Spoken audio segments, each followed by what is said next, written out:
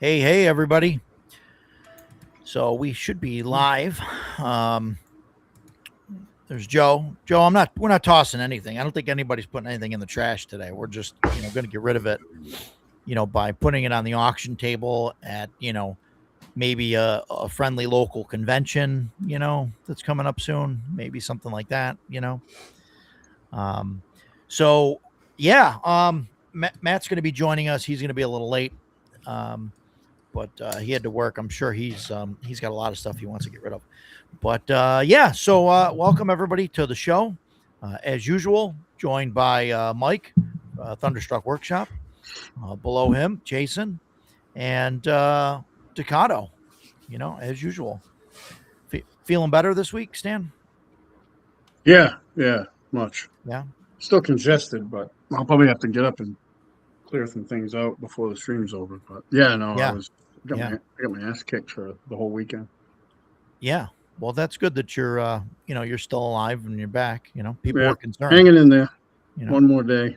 Yeah, still being alive is a good thing, Roger. It is. Yeah, it's fantastic. So, so thanks everybody for coming. So a little bit different kind of itinerary today. Everything's going to go as normal until 9 o'clock. And then at 9, from 9 to 10, Agile Monk is going to come on. He's pushing his Kickstarter, Wondrous and Dangerous Consortiums and Zendria World Guide and Lore Book. So he's jumping around a bunch of streams right now, doing that sort of thing. And then he'll be here from 9 to 10. And then we'll see where it goes and maybe have an after party or something afterwards on another stream that I set up. But that's neither here nor there. That's down the road. First, we got to talk about getting rid of stuff. But before we talk about getting rid of stuff, what we getting new stuff? What did we get, guys? Did you guys get anything good this week? Mike, what do you got? You got anything? Nothing RPG related. Nothing RPG related. I saw that all arcade related. You got some arcade things going, which is cool. I've got orders coming in from about 8 different stores for parts. Nice. Yep. I'm gonna have to get mine ready to go so that you grab them before you decide that you fill up your space already and you don't have room. Well, I told you I'm ready whenever you are, but no, I know. You're waiting on me. Soon. Yep. Probably right after the convention. Yep. How far did you make it playing Dragon Slayer, Mike?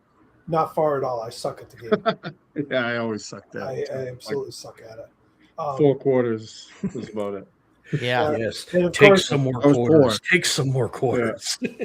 The only way I'm going to do that is through Tom Wilson's adventure, his Dragon Slayer adventure. That's how I'll play that game. Yeah, well, I've got a cabinet ready for it, so I've been working on that image. Switched it over to just a small SD card because, that was a big one that I could put a lot of stuff on. I switched it over to a small card that's just going to have Dragon's Lair 1, 2, Space Ace, Thayer's Quest on it, and those are going to go in my Dragon's Lair 2 cabinet. How much space does, say, Dragon's Lair 1 take? Not much. Because at the time when it was released, it was ahead of its time. I mean, it was insane. But it was still it was a laser disc, which, I mean, I don't know what the capacity of those old laser discs are. It's probably less than a CD was when they came out. It's just crazy. Yeah. Love it. Yeah. Yeah. Because that was the first one that I remember anyway. That when it came out, it literally looked like you were playing a cartoon. Well, it was all Don Bluth animation. Yeah. Yeah, that was cool stuff. Yeah. Technobabble says he bought some new printing and binding equipment to make RPGs that count. That absolutely counts. Yep. Using it for RPGs. Yeah. See, I bought all my printing and binding equipment to print and bind homeschool stuff. And that's only what it's used for. That's only what it's used for. Yep. So. It's awesome, Mike. Yeah, no, we'll actually. I think sitting sitting here on stream, I'm going to deconstruct the Tato 4-board stack and add some modifications to it. And I got the board, and it's an old Frontline board. I tested it today, and it works perfect. And then I've got they make these multi-kits for it, but it's not emulated. It literally, you take the game ROM board off, or game ROM chips off, and then this board fits in the chip slots, and then it has the game chip for each one, so that you can switch between them. So it uses all original hardware. But this one's a little bit of work to put together because you got to take apart 4 boards and you got to put 2 daughter boards on it. So I thought, what better time than sitting here 4 hours talking to you guys on stream to right. That's a perfect time to do it. Yeah. No, that's cool. And we still got to do a video, old school video game stream too. People want that. So we definitely got to schedule that. Maybe we'll get some of the internals there. I told you if you wanted to do it live on location, you got to wait till I get the garage done. Yeah. We'll see. What'd you get, Jason? You get anything good this week? I did. I had to go to Rochester to get the car work done. So of course I went to Millennium Games like every time. Sure. So I got this. Oh, cool. Because I did not get this with the Kickstarter. I went bare bones with the Kickstarter. And then when I saw this sitting at your place, I was like, and it wasn't like, I missed out. It wasn't that. I was like, this is exactly what a player needs. So I was like, I'm just going to get it. Yeah. And I wish that Edgelord were here because I wonder if this is his. This was in the first, as soon as I head into Millennium Games, I immediately hang a right and look at their used old school RPG bin. And I picked up the Gray Knight for Pendragon 4 months ago, and Edgelord was laughing because he was like, that was mine. I just dropped it off. So I saw this and I went, I wonder if that's his. I wonder. But it's mine now. Picked up this. Nice. Cool. And honestly, I have not even cracked it open yet, but I am going to. You guys keep talking about Delta Green over and over, and every time you talk about it, I'm like, man, that really sounds good. So I'll make this real quick and not to derail you, but we did play again this week. And it went we've been just off as well? for 3 weeks.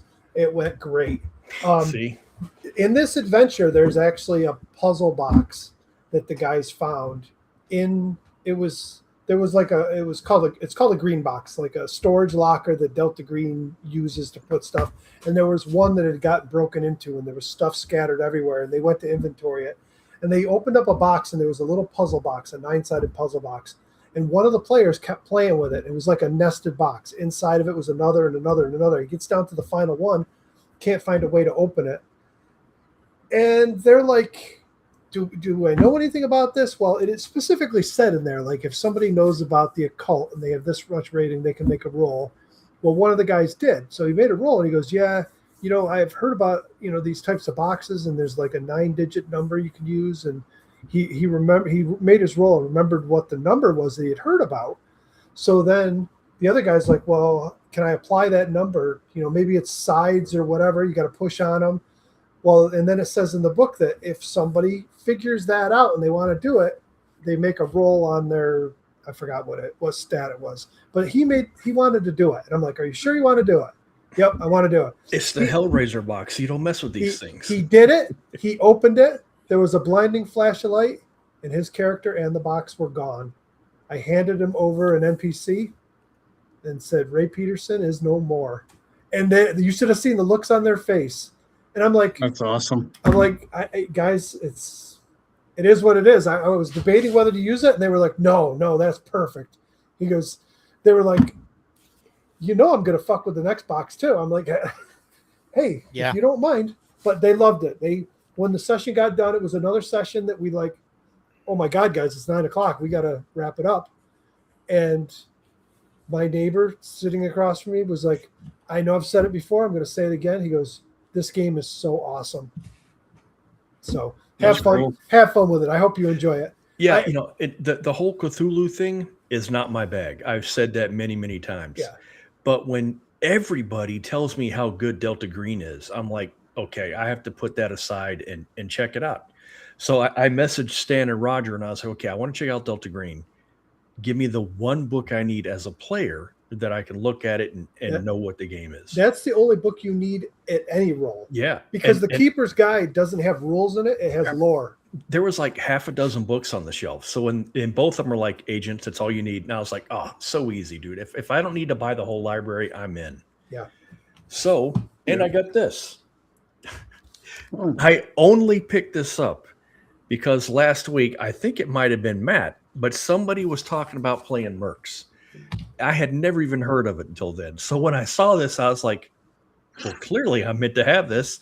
And it was only $10. So if it sucks, I don't care. I'm going to throw it in the get rid of pile. It was $10. Whatever. Yeah. Now, wasn't it Matt that said he's going to run a Delta Green game at the con? Yes. And unfortunately, it conflicts with my Shadow Rim game that I am running. Okay. Oh, okay. So I was very unhappy when I saw that. Yeah. So we'll try again some other con. Yeah, MEPA or maybe we'll see. Yeah. Well, he's coming in late Friday, but we'll figure it out. We'll see. Maybe. It out. Yeah, I don't know when he's leaving Sunday. I got those 4 things. I also bought a new laptop that'll be here next week, but that's entirely different. It's gaming related though. So yeah, man, I had a really good week. That's what I got. Nice. Good. Nice. Stan, how about you? Yeah, I got this from Drive-Thru, the Planescape. It's a box set, but obviously they printed it as a book. I got this for some campaign research. That's cool. Yeah, that was it. Yeah, so I got that. I got to play a little bit this week. So we played Dragon Slayer on Friday. My son started a campaign. That was awesome. We had a great time. It was freaking mint. He did a great job. Put a ton of work into it. And then I ran CNC on Sunday, which was good. It went well. Yeah, fantastic. Yeah, Joe says the best superhero RPG he ever played was $10. Sometimes $10 RPGs are great. Yeah, that is true for one of my all-time favorite video games, Saboteur. I found it at Target in the sale bin for $10, and I was like, wow. $10. Man, I love that game so much, dude. It is so much fun. $10, awesome. That's awesome. So we had our Shadow Dark game. It went well. It got cut a little short because somebody had to leave early. And the rest of the players did not, they didn't want to really continue. So, without their fighter, basically. That was a smart move. So, so I let them rest there for the night. And then we'll pick up next week where they left off. Shut that door. Can you hear the dog? Thanks. Yeah. Oh, yeah. Thanks, Mike. Other than that, so we did that. Andy stopping by to say hello. Good to see Stan back. It just had an epic storm over here. Thunder, lightning, rival, whatever, saw in Florida. Have a great show, guys. Yeah, thanks. Thanks, Andy. Take care, buddy. We had great weather when I was in Wales, but I would have loved for a badass thunderstorm to roll in. That'd have been really nice. Yeah. As far as stuff that I got this actually showed up today. That's the Axe Treasure Tome. Adventure Very nice. Conquer King system. Yeah. Treasure Tome. Really, really pretty cover. It's got all the cool, magic items and all that stuff, in there. So fun stuff. So it's got a whole bunch of, the wonderful classic treasure tables that I love so much. Very nice. So nice. And all the stuff for that fits into Axe. So cool stuff. Very cool. Man, it looks great. All his stuff is just beautiful. So all the books, all the books look fantastic. Been doing a lot of convention planning and stuff. You got a convention coming up? We got a convention coming up. Yep. I didn't know that. Yeah, there's a convention coming up. I don't know if you guys heard of it. Central New York role playing game convention. There, I got my shirt. Oh yeah, I got my shirt too. That was the other thing I got. But oh yeah, that's right. Yeah, Stan sent me a picture of the shirt, and he's not even wearing it. Son of a gun. I got my Hyperborea shirt on. You got the That's all right. Hyperborea. You got to rock the Hyperborea. That's okay. Talanian's more important than I am, I think. Yeah. But yeah. So we've been talking about some stuff. So I think Bloodworth mentioned bringing some stuff to trade to CNY. Yeah, He's got some other He's books. talking about it. Yeah. And I was talking to some other guys, that Dan and Jeff and stuff, and they all said, kind of similar things like, hey, maybe we'll bring stuff to trade and all that. So I think what we're going to do is during the meet and greet on Friday, we're going to let people come in, let people bring in, swaps.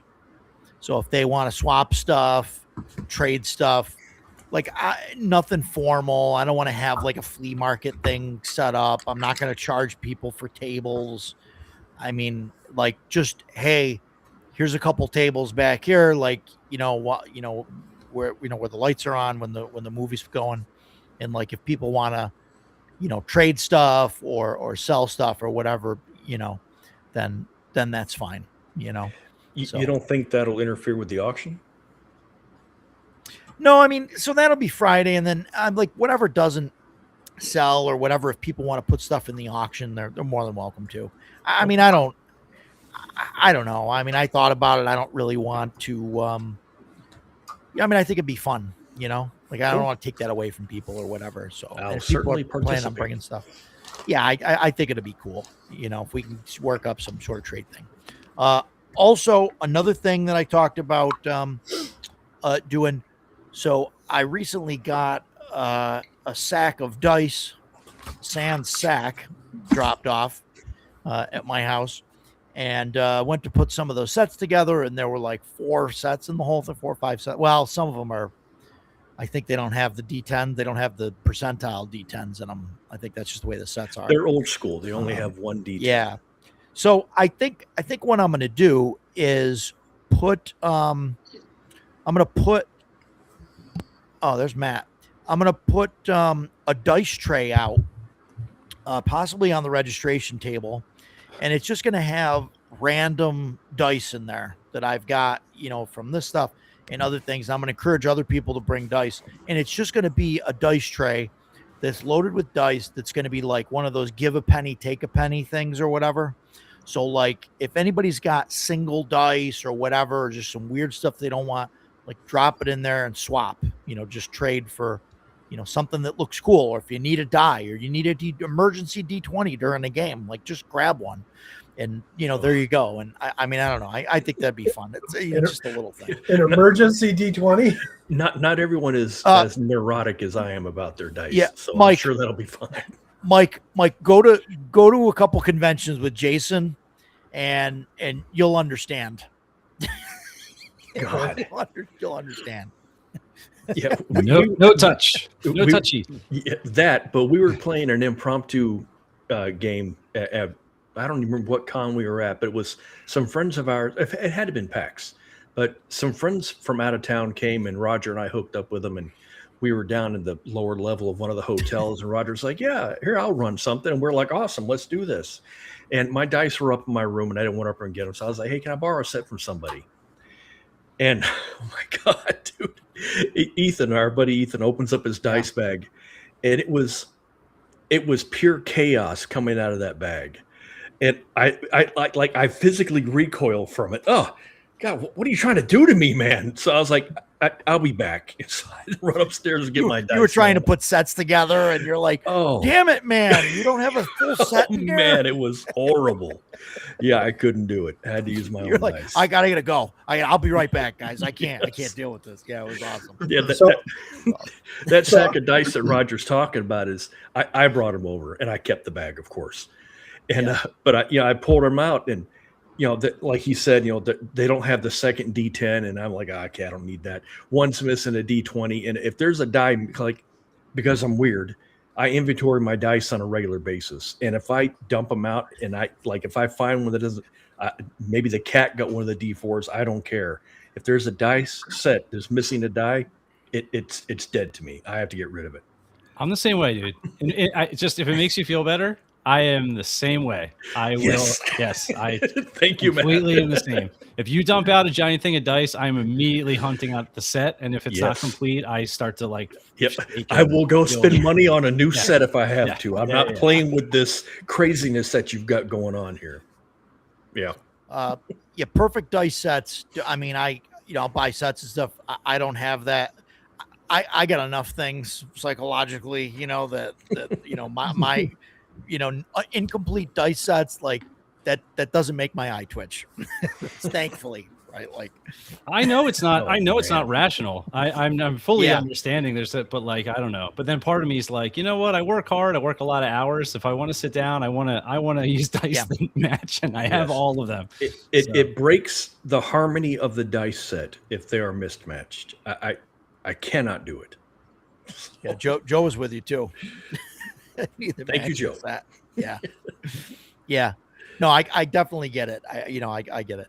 But yeah, so those are going to be there. And then if people want to, if they need something or whatever, or maybe they'll find like a long lost die, right? They'll find something that goes to a set that they lost or something. I don't know. Who knows?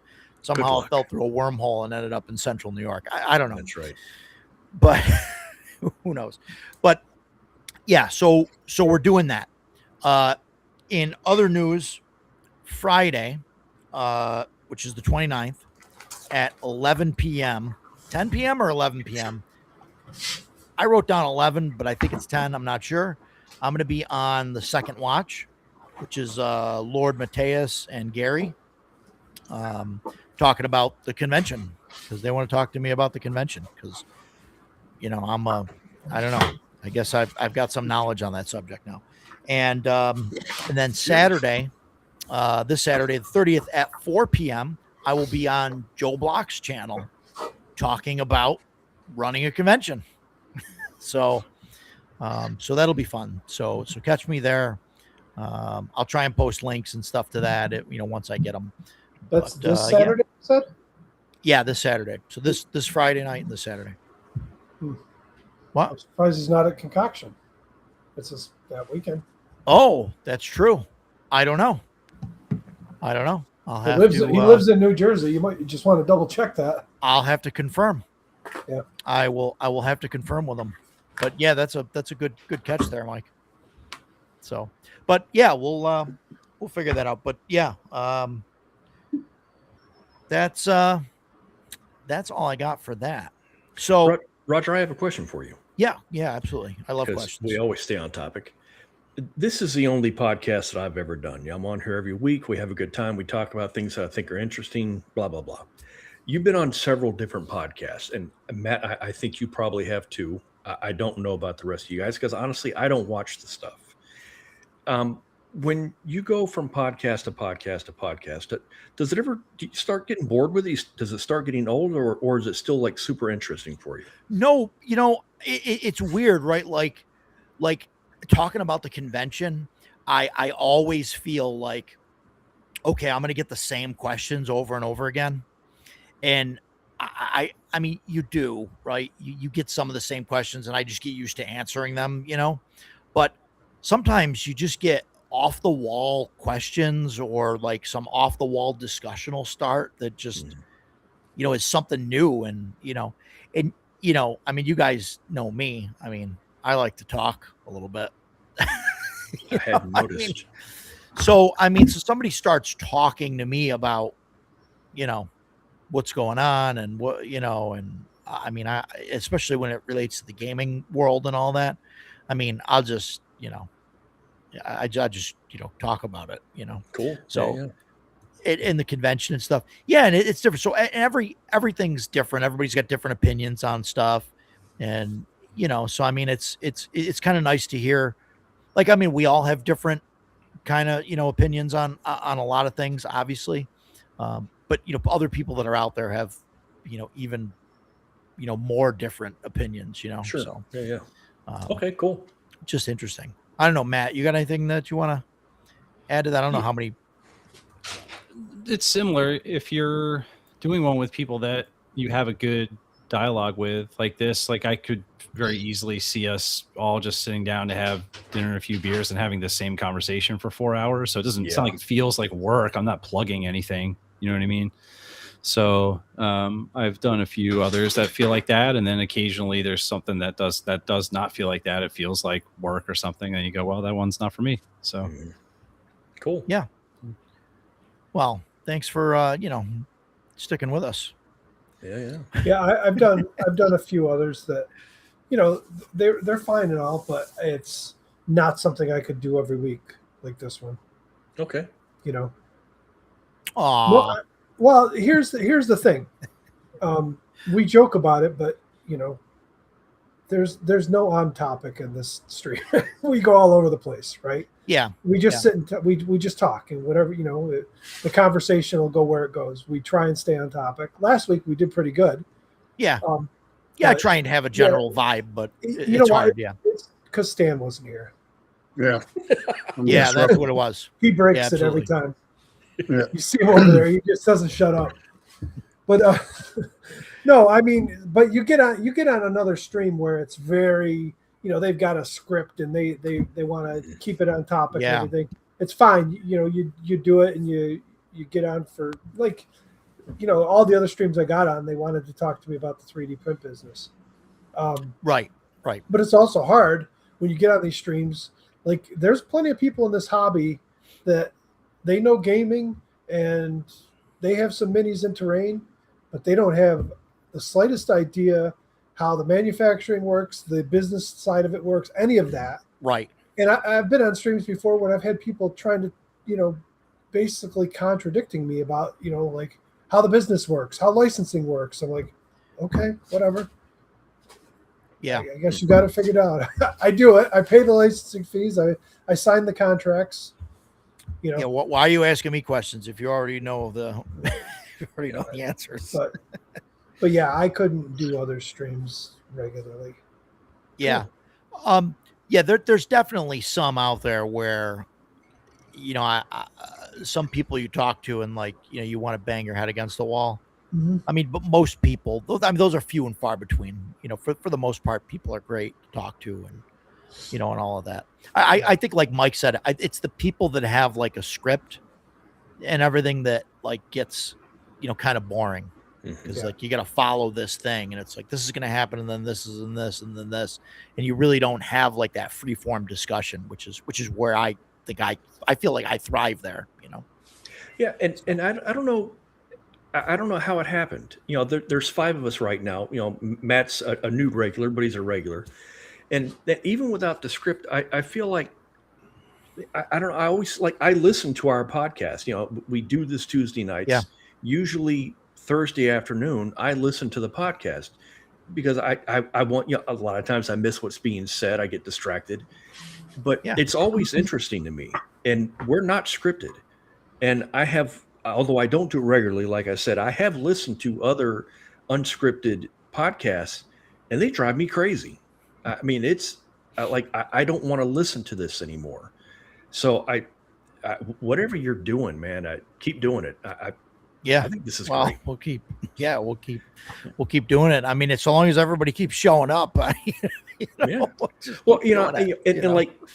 think, maybe I just want to hear my own voice, because God knows I talk a lot.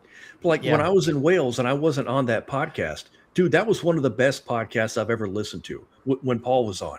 Like the whole 3 hours, I was totally enthralled by what you guys were talking about. So bang on, man. Just keep going.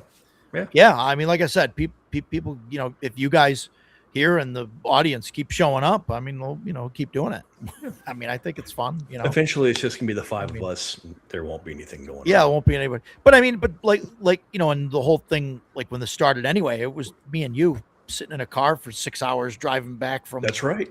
Page or from MEPA or whatever, and we're just doing this. So two nerds in a car talking about D&D for 6 hours. Yeah. You should have mounted your phone right on the dash and just live stream the road trip. Angle it up so you can see my nose hair. Yep. Yeah. Angle it up so you see the nose hairs. Yep. It's very popular. Yep. Yep. I don't want to call anybody out, but yeah, there's somebody that does DoorDash, I think, while he streams. Yeah. But yeah, so I I started going through the stuff on my shelves. And you guys know me. I buy a lot of stuff, the whole FOMO thing, and yeah, I know. And I'm trying, right? Like I'm trying to be better with, getting rid of stuff, not keeping stuff. Um I pulled maybe 20 books off the shelf, Wow. which was, you know, pretty good for me. I mean, It was I difficult for you, thought wasn't it? it's very difficult. I mean, I thought I was going to end up with like 3 or 4 or something. And now I'll admit there's a few of these that are you guys will call cheating. Is it So like I'll, so 6 I'll copies of the Player's Handbook or something like I'll that? get through those first. Okay. So we can get that out of the way.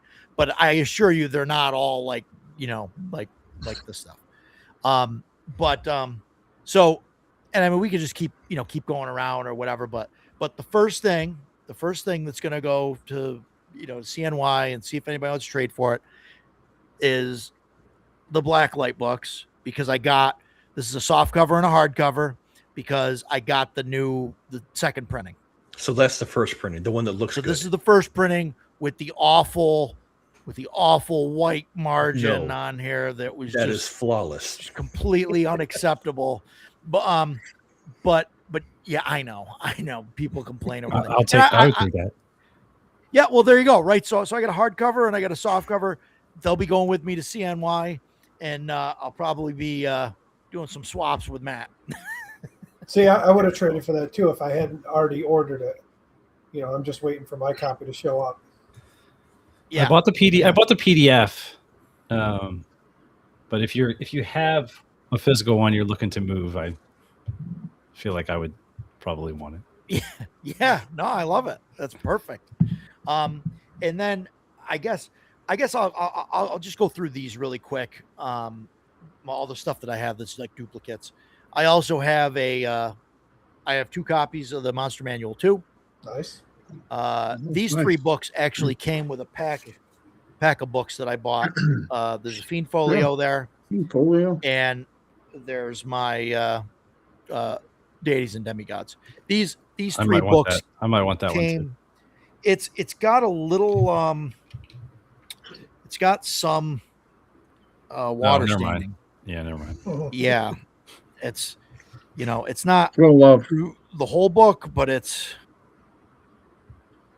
but it there. I don't want Poseidon's copy. I want to. Well, it's 50 years old, so yeah, But those 3 books that came from a stack that I bought from somebody, I believe it was at MEPA. He had them like bound up in like twine, and he wanted like $100 for it. And he had like the 3 core books and that, and there was a couple other things. And I bought them. Here's the problem with age. Like Jason just said, this thing's never been exposed to water or anything. 50 years old, sitting on my shelf. Yeah. Yeah. It's only those 2 front cover pages, and no, it's not even the back. It's just the 2 front cover pages. Couldn't tell you why it did that, but I got a couple copies of Basic Fantasy 4th edition, because that I'm only going to keep one of those for myself. Somehow I ordered 2 copies of Baptism of Fire. I have a hard copy and I have a soft cover. So I'm going to get rid of the soft cover. There you go, Stan. Yeah. If I didn't already have that one, yep. hardcover. Yeah. So soft cover's going bye-bye. Yeah. And I've got this Dungeon Crawl Classics. This is still in the shrink.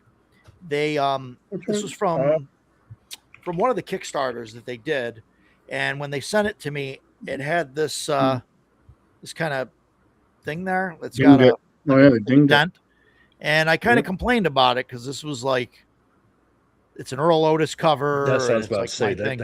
that's EO. And There's no way you. and so I was like, that. man, this kind of sucks. Like, and it they packed it like poo poo.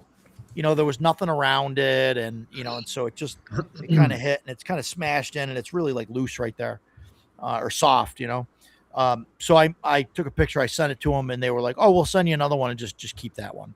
And so I kept it, and the other one I opened, and I have it, but so I think I'm going to get rid of this one because I don't need 2 copies of it, and I already have, I don't know, I think 6 copies of the DCC core book. Is that the core book? I didn't hear you say. Yeah. That. Okay. It's a core book. Yeah. I can tell you one company you'll never see that from. Chaosium packs, like you get a Chaosium box and it feels like a freaking brick when you get it. You open it and it's really like everything inside of it is wrapped in bubble wrap inside of a box that goes inside of another box with void fill. Wow. Yeah, nothing's getting damaged. That's awesome. When I ordered that stuff from Chaosium and it showed up, I was like, "Oh my god, this is like how everybody should do it." Yeah, Game Nerds ships like that also. If you ever buy anything from Game Nerds, they're like the opposite of Amazon. Every book is like double bubble wrapped. Everything is like it's all void filled. Like the box is the right size for the stuff you're getting. Like everything I've ever gotten from there is immaculately packed. I'm waiting to see what happens. I ordered just yesterday. These guys have seen on Facebook. I've been posting about my arcade stuff, and I have a thing that's called a Raspberry Pi JAMA converter. So the Raspberry Pi mounts to it, and then it runs HDMI into it, converts it to EGA, CGA, and runs through the JAMA harness. And they're like $150. Well, I saw a guy just posted one up for sale for $80. Said he had bought it. It's had it for a couple of years. He never used it. Wanted to get rid of it. And it's on these arcade forums where lots of people sell stuff. So I'm like, I'll take it. I'll put it in another cabinet. He messages me last night and he's like, well, it's probably going to cost about $20 to ship. I'm like, no, it's probably going to cost about, it's just a small little PC board. Yeah. I'm like, it's probably going to cost about $8. I do this. He goes, well, it's probably better in a box than putting it in a padded envelope. Don't you think? I was like, oh my dude, if you're going to put it in a padded envelope, we'll just cancel the sale. Yeah. That thing needs to be boxed with void fill. I'll pay whatever the shipping is. And I think he came around. I sent him to Pirate Ship. He messaged me today. Oh my God, you're right. It's only $6.80 to ship it with that. I'm going to use that from now on. And God, yeah, I don't understand people, whether it's books or electronics or what, that just like slap it in a box. I mean, I've gotten arcade boards before that they threw in one of those. I don't know. I don't even know what kind of cardboard it is. It's so like soft and flexible. The boards had literally ripped through the side of the box and were sticking out of the box when it showed up. Yeah. Yeah, it's crazy. Amazon doesn't even want to use boxes anymore for books. They throw them in those bags and just throw it on your porch. Yeah, freaking horrible. Yeah. Some stuff they'll slap a label. Yep. They slap a label on it. Yep. And that's it. Yeah, they ship some board games like that. They'll just stick a shipping label on the outside of a board game box and ship it. It's insane. It's like that's crazy. We got like a 20-pound bag of rice, right? And it came with like my monthly order of my wife likes these potato chips. I forget, they're Miss Vicky's whatever potatoes. So we order a box of like 50 of them, and they took the box of 50 potato chip, the small potato chip bags, and they had this 20-pound bag of rice, and they just clear taped it to the side of the potato chip box. Jesus. And then slap the label on it. And that's how it ended up on my porch. And the box was all like caved in because it's got, a 20-pound thing on it. And I'm like, what the frig is this? So they sent another. I ordered a thing. What the hell is? They're like Fig Newton bars, but they're like these healthy ones. And they usually come in a box, and sometimes they'll just slap a label on the box. So one day I get like a generic like Amazon bag, and I'm like, what the fuck is this? Yeah. And I'm like, what did I order? Like, I don't even know what this is. And I was actually thinking, oh, this must be some gaming thing I ordered, and I'm like, I was filming it like I was going to do an unboxing video. I open it up, it's these Fig Newton bars. I was like, what? Where'd the box go? They're packaged in a box, like a sturdy box, and like, nope, we just dumped them in this bag, sealed it, and I was like, Jesus. You should have finished filming and just posted that. I should have. Great, I like April 1st video. Look at this. I don't have any shame. Fig Newtons. I don't have any shame. When Amazon does that crap to me now, it immediately goes for return. Yeah. You know? Yeah. You throw a book in a bag and it gets thrown on my porch and it's all dinged up when I get it. You take it back. Yeah. You know? It's terrible. So yeah, their packaging is horrible. You were talking about the good packaging. I ordered my Ashes Without Number and a couple other books from Kevin Crawford. And I was like, man, how's it going to look when it gets here? Good Lord. Those things were locked in a vault, wrapped in all kinds of great stuff. Yeah. Perfect condition. So people can do it right. Others just choose not to. You know who can't do it right? Troll Lord Games. Boy. So listen, I knew that was coming, man. I bought a Troll Lord Games coffee mug years ago, and I have like 4 of them here because they kept sending them fucking broken. Oh, and every time I get it, the handle's broken off it. And they're like, oh, we'll send you another. We'll send you another one. So I glued the handle back on of them. One of them's sitting in with my resin printer, and I use it to put I have a toothbrush I clean the resin off with, and it sits in there. I'll never use that for coffee. I've got one sitting on a shelf that's got little parts in it, and I'm like, come on, guys. Oh my God. It's not that hard. Wrap it in bubble wrap, put it in a sturdy box so it's, void fill. It will make it just fine. People do this every day. What Go ahead, man. So, I just want to keep going. Mike, what do you got that you're getting rid of? You culling anything or what? Well, I don't know what I'm going to bring with me. I'm definitely going to cull. I can tell you now, my 5e stuff is probably all going to go. My Star Wars Fantasy Flight games, that whole shelf's probably going to go. Really? Yeah. Castle Crusades is going to go. I don't know. I've got, some DCC stuff, maybe Hyperborea. I've got a bunch of POD stuff, like those 3E hardcovers they had that were like the Castle Greyhawk one, and there's a Ravenloft one. And those I might go. Is this DCC you're talking about? No, I'm talking about I got a bunch of different ones of these. Oh yeah. These were 3rd edition, and I bought them all. They're all PODs, and they're actually pretty good for PODs. They got good binding on them. They look good. Ravenloft one's good. I have that Ravenloft. If you're selling it, I'll buy that Greyhawk one from you. Well, it's funny because I said Ravenloft, but I don't have Ravenloft. I have Expedition to Dark Web Pits. What's the other one here? The Demon Web Pits, Under Mountain, and Ruins of Greyhawk. I mean, just a lot of stuff that I'm probably going to move. I don't know if you guys ever got any of these for OSE, the BX Advanced Bestiaries.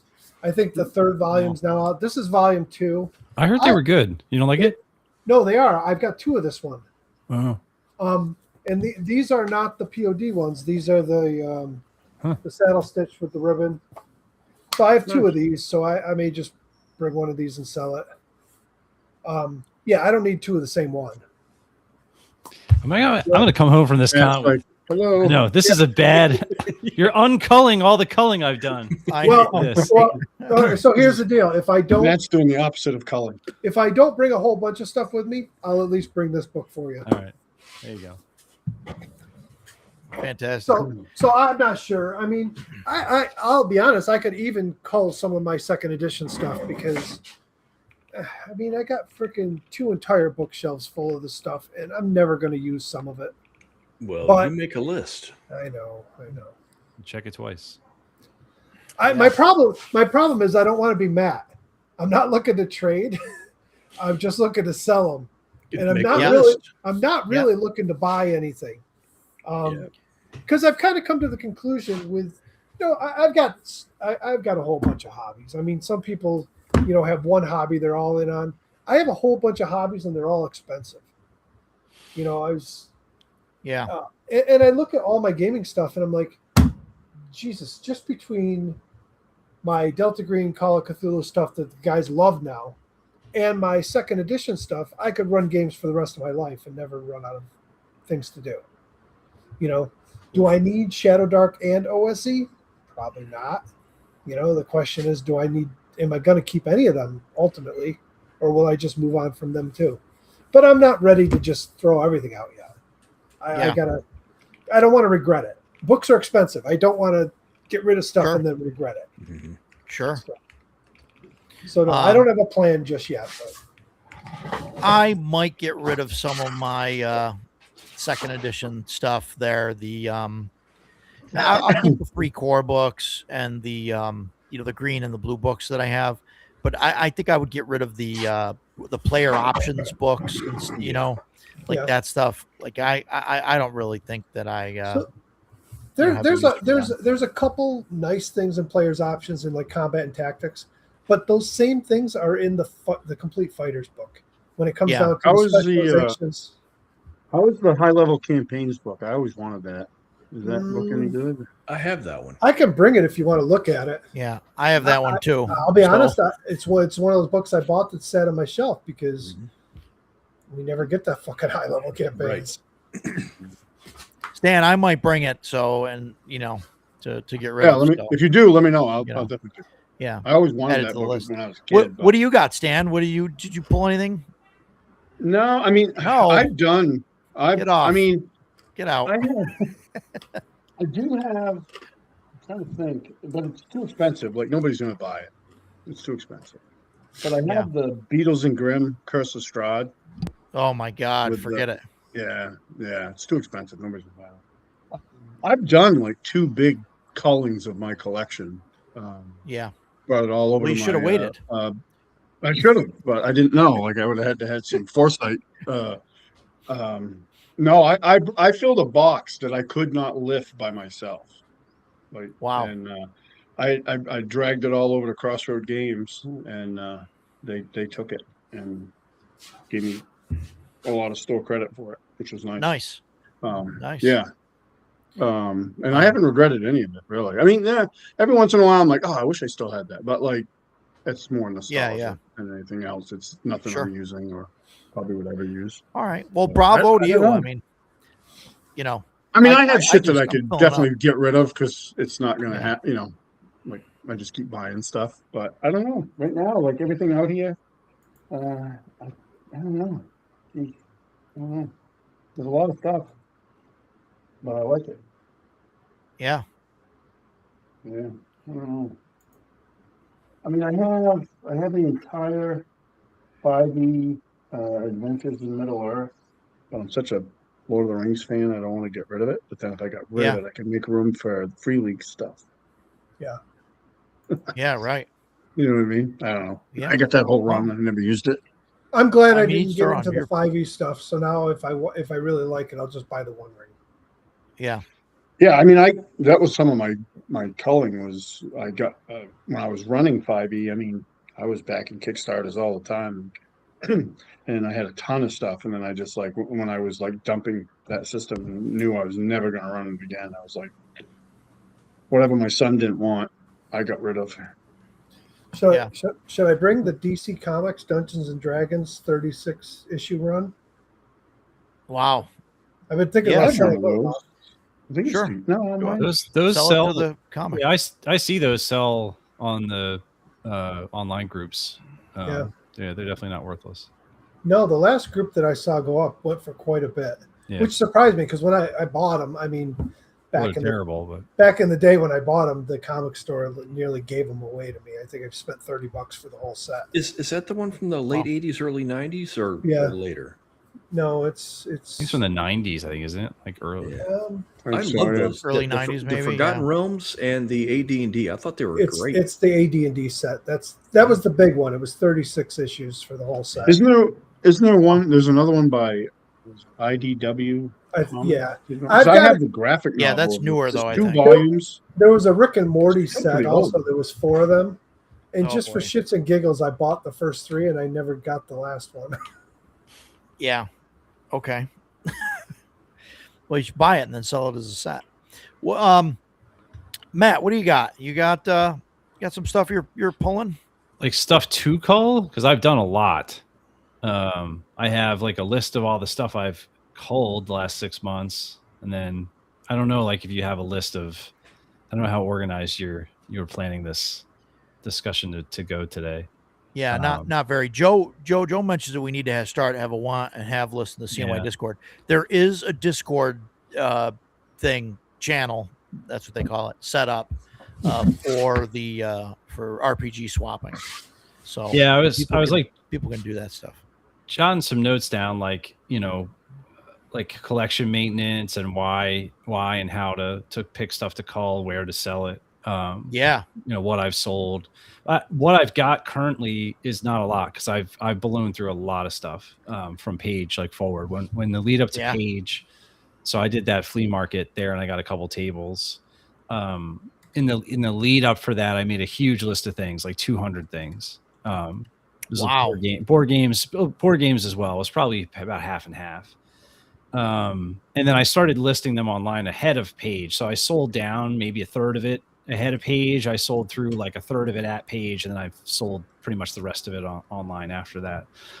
So all I have up right now anywhere for RPG stuff is a copy of the Break RPG, which is like not it's a JRPG inspired kind of fantasy RPG, which is not, I'm not a JRPG guy. I played some. It's not that's not aesthetic I'm into. But the people wouldn't stop raving about the like the layout and design of the book. So I knew it was like a book that took like 10 years for them to put out. So I did get it just to look through it and sort of say, you know, what is so interesting about this. I have a PDF of it, so it's whatever. So I'm selling that. And then I have a White Hack 3rd edition hardcover, which is something that I got in a bundle of stuff, which is not, I don't need that. So that's really all I have. But that's now like on the chopping block. I also have a lot of 5e stuff. I've culled through some of it already. I still have a lot of the core books, and I have some of the ones that are, you know, the quote unquote better ones, or ones that just I have like attachment to, like I have the Ravenloft book and stuff like that. And then I have some 5e adjacent stuff. Again, I've culled some of that. There's others. Some of it is like the junk, Roger, that you seem to buy all the time, like the Hellboy 5e. Like, why do I have that? Well, I love Hellboy. I'm never going to play that game. Yeah. Everyday Heroes, that company is a bad company, but some of the source stuff that they have is kind of neat. And then I have Uncharted Journeys and A Life Well Lived, which are cool books. One is 5e travel and one is 5e character background. There's stuff in there you could port out of 5e, so I don't know if I'm going to get rid of those. So that's probably the majority of, I guess, I looked around the shelves. Most of what I have, I'm pretty happy to have, and would not necessarily want to move. And I feel like a lot of people are dumping their 5e stuff right now. So I think it's a worse and worse time to. It's a flooded market. Yeah, I picked a lot of them up. Target used to do buy 2 get 1 free on books that would include the 5e books, and they would have the books for like $18. So, you know, for like 36 bucks, that's 5%, you could get 3 of them. So I had almost all of them, but I paid like $10 a book, $12 a book. Yeah, that's awesome. So, you know, selling them for $20 a book, like I'm not putting anybody through college, but I'm not losing money. But like now, if you bought them for 30 or 35 bucks and you're trying to sell them now, you're done. You're going to get crushed. So yeah. Well, remember last year at the auction, someone had donated a full run of 5e, and it almost did not go to the auction. I mean, like it was pennies. So it's funny because you're right, and I think it was Leo that bought it. Mm-hmm. Leo that bought the stack of books. Yeah.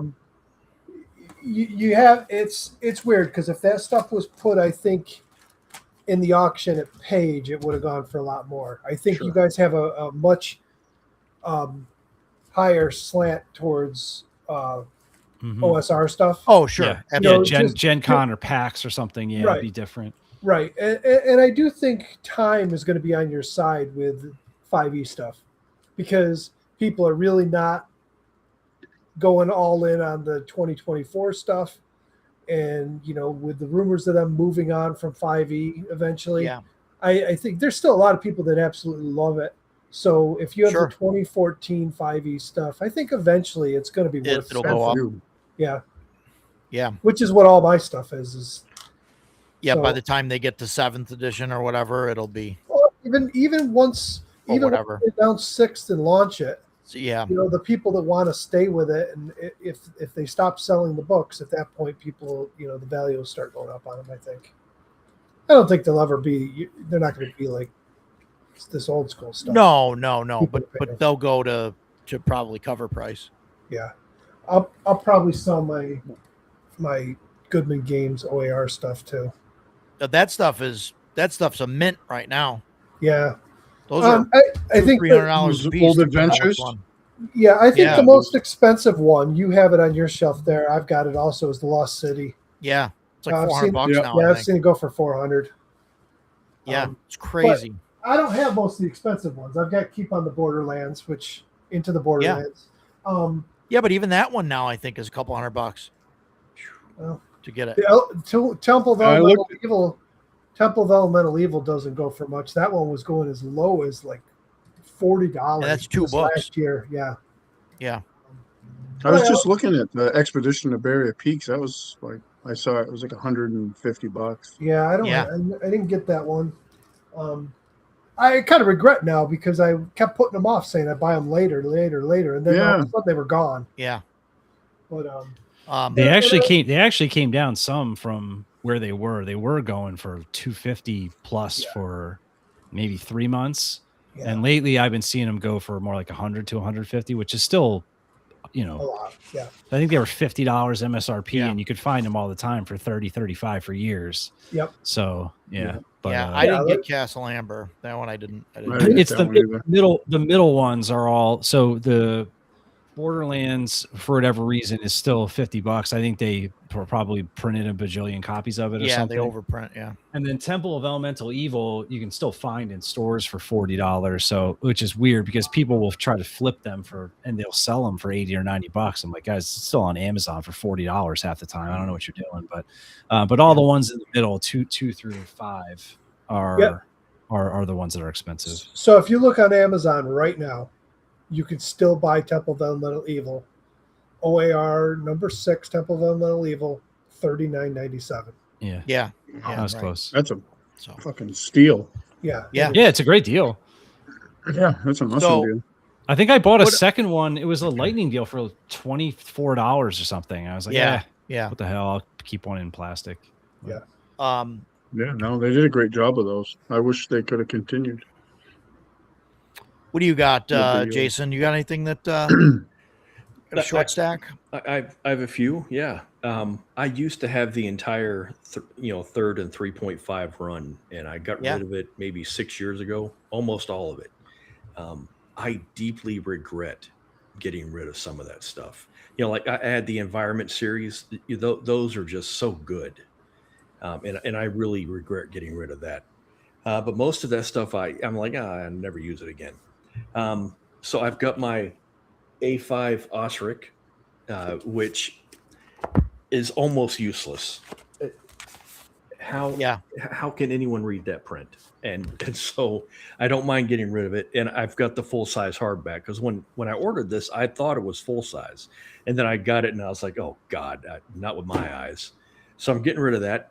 But the best part of that is when I pulled that book off the shelf, I found Carl. Carl the Wizard, who I was playing in Roger's campaign. I thought I'd lost him, so now he's going into my living character file.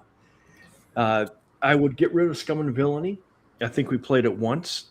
I enjoyed it, but I don't think we're ever going to play it again. If you tell me that we are, I will hang on to it. There's nothing wrong with the book. I'm never going to use it, so just put it in the pile. These two are part of the same gig. And what are those? They look flashy. Well, fancy. they're great. Roger and I picked these up at PAX. We both did the same thing. We were walking by the guy's booth and we saw him. We were like, "Holy crap, this looks great!" Yeah, And Andrew then, Velakis, I think. but then if you look at this, It's Ed Greenwood. Yeah, Athcliath. Yeah. and I mean, I may end up hanging on to this book. It's the town and full details of the entire town. And it's Ed Greenwood, so you know it's going to be good. It really is. The town is amazing, tons of detail. But if I get rid of the core book, I don't really have any need for this book. So I'm kind of up in the air. I have space on my shelf, but if I ever ran out of space, those would be on the short list. And lastly, this one. There you go. We played Sentinel Comics. We played it, and we did a full campaign kind of thing, and I can honestly say that I had a good time with it. It is not my favorite superhero system.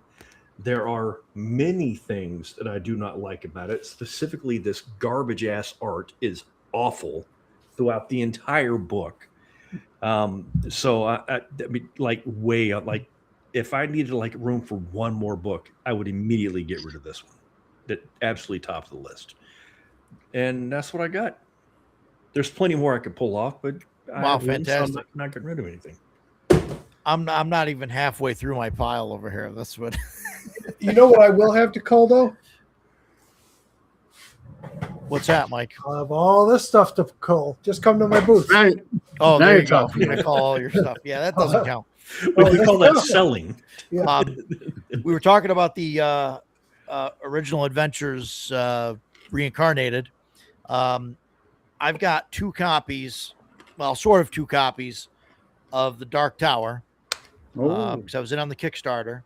So this is the 5e version. I have the 5e version. I have the DCC version. I've come to the conclusion that if I run this, I would run the DCC version over the 5e version, or I would run it in, Shadow Dark or OSE or. And those whatever. are 2 separate books, right? It's not flip it over and it's DCC on one side and 5e separate. on the other. Okay. No, separate yeah, that's sets. the pack. Yeah, it's 3. Yeah, a friend of mine backed it just like Roger did for everything. And when it arrived, he asked me if I wanted a set, and he sent me the 5e stuff, and he kept the DCC stuff. Yeah, so I think I'm gonna get rid of the 5e stuff. I've got a copy of Astonishing Swordsmen and Sorcerers of Hyperborea. This is the 2nd edition. So I think this is gonna go. Although I do like the title of this better than just Hyperborea, but that's just me. But yeah, so this has got to go. Awesome too. The cover's awesome. Is But I mean, that I got soft the leather. cover? It's I a bought a soft cover, copy yeah. of that at ShireCon just because Jeff was selling them for like $20. And I was like, I have everything else, so Yeah. I will buy that as well. Yeah, it's cool stuff. I was But, happy I'm when not. I'm gonna play 3rd if I play it. So I was happy when 3E kickstarted because that stuff was going for a fortune at the time because it was out of print. yeah, He had finished the last print run and wasn't making more because 3E was coming out, and everybody was selling them, for a fortune. yeah. Oh, sure. Yeah, absolutely. This is going because I want to replace it with a normal edition because I think the special edition cover sucks. What is This it? is What is that? the Electric You've shown State. that before. Yeah. Yeah. Okay. The So Electric State. you're getting rid of that one because you want to get the normal cover. But we both know that is not a great game. It's Free League, man. So it hurts me to say that. That's Free League. It's not their I don't best. No. Yeah. The day I got it, because I backed the Kickstarter just like Roger did, I opened it up, looked at it, and I was like, wow, this cover is awful. I went to bed that night and read it in bed. I read through the whole book, and I was like, I'm never going to play this. You guys won't play it. Next day. Is that the one Yeah, they made we the won't movie out of Yes. with Millie Bobby Brown? And Yes. so Yeah. I watched that movie, and it must be like the game because it was not very memorable. I don't really remember much The about movie was terrible. The art book it's based on is cool. The game is and the movie is straight trash. Yeah, so maybe I won't even buy the book then. Maybe And I shouldn't even. what's the other series that St. Martis did? Tales from the Loop. Thank you, Tales from the Loop. And Things from the Flood. I watched Things Tales from from the the Flood, Loop on Amazon, and I wanted to hang myself halfway through Boring. the series. It's so boring. It was boring. It was stupid as hell. Nothing made any sense in that. So yeah, major turnoff for me. Yeah. Yeah, I got spoilers. I got some of that coming up, but I got 2017 and 2018 of the Gong Farmers Almanac compilation. Matt was checking his shelf to see if he had them. I have those. Yeah. You That's got 2017 DCC as well, isn't it? That's DCC stuff. Yeah, I have four. They did I have like a four bunch of of. them, yeah.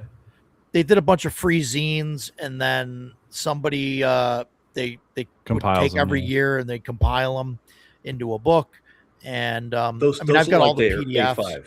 Are they A5? Yeah, they're A5. Yeah, they're all PDFs. They're pretty thick. They're probably 400 pages or something. And so, and they just got all sorts of stuff. But their zines, they're kind of a pain in the ass to look things up in, because you got to know what zine you're trying to look in. And honestly, like, I got the PDFs. They're just a lot easier to search and try and find what you're looking for. And I'm never going to use like the physical books at the table. So they're going away. I've come to the conclusion that you pretty much back any Kickstarter that's even remotely RPG related. You're like, oh, it's RPG related. Correct. I'm backing it. Mike, how long have you known me here? Are you just figuring some of this out? Yeah, but it's like, this is not news. But it's ridiculous. I know. At least half the stuff out there is pure trash. Yeah, I know. 5e stuff that I don't understand. There were a couple times where Roger was like, well, it's like M&M's the RPG and it's 5e, but I like M&M's. I like M&M's. Yeah, I went all in. It's terrible. Like, Roger, what are you doing? Correct. It's terrible. I get it. This one I think will be a shocker for some people. Maybe not. I don't know. I think I had a discussion with Mike about this, but I've come to the conclusion that this is useless. So I wanted to say something about that because I just actually went through and looked at the PDF the other day, and I've read Osric before, and I never saw a point for it because I had 1E stuff. Sure. And I don't think there's a point for it today because everything's available in print. Right. And exactly. And then they want to talk about how, like, they did this new version because they wanted to do a better layout and a better redesign. Well, listen. Yeah. These books are a fantastic layout and a design. Well, that's BX, so that they didn't, But what I'm saying, but it's BX Advanced, okay? So it's still first edition. But that's not my point. My point is, if you look at that new Osric book, the layout is freaking horrible. Yeah, yeah. The way I mean, it's just No, I originally bought Osric. And I still got the older edition of it. I bought it because it was a 1E clone, basically all the rules and stuff. But even then, it was changed. But now it's changed even more, and it's just it's not a game. Like, if I'm gonna run it, I would just run 1E. I mean, that's where I'm at with that. So it's got to go. And you and I have talked about this, and we'll never agree on it. But I'm also at the point where if I'm going to run it, I'm going to look at it and go, well, the initiative sucks, and this sucks, and this sucks. So I'm just going to run 2E. Sure. Sure. But I still have all my 1E stuff, and I find it far superior in layout to Osric. I don't really get where they're saying it's a better layout. I just Todd says he sold all his 5E and agreed that OSE BX Advanced is great. Yeah. Seems great. I got here's something else that I backed on Kickstarter because somebody told me to watch the show, and I started watching the show and I never finished it. And people told me that, you gotta get through the first couple seasons and then it gets good. Oh, is that Mandalorian? Nope. No. Oh, Mandalorian's only good the first couple seasons. And this is PBTA, powered by the Apocalypse, and it's a full size book. And it's Avatar. It's got the stuff from with Aang, and then the newer show with Korra or whatever there. I have that too. I probably should get rid of it. I'll never play it. Like I tried to watch the show. The show was like too kiddie for me. Don't shit on the show. The show is great. No, you shut your mouth. Watch your Matt, mouth. it was like I got through I think the first season, and I was like, this is a little kid show. Why am I watching? Like, Well, it's meant for kids. I watched it with my son when it was age appropriate, but it is really good. It is for what it is. It's really good. Here's the problem: if it's anime, it's not anime. It's made by Nickelodeon. It's American animation. It's in a little bit of an anime style, but it's no more anime than like Invincible or something like that. Sure. But yeah, I don't know. It's just I don't think it's something that like I don't see me ever saying, "Hey, I'm going to run this Avatar game," and if anybody's going to run it and I'm going to play it, like you don't need the book because it's powered by the apocalypse. So you just need the play sheet. That's the playbook fair. or whatever. So Avatar, I don't know if the Magpie just bid the most for that lice or how that ended up happening. I don't necessarily. They were the only ones that asked for it. No, I don't. I really don't think that's true. And I mean, it was the Kickstarter did like $11 or $12 million or something. At the time, it was the biggest RPG Kickstarter. I think it's probably been surpassed now, but it was the big what was it, Cosmere or one of those something beat it. Yeah. But so it was a huge RPG, but Avatar is martial arts and elementalist fighting show. And you pair that with a narrative powered by the Apocalypse engine. It doesn't make any sense. It's like the worst possible. It'd be like doing Twilight 2000 with powered by the Apocalypse, or like Warhammer 40K with powered by the Apocalypse. Like, it doesn't make sense. It's a complete mismatch of source material and game engine. It doesn't work. So, and I bet you can make Jason's eye twitch visibly on stream if you talk about narrative wargaming. Oh. See, good call. Yeah. It just doesn't work. But I haven't been able to bring myself to sell it because I paid a lot for the Kickstarter, and they are nice. The books look nice, and I like the license a lot. I did watch the show multiple times. Two ribbons in the book. 2 ribbons. I got a question. Todd Putnam here. Is that Todd Michael Putnam that posts on Facebook with all the terrain? Yep. That's what I thought. Okay. I was just curious. He's got some pretty cool layouts. He's. That's what I thought. He's all doing shit. He runs Shadow Dark. He runs Shadow Dark back to Western Reaches. I'm sorry to say most of the third-party Shadow Dark stuff was poorly balanced and written. I stopped buying third-party Shadow Dark. Really? So Todd, what third-party stuff are you talking about? Because we've used some of Chubby's stuff. But Chubby's good though. There's good. Yeah. I'm just wondering. I know there's a lot of stuff out there. It's like, well, I mean, you could go on BackerKit or Kickstarter any given day now, and there's 3, 4, 5, 6, $1,500 projects on there. It's just like Morkborg and Mothership.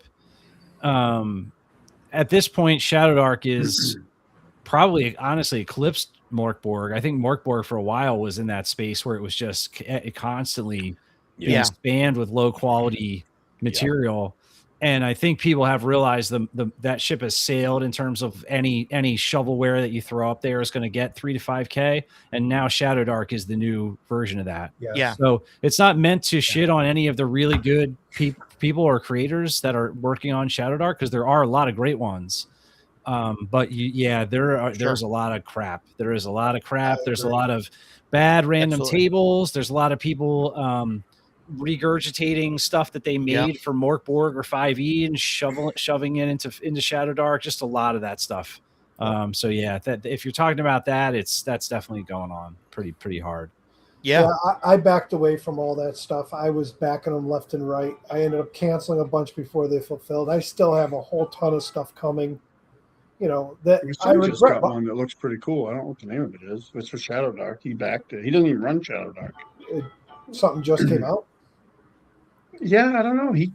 A stack of books. Quality looks. I haven't read any of it because he may run it, so I didn't want any spoilers. But it Looked decent as a physical product. It was good quality. I don't The know. last stuff I got was content. the Shadow Finder zine stuff. Yeah. You said that was pretty good though, right? I haven't even looked at it. Oh, No, okay. it's sitting on my shelf. Oh, okay. Perfect. Great place for it. I'll be honest. I've kind of like I said, I've kind of lost interest with running Shadow Dark. That it's fine. It's fine, but it's I don't know. Yeah, it's like Todd says, it's stripped down.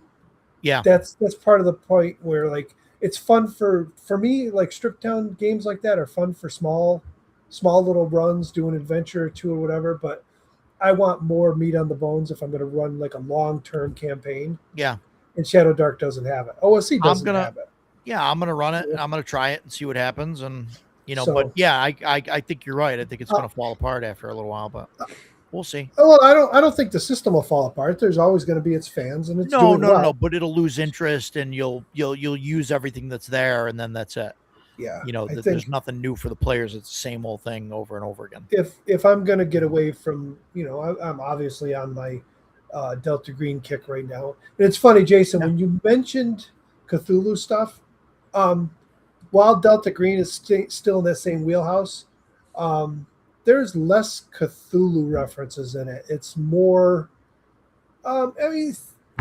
people use X-Files as an example. It's a good example because it's more just weird and supernatural stuff than straight up Cthulhu mythos. Don't get me wrong. There's some adventures in there that are straight up Cthulhu's. Like if you play Impossible Landscapes, that's a long campaign and it is straight up Cthulhu. Yeah. Okay. Yeah. So that's what Todd is saying. Western Reach is supposed to add all the great campaign stuff. So yeah, we'll see. We'll see. I backed it. Yeah. I backed it. We'll see. I mean, the playtest stuff I see is just more extension of the same, really. And the classes I hate. I'll be honest, I hate them.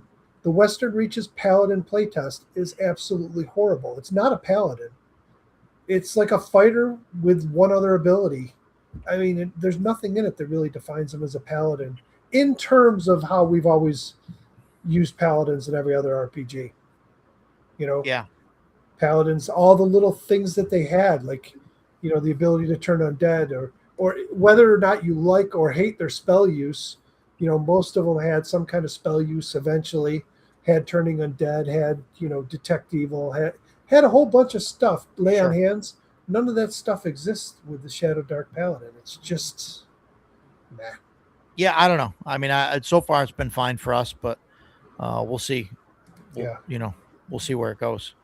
Eventually, but I'll let you know. Obviously, I'll let everybody know here. So yeah. Shadow Dark, OSE, Swords and Wizardry. I mean, I think they're all gonna have the same problem. If you run it long term, you're gonna run out of meat on the bone, I guess. But yeah. Next thing I got this. I backed this. I don't know. Super Age. It's a superhero game. Not much to say about it. I wasn't digging it. I got a ton of superhero games that I'd rather play over this. So this is just, it's just I got a lot of mediocre ones, and this is just didn't even make the list. So I was like, nope, it's got to go. That didn't even qualify as mediocre? No, it just. You're not doing a very good job selling your stuff for anybody watching. No, I'm not. I'm not. No, it's not for me. Hey, if people, I'm not going to lie to people about it. Here goes a great one that nobody's going to be able to sell. But listen, if you're into, boy, if you're trying to collect all the editions of Dungeons and Dragons, it must be 4th edition. Then you gotta have this. Well, there's 40. There are 40 books that are worth something, but the core 3 are like $8 books. Yeah, Mike's got the box set there. Yeah, that's like $24 worth of books. Yeah. So this has been on my shelf. The only reason that I've kept, and this is the only book from 4E that I have is Player's Handbook. The only reason I kept it on my shelf for so long is just because then I can say I've got a book from, every edition of D&D. And I've kind of realized now that that's ridiculous. So, I might as well start getting rid of the even editions. You know. But so yeah, no, 4E. Shots fired. Hey, if anybody loves miniatures combat rules that are not like D&D and more like World of Warcraft, this is for you. And if you want to really do it, ignore Roger, and this is for you. Yeah, get the whole thing. Buy the extra player's handbook for me. Well, Edgelord is going to bring stuff to trade at CNY. See, he's in on that too. Everybody's in on that. Yeah, do it. This is the first time I've seen Edgelord on. Can I ask him about this book real quick? Yeah, go ahead. Go ahead. Edgelord, I went to Millennium Games this past week, and this was in the used pile. Is this yours? Like your Grey Knight book was that I bought? Yeah. We'll see. Pendragon's good. Why are you getting rid of Pendragon? I don't know. Somebody did. Todd got rid of all the WotC D&D books to make room for Terrain. Glass Cannon is doing. Todd needs a lot of room. Todd needs to come to Central New York. Oh, because I need to start getting my stuff on Todd's table.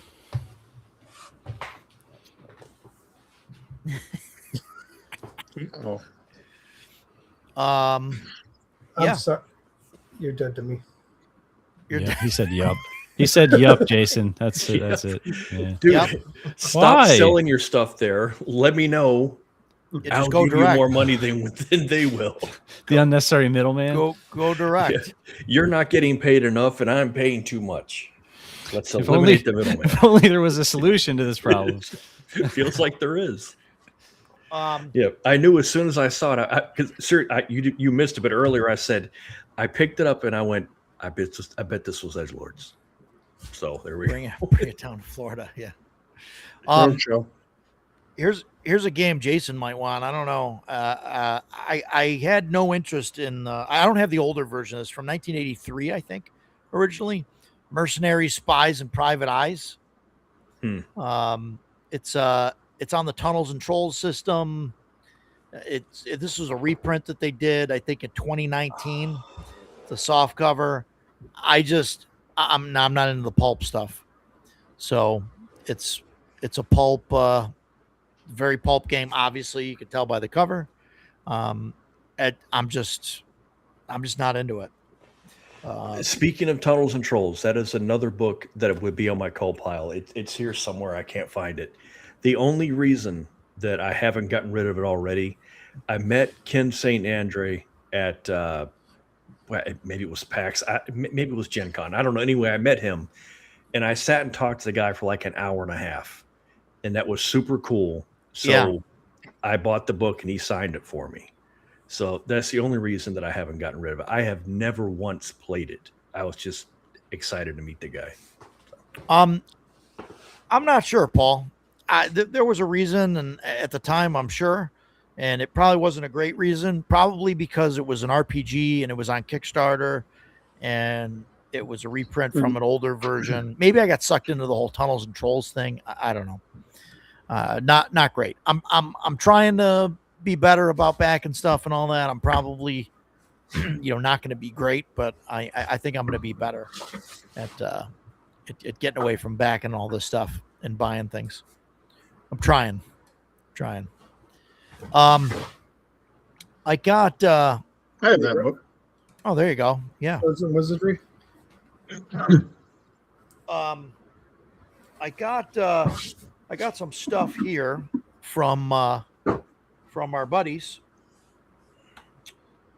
and this, I don't remember where I got this. This may have come from GaryCon. Was this in the free bag at GaryCon or whatever? That was the gold bag. When you and I got our gold badges, that was in the gift bag. So again, it's 5th edition. Matt said it before. Like, I don't know. I just buy this stuff. Yeah, there you go. There's the Cats and Crusades one. Yeah, I'll trade you. How thick is that book? Because this thing is tiny. No, it's not. That looks a lot thicker than the Cats and Crusades. It looks thicker than that. Yeah, this is probably 150 pages. No, 200. 196. Does it have the map at the back? 196. Yeah. Yeah, it's got the map in the back. So, but yeah, so that's gonna go. I also have 3 books that I bought from them. Castles and Crusades books, Engineering Castles, Engineering Dungeons, Engineering Villages. They're just little thin kind of books. They didn't do it for me. I've got old Judges Guild publications that I think do a better job at this. I actually have a bunch of these CNC have. stuff I could get rid of that I just So don't. A 4-year campaign, and I've never used those books. Some of those books. yeah, Ever. I don't think there's a lot of usable, like usable at the table information in them. The second edition Blue Book series are way more usable than any of that stuff. Light years, castles, light years better. Those Blue Books are the pinnacle, in my opinion. They are the very top of GM resources. I love every single one of them. But about that trilogy you've got there, because I have it too. Yeah, I don't have the old Judges Guild stuff, and sure. I was not fully impressed by those 3 books, but I did read all 3 of them, cover to cover. I thought they were okay, but also keep in mind I don't have the Judges Guild stuff. But what I saw, I was like, this can be like, if you're a new DM, that can be useful stuff. Sure. But for somebody like you that's been DMing for 40 years, it was not anything special. You know what I do? Todd, I'm just going to back some more Kickstarters and fill the shelves up. Of course, I'm going to try and leave some space. We'll see what happens. Trying to pare down. Go ahead, Mike. Sorry. You know what I have for Castles and Crusades that I don't know if I'll bring it, but these actually will sell. Have you seen these? They don't make them anymore. Oh, this is the split screens, and these GM are like the thick cardboard ones. These are nice. I don't know why they stopped. I mean, obviously they probably, it comes down to manufacturing. Probably couldn't find a place to make them or whatever. But that last screen they made is absolute garbage. It's like it's super thin, standing paper up. Yeah, super thin. It won't stand upright. So while I was going through my shelves, I got 3, 6, 7 books left. Jeez. This book here I found on my shelf, and I honestly have no idea where it came from. Like, I honestly think that somebody in years maybe left it on my shelf, which is impossible because I would have looked at it when I moved everything up here. So maybe Jason helped me put stuff on the shelf, so maybe he's got some insight on this. But I've got this Outbreak Undead Game Master's Guide. I can assure you it was not mine. I only have the Game Master's Guide. I assume that there was a player's guide, if there's a Game Master's Guide. Have no idea what this is or why I only have the Game Master's Guide. I've never even heard of it. No idea. I have no thoughts. I flipped through it. There's things about using different colored dice and like the different results, meaning everything. And I just was like, no, I can't. It's not even something that I want to learn. Do you guys have any idea? Have you guys ever heard of this or? No ideas how it got on my shelf then? Either. No clue, man. Overly crunchy zombie game. Okay. Paul, it sounds like you're interested. Did anybody ever play There's a second edition, and there is a survivor's guide. Cool. Yeah. Maybe I should buy that then instead of get rid of this. It's a complete set. No, I disagree. Did anybody ever play the Northland stuff from Frog God? So they did a crowdfunding. No. So this is for Castles and Crusades. So you have like I don't know, this is the player's guide, and then there's 2 adventures. I never even looked at them. I got them, and at that point, I was already done playing Castle and Crusades. And that's the problem with Kickstarters. Some of them take so long to fulfill. By the time they come around, I've lost interest. Yeah, all flesh must be eaten is pretty good. We got this here. This is Carbon 2185 Cyberpunk. I'll take it. This is I'm serious. I know. This is like it's not exactly 5e, but I think it's 5e. I mean, they kind of pared it down a little bit, but I used to have the PDF. I really like that. So if you are going to get rid of it, please do let me know. No, I'm gonna get rid of it. Yeah. Excellent. Yeah. I looked at it and I realized that, like, if I'm gonna run a Cyberpunk game, like, it's not gonna be 5e. I'm gonna run Neon Skies. When is that going to happen? Because I'm still waiting. I don't know yet. Yeah, 5e, Paul. That's like the same thing. Like, and it's not like it's like 5e, adjacent. Like, it doesn't say 5e on the cover. Yeah. But like, if there's the open gaming license in the back, and I mean, here's the character sheet. Looks like 5e. There's your stats. Yeah, it's so that's that. It straight up says it's built on 5e on the drive-through RPG.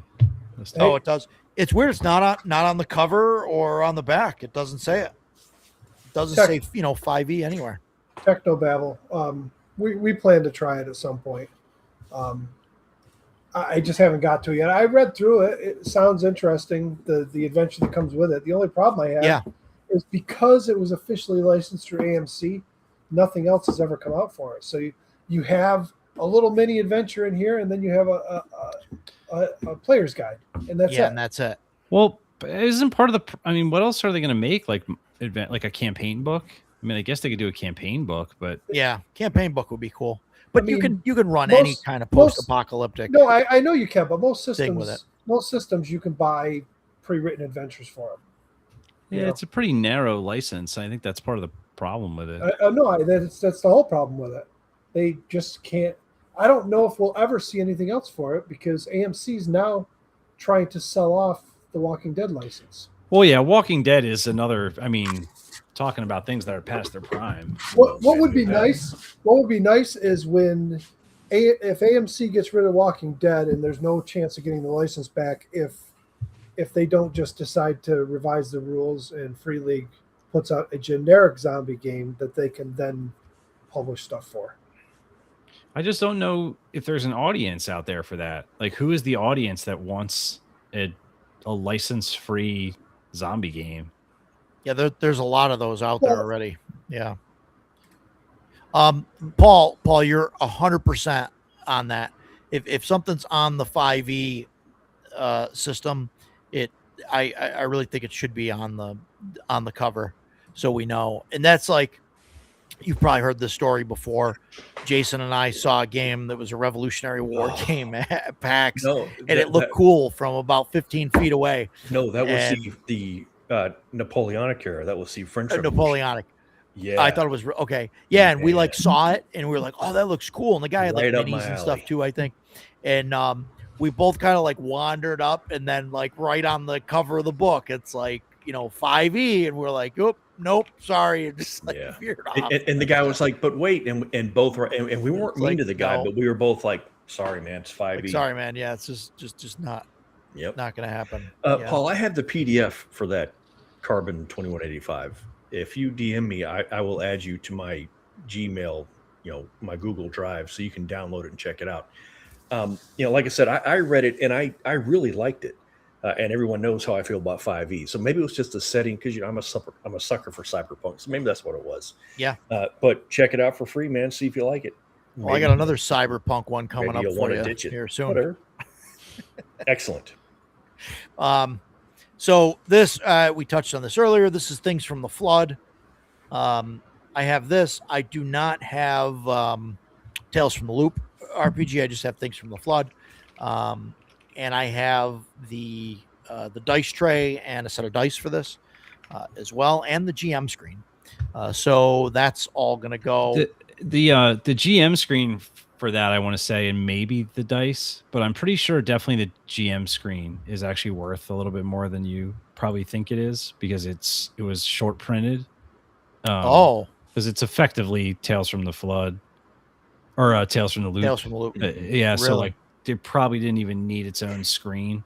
It's like one of the. Okay. It's like the Forbidden Lands dice. There's like certain Free League thing, or like the what's the Mutant Year Zero?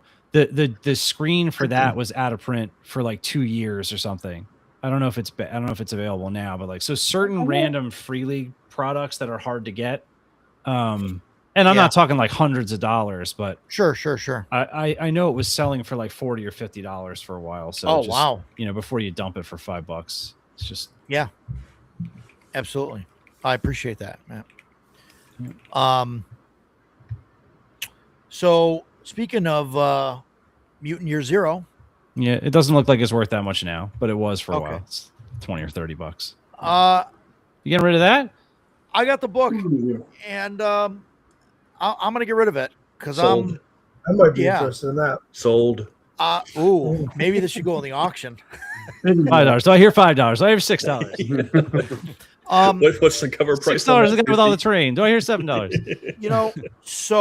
So the thing with this is, I'm sure this is a fantastic game, right? It is.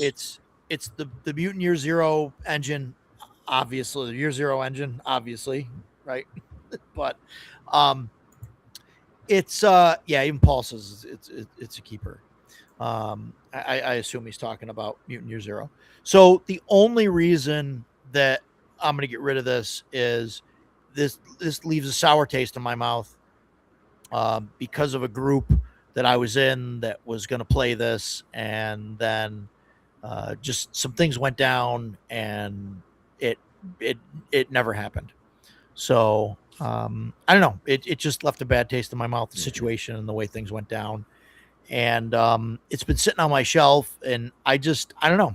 It's weird to say it, but like I just get like bad vibes from it or whatever. You know what I mean? When I think about it, I like think about that game. And so it's not because it's a bad game. It's not, it's just, I can't get past the bullshit that happened around it. That happened. Yeah. With it. Well, so, I'll see you Sunday. Yeah. I've sold stuff for reasons like that before. Yeah. Actually, I've heard it's here, great, but because I went through my list of all the stuff that I sold. One of the things I sold was partially because it was 5e, but the Ghoul Island books, Sandy Peterson, like horror fantasy campaign for 5e. First of all, it's 5e, but second of all, like Sandy Peterson owes me several Kickstarter products that are never going to be fulfilled. So anytime I see his name on something now, it just gives me bad feelings. So so I totally get that. Yeah. So, I mean, that's that.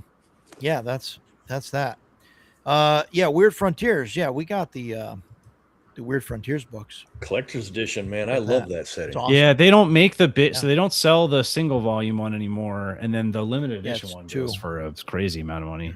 I'm glad I have it. Yeah. I will never get rid of it. Yeah, it's awesome. They sell them separated, which makes sense because it's 900 freaking pages. It's the family Bible is what that thing is. Really. My shot missed. I hit him with the book. Edgelord's gonna He's wearing Weird Frontiers book armor. He's invincible. Our weapons cannot penetrate. Nothing can penetrate that. Yeah. I picked this up a while ago. This is Low Fantasy Gaming Deluxe Edition. It's cool. I don't think there's anything wrong with it.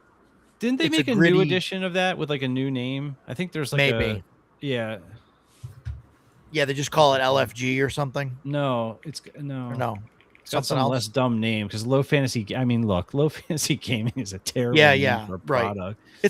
It's a gritty like D20 system. It really it didn't really add anything. It doesn't really have anything crazy on there. So it's called Tales of Argosa is the second edition of Low Fantasy Gaming, and I've actually heard really good things about it. Yeah, I've heard it's good. I don't know. I haven't played it, but it's awesome. Like Dakota, it was you that was telling Roger and I about that. Okay. Yeah. Okay. He's talked about it on stream. Yeah. No, maybe that's better than this is. Then I don't know. Yeah, of all the terrible things you've held up, that may be one of the better ones. That and Mutant Year Zero.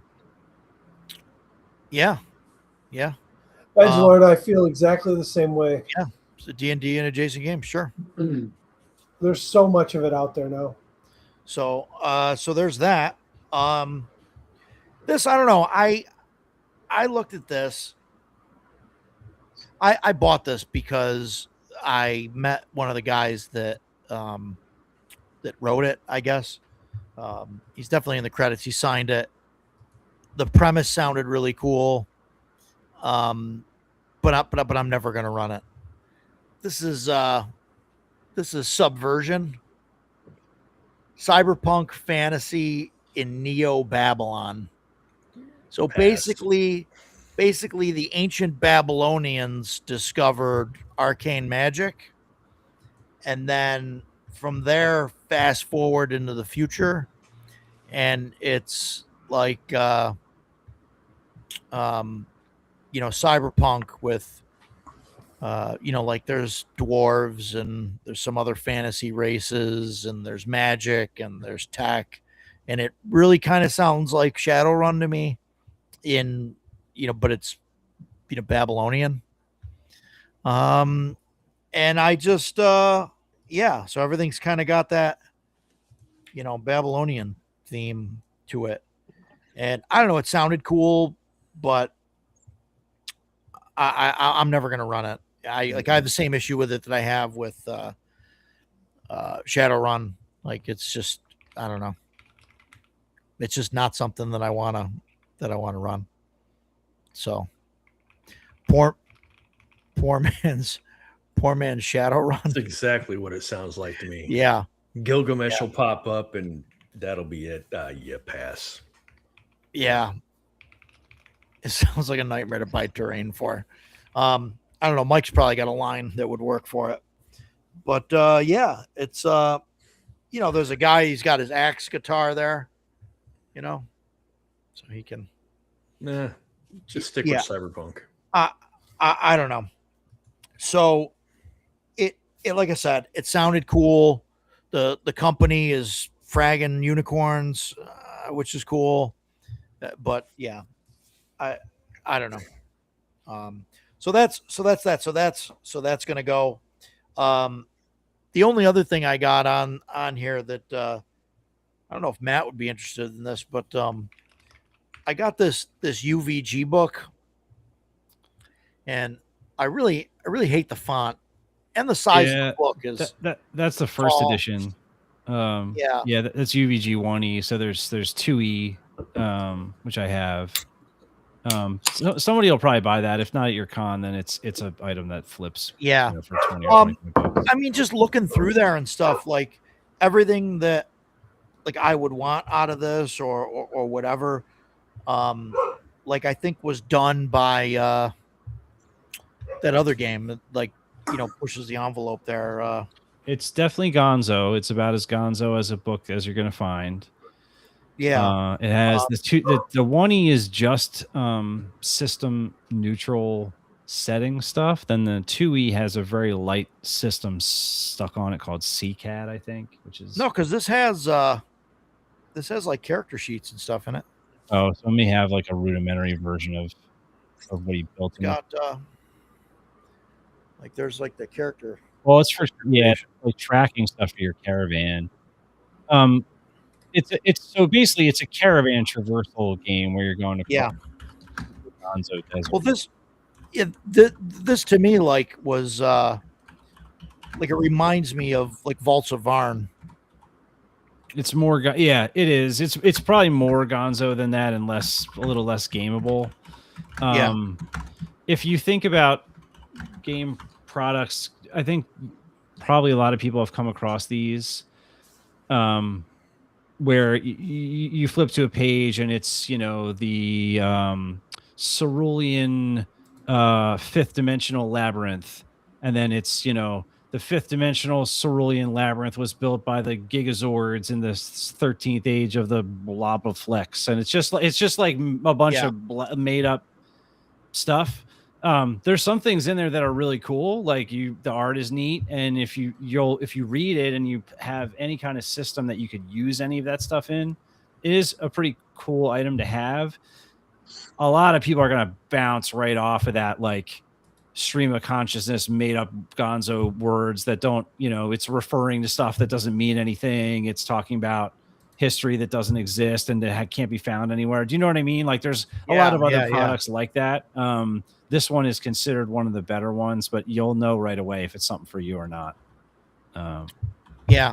I just, like, I've had it for a while, and it's one of those things where I've had it, I've looked at it, I'm not going to run it.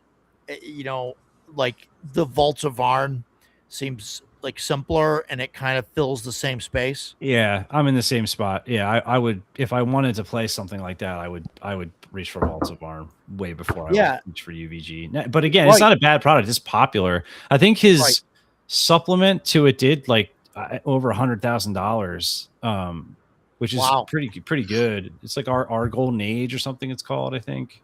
Okay, it's not out yet. He's running late on fulfilling. Yeah, it was on. Let's see, it was on BackerKit. Oh, it did. So I way shorted it. It did $489,000. Wow, half a mil.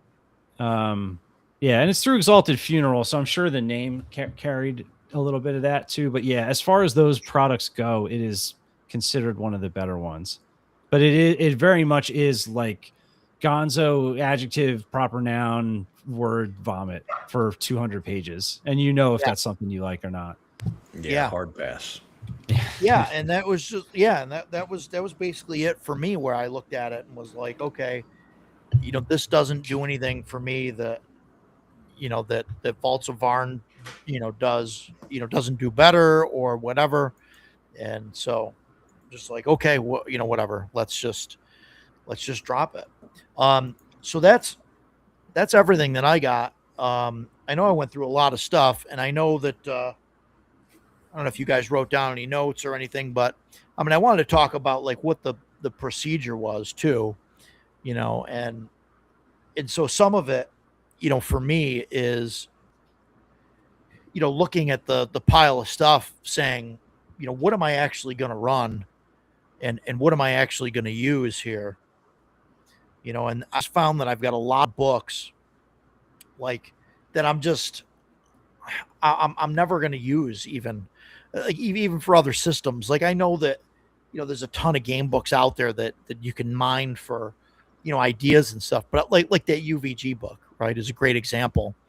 Like, what am I, like Matt was saying, like, what am I going to mine out of that I'm going to like shoe into like other, like, there's a ton of other books out there that I can pull stuff from that's not going to have some weird name or some specific thing that that means you're out in the purple wasteland. Yeah, like, so I mean, that's like a lot of it for me. And you start looking at how much time and effort every game takes, and I don't want to sound morbid about it, right, but like, we're all near 50, right? I mean, some of us are a little bit over, right, but like, how many years you got left to run a game, and how many long games are you going to run? And so I got 25 left. I figure you got to figure out what you're doing, so so that was kind of where I was at with that. I don't know if you guys have had similar things. I know there's the whole like Marie Kondo, like, does this bring me joy? No, it says 5e on it, so it goes. Like, I don't know. No, brings me misery. Yeah, I made a list of some of the reasons I've sold stuff. So I think space is certainly one. We've talked about that a little bit already on this call. You just kind of look around and go, well, I'm out of space, and I have some big Roger's got some weird 5e licensed Kickstarter coming in. He's got to find space for. So, so space is a real thing. Like I know I continued to buy bookshelves, and at a certain point, there's no more room for bookshelves. So if things are in a if things are in a, I don't think that was Marie Kondo's methodology, but that was a sequel. That was the sequel. If things are just laying in a pile somewhere and there's no space for them, it's like, okay, I got to make some space. Lost interest in the system, or sometimes you buy something because you have a group that's interested in it, and either you lose that group, or it just doesn't materialize, or maybe you guys pivot into a different game instead, and then you're kind of left with this stuff.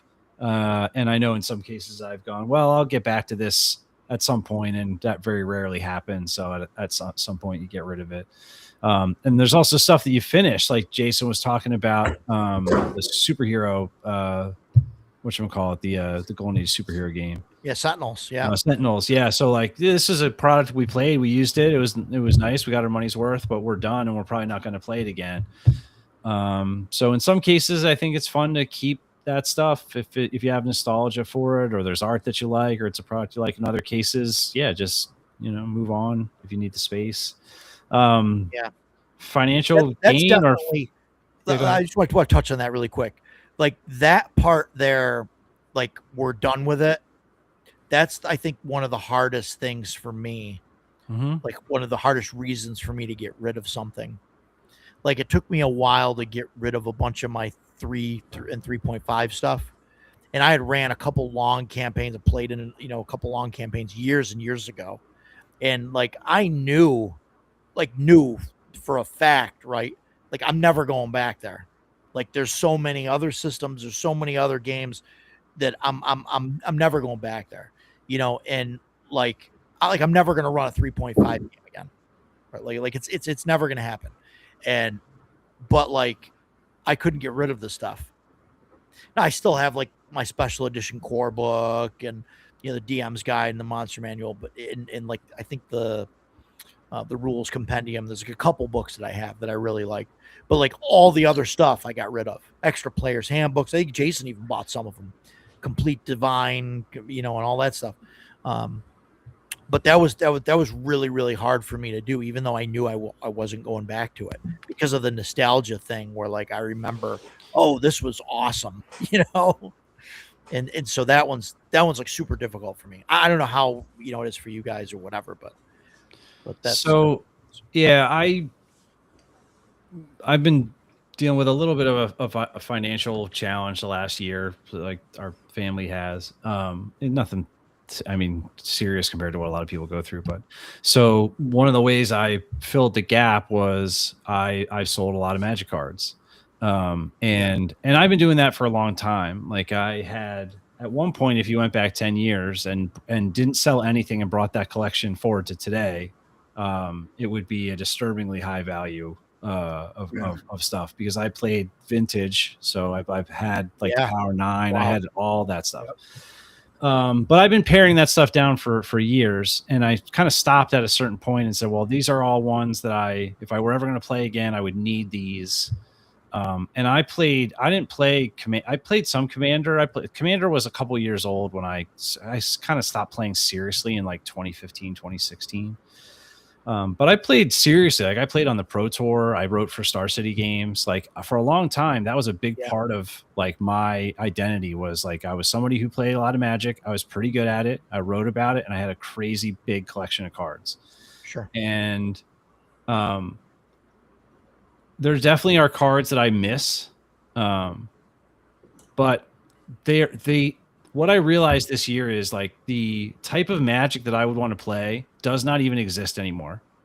Like I was a tournament player, and back then they made 3 sets a year, and now they make like 5. There's more unique Magic cards have been printed in like the last 5 years than the 25 years before that. It's a completely different game. There's even if not some real junk too, though. Even if I still had that stuff, there's nobody to play the game that I remember with, and they really at this point are just assets. And so like, Yeah. while it makes me a little bit sad to know that I had this stuff and I don't have it anymore, at the end of the day, all I was doing is once a year kind of flipping through and being like, oh yeah, look at these. This was a neat thing to have. And then it would just go back in a box. And so I think with some of this stuff, nostalgia wise, like if you have the space for it and it's meaningful to you, keep it. Especially if it's not worth a lot, because I'm, in this case, these things were pretty valuable.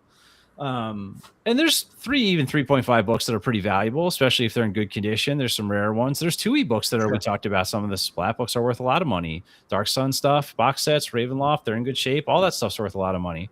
That damn green, the Age of Heroes, that friggin' thing's worth a fortune. Yeah. So yeah, I mean, if you have the space for it and it means something to you and you don't need the money, then like I'm all for keeping stuff. I really am. But I also will say, like, I think that's something to really think about is, do you actually need to have the books in your house to remember the fact that you played those games with those friends and that those campaigns happened? And like, if you took a picture of all that stuff, you took good pictures and cataloged everything, and then you took some of those books and you put them somewhere in your house where you didn't look at them for a couple years, like, would you feel their absence any more meaningfully than if you just had pictures of what they were? Do you know what I mean? And so, and maybe the answer is yes. And if it is, then don't get rid of it. Because I've definitely sold, like I was looking at stats, like I've been on eBay for 27 years. I've sold over 1,000 things on eBay in my life. Like I fund my hobbies by buying things and breaking them down and reselling. Like that's part of how I have funded my expensive hobbies my whole life. There are definitely things that I've sold that I wish I had, but it's like maybe 0.5% of all the stuff that I've sold. It's a really pretty small percentage. And like, I still have an obnoxious amount of stuff, like an absolutely sickeningly gross amount of stuff. But that's where I'm at, Roger, is like, if you have the space for it and you don't need the money, then don't sell it just to sell it. If it's something that means something to you, if there are things where you like to have them just to remind you of, a time that you had, maybe you don't need them all, or maybe the PDFs, just flipping through a PDF get you there. Like there's ways to sort of bridge that gap, Yeah, sure. It's funny because the only thing I've ever sold in my life that I somewhat regret, I don't really regret it. I look back at it and I wish now I hadn't done it. But at the time, anytime you go and sell something, there's a reason for it. You're not playing it or whatever. And, I'm not going to use it. And it seems to be worth it to sell. Well, you talked about your Magic collection. Well, I started, Syracuse was a beta test area. So we started early. And I sold my entire collection in 1995. I made $7,500 in 1995. So, the problem is, like, when we went and sold our stuff, like Black Lotus, I had 4. I think we got $40 a piece for them back then. Yeah. I mean, Moxes were going for $20. It's, and we sold all that stuff. And yeah, I wish I had it now because of what it's worth, but I can't regret it because, and that's a different kind of regret, right? So I can tell you, I have lots of financial regret about the timing that I've sold certain things. Right. But I probably, I mean, in some cases, I probably needed the money. In other cases, I probably used it to buy other things that unfortunately didn't go up 100 times in value. But that's life. Yeah. But I think also there are the thing that's tough about RPGs, and I think Jason has talked about this a little bit, and Roger's talked about this a little bit, is so with most of the Magic cards, I could go out and buy. So if I want a play set of card such and such, I can go on eBay and buy a play set near mint fine. Yeah. The Power 9 are too expensive for me to rebuy now. But even if I did, I wouldn't get the same ones that I had.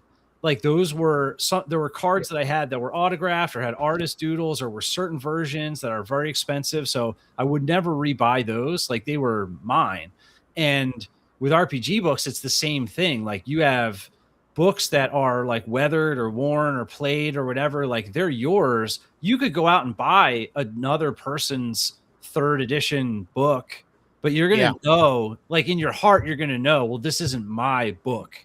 Right. This is some other person's book. Right. And, I get, like, I totally understand that. I've replaced some of the old RPG stuff that I sold because I got out of RPGs and sold a lot of that after college on eBay. I've replaced a lot of them with other books, and I like that I have them, like Shadowrun, and there's other things. But I know, like, when I look at them, I know they're not my copies from back then.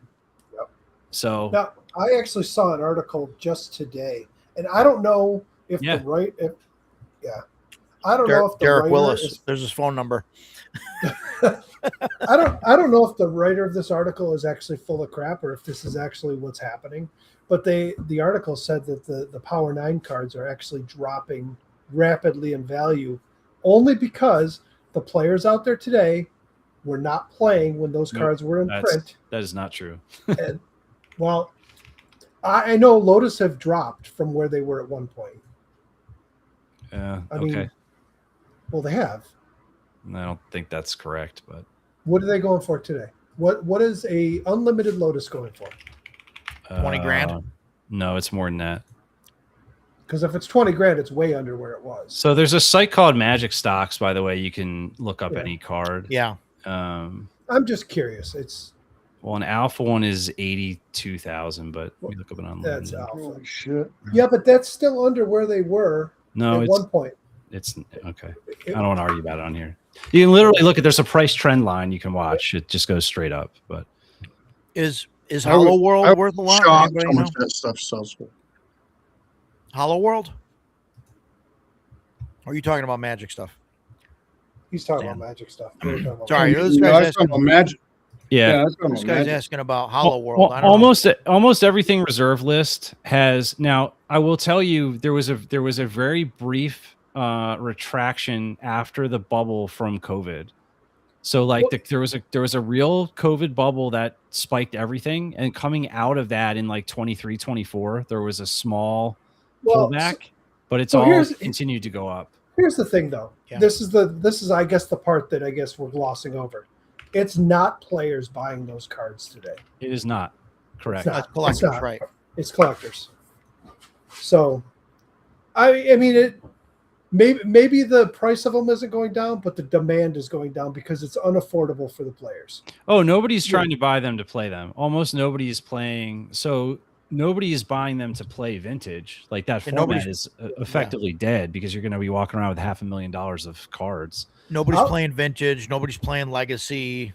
I'll be honest. If they reprinted the unlimited set minus the Power 9 cards, I would buy it because that was my favorite era of the game. And I would buy it just to play with my kids and whatever. But none of those cards are even worthwhile today. Anything outside the Power 9, everything's just like 5e does. It's just been power creep after power creep as they go. So all that old stuff is really, I mean, sure, lightning bolts are always going to be great, or a fork would always be great. There's plenty of cards that are still decent, but yeah. So unlimited Lotus average right now is 15K. There are periods in recent times when it was higher. If you were to take the price trend line of the last 10 years and put a trend line on it, like in Excel, it would be tilted diagonally up to the right. So but yeah, in any given day, year, or month, there's going to be fluctuations. Yeah. And there are other reserve list cards the last year have like spiked out of control. Like Gaia's Cradle has gone up $600 in a year. Yeah. Selling for more than my Power 9 cards were. Like, it's insane how much some of these cards are going for. So, but anyway, there's not a lot of RPG products that if you sell today are going to be worth $15,000 in 15 years. That's just not how this hobby works.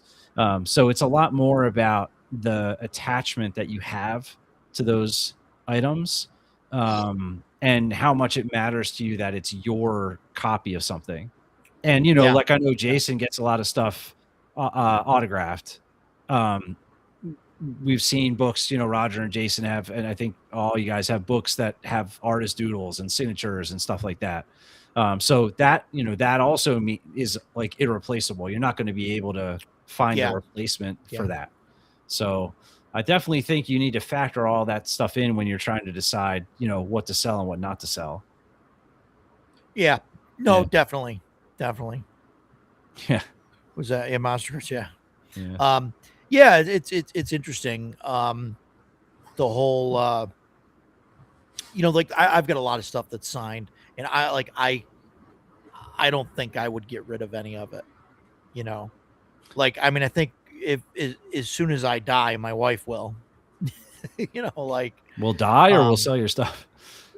no. She'll sell my stuff. Okay. She'll sell my stuff, like the autograph stuff that I'm not gonna because get rid of she's not now. attached to it. Yeah, You know, right? She's not attached to it. Where I am, and that's fine. I mean, I'm totally fine with that. You know. Yeah, but you're 'cause better. I won't care at that point. Well, the point is you're better off selling it yourself before. Yeah, you think so? Yeah. Just I mean, and give them the money.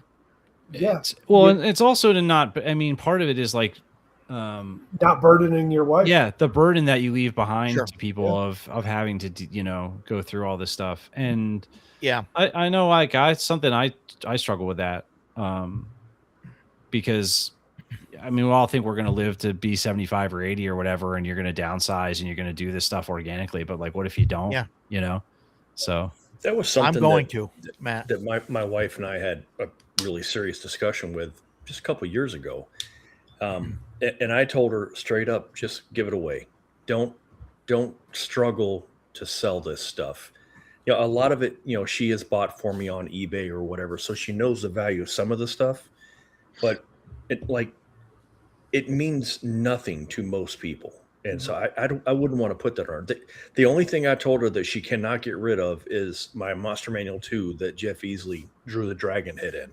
That goes with me. I'm getting cremated. It'll be in the little slot with me, and it'll get turned to ashes with me. All right, so that answers Paul's question for you. Well, outside of nostalgic items or D&D books, well, he says or D&D books, or what items from your collections will have to be snatched from your cold dead hands. When Matt was talking, everybody can see me. See, I kept doing this because I'm over here looking at my shelf. And aside from, I've got several books that are signed by Easley and Elmore and all that, and a couple that are signed by a bunch of people. But if I'm being completely honest, I don't give a rat's ass about most of those books. I had them signed because I'm standing there in front of Larry Elmore and I want him to sign the books. So I'm looking through my entire collection here. And aside from the Monster Manual 2, there were only 2 other books that I was like, I'm never, ever getting rid of these. And that's this one, which no one has ever played except for me and like 5 other people. Long story for that. Nobody wants to hear it. And this, my D6 Star Wars. I bought this the day it got released. This is one of the very few books that I have that are part of my original collection. When I got divorced, my income went to shit and I sold everything. So most of what I've got on all these shelves is just exactly like Matt was talking about. This isn't my book. This, even that Monster Manual 2, I bought it for $75 at GaryCon because I saw Jeff Easley sitting over there and I was like, I have to have him sign something. So I went and found that book because, everybody knows that story. So I found it and had him sign it. So that's why it's special to me. All this other stuff, somebody else has owned it. It's just, or it was like mass produced, like that collector's edition 3.5 player's handbook that you have. I have the same one. Mine's in flawless condition. But man, they made thousands of those things. They're not worth shit. Yeah. So they just don't mean anything. So I've got, so I'm like looking at, I have about maybe about half of what Roger's collection is what I have. I think it's probably accurate, more about a third. Of all those books, 3 of them really mean anything to me. That's pretty wild to me, really. Yeah. Then why keep the rest of them? Because going back to what Matt said earlier, I look at a lot of this stuff, and although it isn't worth anything, it does make me happy. Like I Vic was on last week. I look at Blacklight, and it makes me happy because I think it's so good. The Shadow Rim, it's behind me. It's so good that it makes me happy to look at it, and that applies to almost all of these books that I have on my shelf. There are very few things that I look at, I'm like, whatever. And the stuff that I don't like the Sentinel comics, I'll get rid of that come this con. I'll throw it on the auction table, and I'll never give it a second thought. Yeah, interesting. By the way, what about?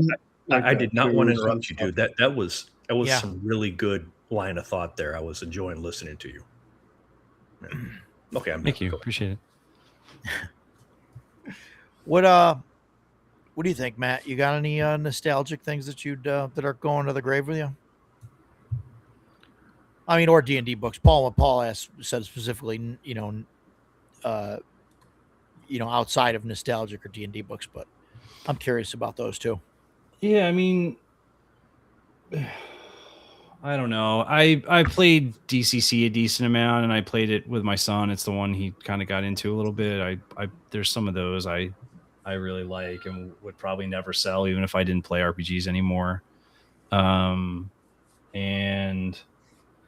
I like Weird Frontiers a lot, and I really like that collector's book. That one is probably I don't think I would get rid of that. Some of the coolest con games I've played have been Weird Frontiers, partially because the people that play it are like really, really into it and are really good. Especially Jason and I, right? Yeah. I sure yeah, I don't know that I have nostalgia or attachment to all of it, but I do really like Delta Green. Those would be, if I were paring my collection down, that would be one of the last things that would go, would be anything from DG. I like those a lot. And then I did like rebuy some of the old books that I had that I really liked. Just Vampire second edition and just the core book and Shadowrun second edition. And I got the reprint of the first edition. And so there's some things like that I probably will never play, but kind of to Jason's point, it makes me happy kind of knowing that I think I showed you guys I replaced all the 1E hardback books, and I got Dark Sun and like the full run of the first bunch of modules and stuff. Those were things that I had and really liked when I was younger. So those would probably go last. And some of the mothership things that I've run, I'm pretty attached to because I like them because they're fun to run. Yeah, it's good stuff. Matt, did you happen to get into the latest Delta Green playtest? I didn't try. My schedule is so messed up. I have a hard time committing to that kind of stuff. Yeah, I messaged Chris Spivey about it, and he sent me the playtest packet, which runs till July. So I figured my next adventure, I may run that with. Nice. I got to go through it. It's 73 pages, so it's a big one. But it's a Word document. It's not formatted great and everything, so it might not be as big as it seems. I think I think that I have like the opposite thought as you guys, and I want to be cremated with as many D&D 2024 books as possible. So just so I can, for a moment there, it sounded sincere. Like I'm taking one for the team. You know what I mean? And like getting as many of them off the, out of circulation as possible. No, like I don't know anything like other than RPG books. I don't know. Like I can't think of it. Like I would probably want to be buried with my Leatherman, which I don't have in my pocket. But like that thing's on me all the time, except for right now. But that's like been through a lot of things with me. So like that's going with me. And then my as far as RPG stuff, I got my my basic and expert books signed by Earl Otis. Like those are getting cremated with me. Like that's just that's that. But everything else, like I mean, my white box and all the OD&D books and stuff, like I don't know. I mean, as much as I love it, like I started with BX, so like that's where my that's where my heart is. So that's where I'm, that's what's gonna stay with me. But like my white box, like the wife can sell it. Like I don't, that's fine. Like I don't expect her to keep it for me. So into like a pharaoh. That is what I'm laughing at. That is hilarious because I that visual is in my head now. Yes. Yeah. All filled to the brim with shit that no one needs. Yeah. I'm probably the odd man out here, but I just really, the older I get, the less attachment I have to any of this stuff. I mean, the role playing games, I have 11 shelves of stuff here, and to be honest, all but one of them could go. I could fit the books that I'm going to use again on one shelf easily, and just be happy with it. Like I said, I've got, and I have this bad habit, I guess it's the good thing that I'm able to do this But when I get into something, I go in full. I don't do a half-ass. So I'm like, oh, I'm going to get in this game. I'm going to buy all the books. Yeah. And now I have a whole shelf full of books that I'm no longer using. So it can all go. What Mike, are you going to get cremated, Mike, or I don't personal know question? I don't You know don't what know. I'm going to do. I don't know yet. You want to get buried in your Dragon Slayer cabinet? No. Here's the thing. It's like my kids don't really have any interest in the role-playing games. My daughter played for a while, but as of right now, she's got no interest in it. My son never got into it. Both of them love the arcade machines and don't want me to get rid of them. And so if I go, that's up to them to either take them or sell them.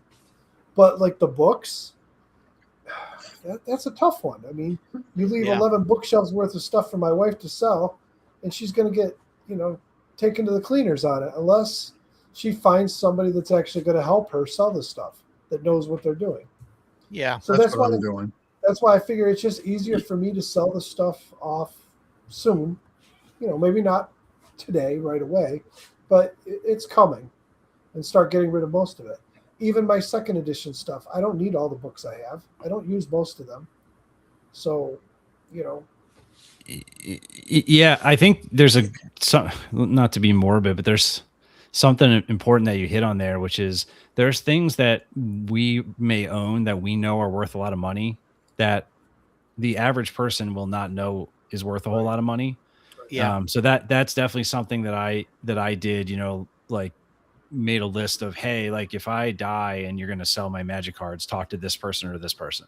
Like, don't just walk up to some random store and be like, how much for these?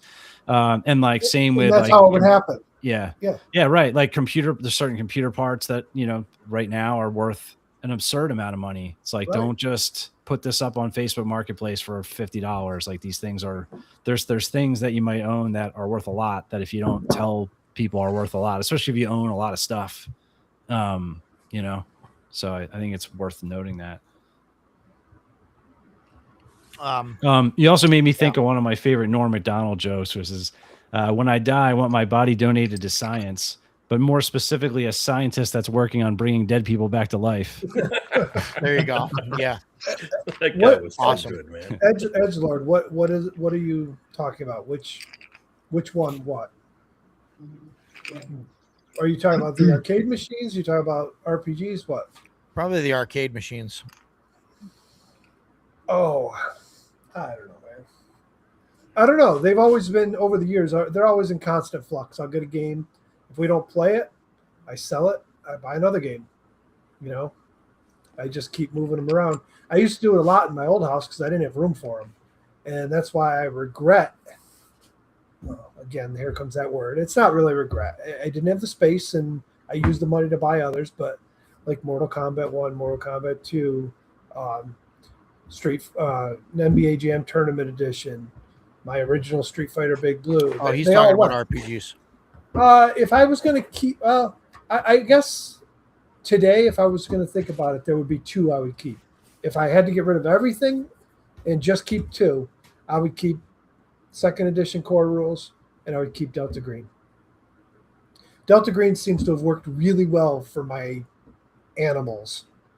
Yeah, it's a big hit. Yeah, it is a big hit. They really like it. I mean, again, this was only our third session. And again, as soon as we finished it, one of the guys that's always been like one of the biggest, I don't want to call him a problem because he's not a problem, but he always wants rules defined in print. So if anything is, if there's not a rule for it or it requires a ruling, he always wants to argue it. Even he has been deadly quiet on this. He's just loving the system, and we got done, and he told me how much fun he's having with it. So it's definitely been a hit. So I don't know when we finish this one if we're going to do another Delta Green adventure or if maybe we'll try some Call of Cthulhu.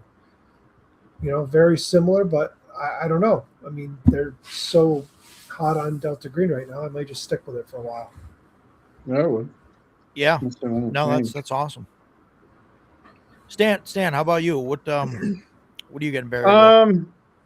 I don't know. Like I have some stuff that I don't want to part with. Like I have my old AD&D books, which I'd never use again.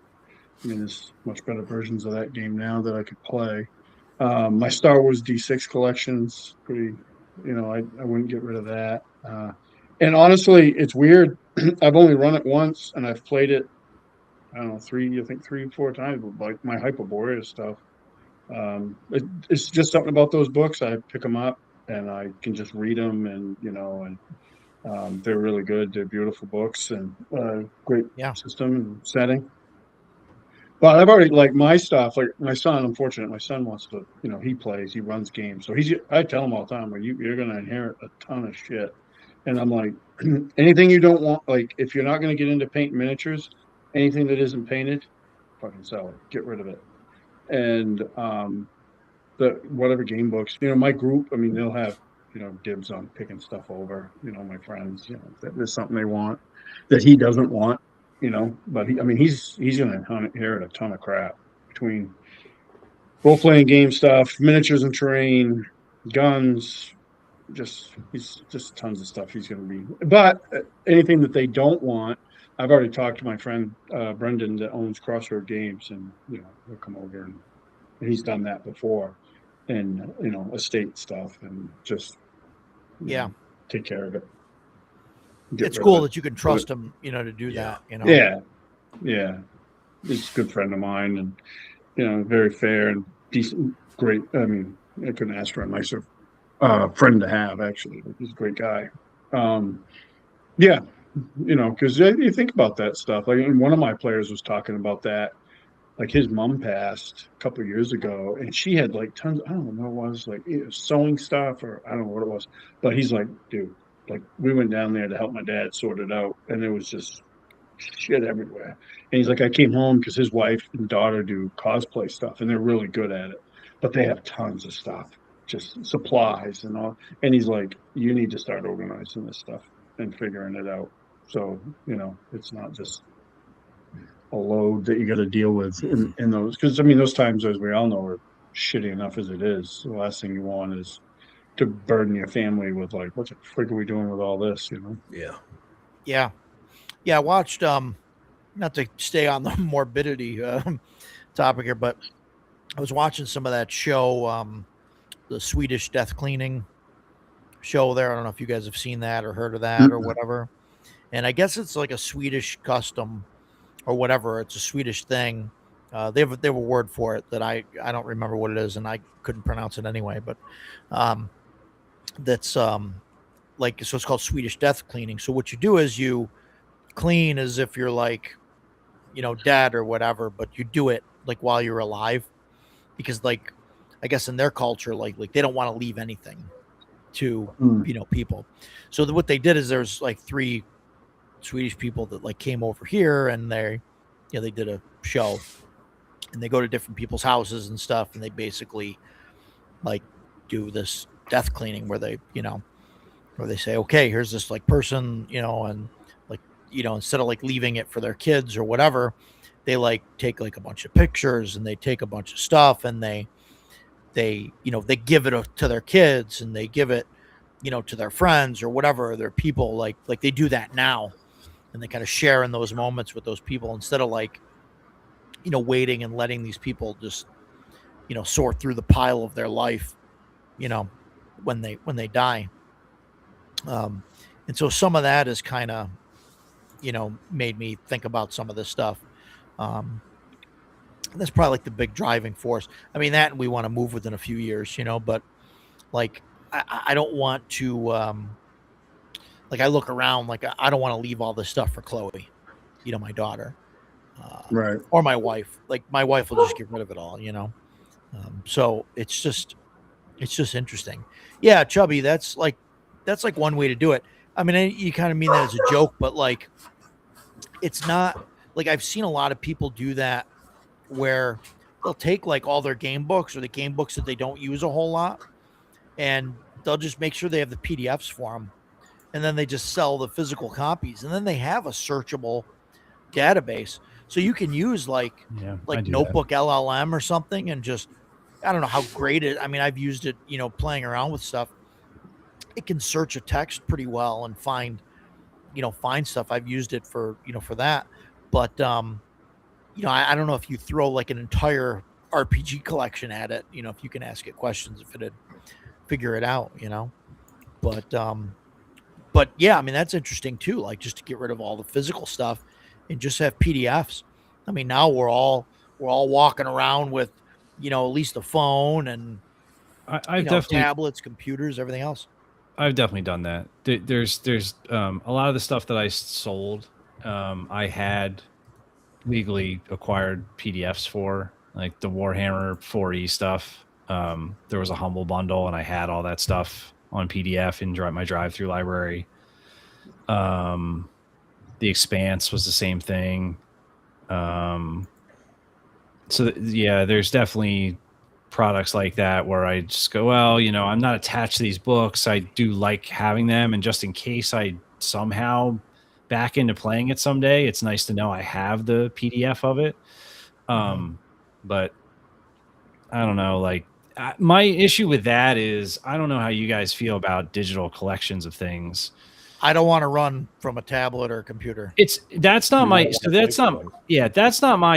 I actually I will say at the table I've gotten more and more used to having an iPad just because I like to PDF search things. Yeah, I'm okay with an iPad and running it on that. The better I know a book, the more comfortable I am having the book, because I do like having a book. But if it's something I don't know very well, I actually like to have the PDF because I like to be able to search for keywords or terms if I'm trying to answer a rules question about something. Yeah. And, having both is obviously the best of both worlds. But if you I'll have do to that pick at the one, table. yeah, when I'm like going to I don't cons, want to do that as one shots and cons. yeah. And stuff. Well, but going to cons, I would lug books around, and it's like I can just load all these PDFs on my iPad and not have to carry all these books with me to a convention. I don't know why I'm doing this to myself, but I do not get nearly the same satisfaction from digital collecting as physical collecting. Yeah. And I think that's true of most people. And I keep my PDFs fairly organized. I have a bajillion of them in Drive-Thru RPG, and then I have a Google Drive where they're all like by like the publisher and folders for systems, and everything's organized. On Steam, I have like a crazy all Steam legally library. obtained, folks. All legally obtained. They are. They are. Those. Yeah. They mostly are. But Steam's like the same thing. I have so many Steam games, but like you never get the same feeling looking at my Steam library as I do looking at a bookshelf of like old, physical games. It's just, and maybe that's just the age or generational thing. Maybe it'll be different. I think so. Because I remember spending a crazy amount of money over 10 years on CDs. Like I got really into music and filling out, 50 years of music, all the things that I liked and stuff like that. And then within 5 years, it's just like, well, why do you have this stuff for $10 a month? You can stream every song that ever existed. Well, hold on. There's a problem with that, though. No, there's a huge problem. There's lots of problems with not having physical stuff. Well, so I'm back to collecting physical media, including CDs, because streaming, they can do whatever they want with it. They can change it, which is happening. It's happening a lot now. Yeah, you've got studios out there that are actually changing the music. They're actually taking some of the older artists. They said they have a problem now with like the newer generation, like Gen Z or whatever, that listens to music we listened to in the 80s, and they're like, oh, these guys sound horrible. And you have studios that are actually auto-tuning old music. Yeah. For this newer generation that doesn't like it. They're George Lucasing the right. Music. So if you buy the physical media on CD, they can never change it on you. But if I get it. I'm just telling you, it's a generational thing. Well, I know it is. I know. Yeah. But they, I'm not sure why, but CD sales have been like really on the rise the last 3 years now. And I thought it was our generation, but a lot of the reports I'm reading are saying that it's actually the younger generation that's getting into physical media for the first time in their life. And they like it over streaming because, listen, we used to go out and buy a CD. You pop it in and you'd listen to it over and over. You listen to every song on it. You knew the whole album. Now people get streaming. They hear one song and that's it. They play the same song on repeat, and they don't know the rest of the album. They don't have a clue. Right. So right. But they also don't know the pain of, I love that song I just heard on the radio. Let me spend $18 for this CD. Oh my God, the rest of it is absolute shit. That's true. So, That's true. Yeah. Right. Or if you want to hear the song, you gotta, phone up the radio station. Yeah, who is that? Yeah. What song is that? Oh my God. Yeah. Like well, the old days of sitting there on like a Friday night with some radio show on with your tape in there, ready to unpause it and start recording when your song came on. Yeah, so you can make your own mixtape. Yeah. Matt was talking about having the PDFs there for easy access and all that. I'm kind of going through that right now with Chubby's Shadow Room. I'm going to be running it in 2.5 weeks or whatever. So I've been reading it. And my wife and I have been going away for the weekend. So I've got my tablet and I've got it on PDF.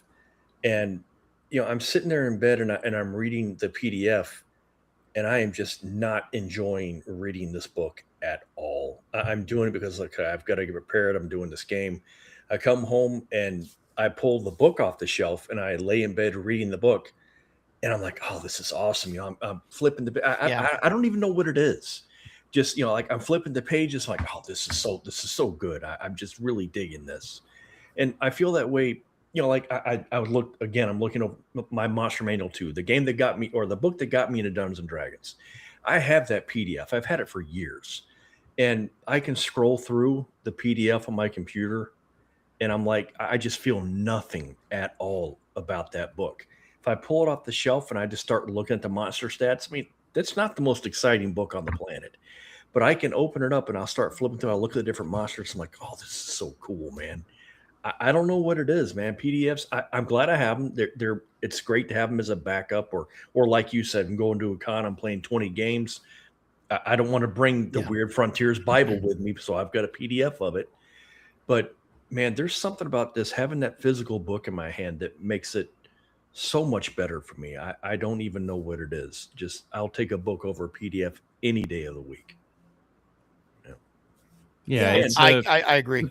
The PDF is like a functional tool to use, and the book is like a physical artifact that has like tangible attachment. It's definitely different for sure. And one other thing, we were talking about, what are we going to take with us? You can't see them, but this inside this glass case here is my collection of Game Science razor cut dice. These are my favorite dice ever. They're not perfect. They've got the little casting nubs on them, but whatever. My mom bought me 2 sets when I was in Desert Storm in 1990 and mailed them to me. And inside this glass jar are those 2 sets. One of them's gold, one of them's pink. I've had them since then, and those will go with me in my little cremation box. They will never leave my side. Love these things. So you don't want us to. I thought the plan was we were going to assemble a giant pile of random mismatched dice, and I'll put a shovel full on top of your casket. That's I will raise from the dead as a revenant and choke you to death. Todd says vengeance will be mine. We'll cancel it.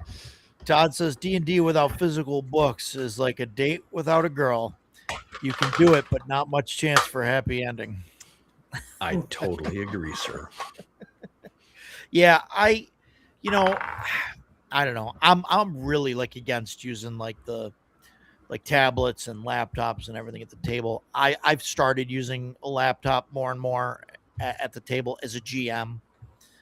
Like I don't think I'll ever be okay with it for players to have, their character sheets on their tablet or whatever. I don't know. I like the only reason that I use the laptop, and I started it because when I was running CNC, and I put all 3 core books in one PDF, and then I can easily search for things because some of the organization wasn't there. And then now I'm doing it with Shadow Dark to, pull up monster stats quick. Where I can just, hit it in the search really quick and pull it up without having to flip through the book. And it's quicker, but I don't know. I would never get rid of books that I have in PDF, that I'm running. You know what I mean? Like maybe something down the road, but. So I want to touch on something you just said though. Yeah. I don't let like I don't want my players using laptops at the table. I've already told them because I've had Sure. problems before with it. The next thing you know, they're browsing the web and just doing all kinds of stupid shit. Yeah. But if one of my players showed up to the game with an iPad to sit in front of him and just uses his character sheet, I wouldn't have a problem with it. The idea that you're like, oh, I'm banning that at my table, that's just a you problem. It is. I know. If they're just using it for their character sheet and they're Sure. not playing on it, if they're not doing anything else. Yeah, absolutely. Then who No, gives a I shit, agree. Roger? I agree, Mike. No, Mike, you're Okay. 100% right. You're 100% right. But my only thing with that is, and I've had this problem with other things before, not just, I've had it with like issues with dice towers and things like that, where one guy brings it and he's okay with it, right? Because he's rolling it, drops his dice in the dice tower and the dice fall and it's in like an open area so people can see it. And then we get that one guy that brings that stupid dice tower in that, he's got to grab his two fingers and grab the die that's in there and he uses dice that you can't read. And I understand this is a me problem, right? But then, and it's this player where when I talk to him and I say, listen, man, you're taking 5 minutes to make a die roll, right? Because there's a whole process that's involved. Like now I have to say, dude, so like I literally had to have a conversation with this other guy and said, listen, man, I got to ban dice towers at the table because I know if I say something to this guy, like, listen, you can't have it because of these things, blah, blah, blah. The first thing he does is, oh, well, this guy's got it. So no, I'm with you 100%, Mike.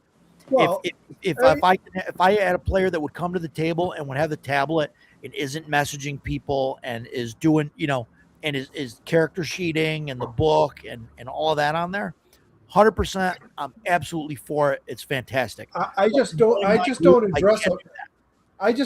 a problem at my table if it doesn't exist. If it exists, you got the guy that can't play nice with his dice tower. Then don't use it anymore. I've had two people at my table that they use the absolute worst dice possible. I mean, nobody can read them. And what they do is they roll them and then they immediately pick them up and they'll hold them up to their face and tell me what they rolled. And I'm like, enough of that. Enough of that. Because one of the guys sat next to one of my long-term players, and after the session ended, he's like, that dude cheated on every dice roll all night long. That's not what he was rolling, yeah. Right. So it was Hearthstone, Paul. It was Hearthstone. Yeah. But so, yeah, I mean, I've had that happen. It was on Discord, right? Yeah. Yeah. Right. So at that point, I'm just like, oh, right, dude, you need to get new dice. You need to roll them out there and do not freaking touch them. Roll it in front of us and don't touch it because I can't trust you. Yeah. And I hate to have to tell a player that, Mike, but I respect what you're saying. I understand 100%. I've had a couple issues in different games with players. One, I had a guy with a tablet at a table years ago, and he was like, when it came to his turn, it was always like, wait, what? Because he's browsing the web and he's chatting on Facebook or whatever with it and all of that. I had another guy that he had his character sheet on his phone, but like whenever you look at his phone or whenever he'd pull it out, he'd have to close his, his fantasy, his baseball fantasy. No, I get it. Because he's got his baseball team and he's got, the baseball game and the stats, And so for me, I don't want to deal with that because I remember what I had to deal with telling those people, hey, listen, man, can you not use that? Right. It just caused, so much of a disturbance with, man, what do you mean you don't trust me? I'm not doing, you know what I mean? And I'm not saying everybody's like that, but It's easier for me because I've been burned by that stuff to just lead with, hey, no digital stuff. And that's why I said, if it's not a problem, don't make it a problem. But the minute it is, I'm all for getting rid of it. I had to ban looking up.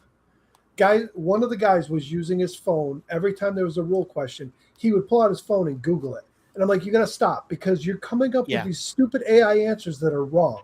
Well, especially if he's getting the AI answers or he's getting somebody's Reddit post, right, and not the actual quoted rule. Right. Look up a D&D rule and even specify first edition or this or that. It'll still give you like 5e answers and everything else. I'm like, so no more. I'm like, I go, if you have it on your, like, say you got your tablet and you have the rule book there, you want to go look in the rule book, I'm okay with that.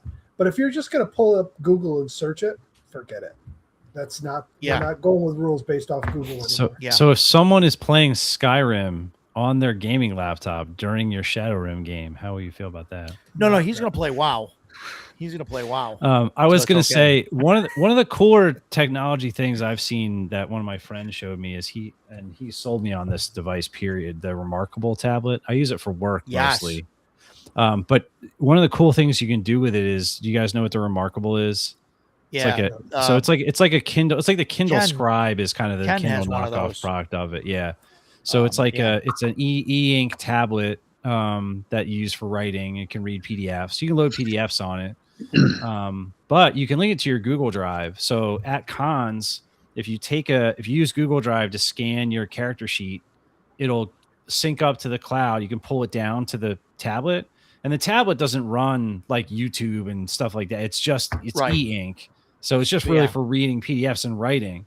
But so you can create an edit, a PDF of like your character sheet from all your con games that you can write on, and then you can keep them forever without having all the pieces of paper. And same, like you can take a picture of the map, and then you can have a map that you can take notes on, and you can like edit it's a and really stuff, cool like that's one of the cooler for gaming. Like if you want a technology thing that's not disruptive, that I think is actually helpful, like that's one of the good ones. I have Adobe Acrobat on my iPad, and Acrobat allows me to link it to my Dropbox. Oh, you can do all that stuff with an iPad for sure. Right, but the point is that an iPad has all these other things it can do. To Roger's point, you get a notification. The next thing you know, you're playing Candy Crush or whatever. Right. And then the other thing is, kind of to Jason's earlier point about reading, like I find there's a huge difference because you can write on an iPad. You get an iPad and the Apple Pencil, and you can write on there. You can read PDFs. I don't actually hate reading most books on a Kindle. It's too small for like a RPG rule books, but for novels, I've actually gotten away from reading most physical novels. I like to read them on my Kindle because it's so portable and I never lose my place, and I can see forever all the books that I've read, and I can highlight stuff, and I find that kind of enjoyable. I hate marking up actual physical stuff, but I can highlight like crazy in a Kindle book, and you can search for your own highlights later if I like all of that. But I do think there's a difference, like reading and writing on e-ink feels a lot more to me in my brain for whatever reason, like I'm interacting with a book versus an iPad with that glossy kind of, and I know they sell something you can put on there that makes it feel more like, you're right paper, though. But it's something, it's a very different experience for me. See, isn't the Remarkable, don't you, in order to get the sync thing to work and stuff, don't you have to have a subscription? It's like $2 a month or something. Okay. Yeah. Okay. I don't use my iPad at the table. I have an iPad and it sits on my nightstand. And so I'll put books on Dropbox. So then if I go up to bed, my wife's always asleep. So I'll just throw in my earbuds, put on some music, pull up a book, and I'll go through rules and stuff there. Or if I'm prepping an adventure, maybe I'll just sit up there and read it.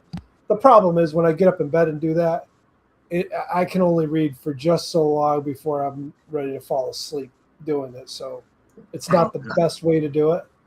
But the only my iPad also comes with me at all my conventions because that's what I run my Square from. And that's it. That's all I use it for reading when I'm in bed, and I use it for my, business stuff.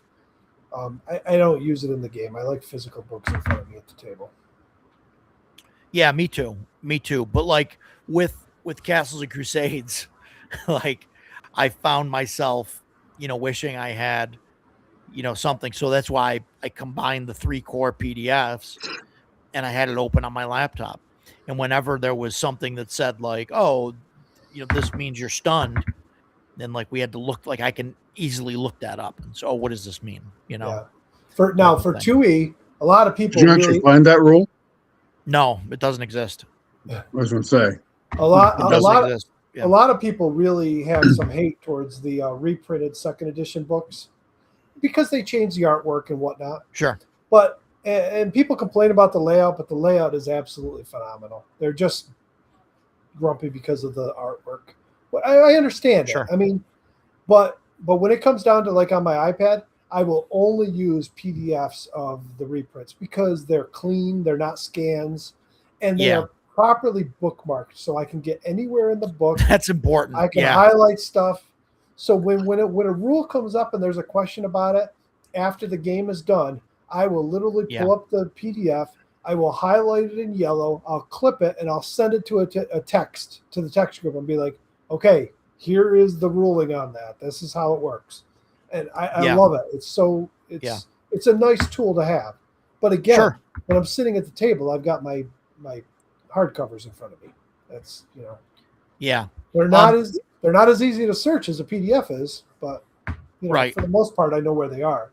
Yeah, well, that's the thing. If you know where the stuff is in the book, like you know where to find the stuff. Like, I mean, that was me with like 3.5, like back in, once I ran it for years. I mean, you just know, no, here's this rule. It's on this page, or you can get close to it.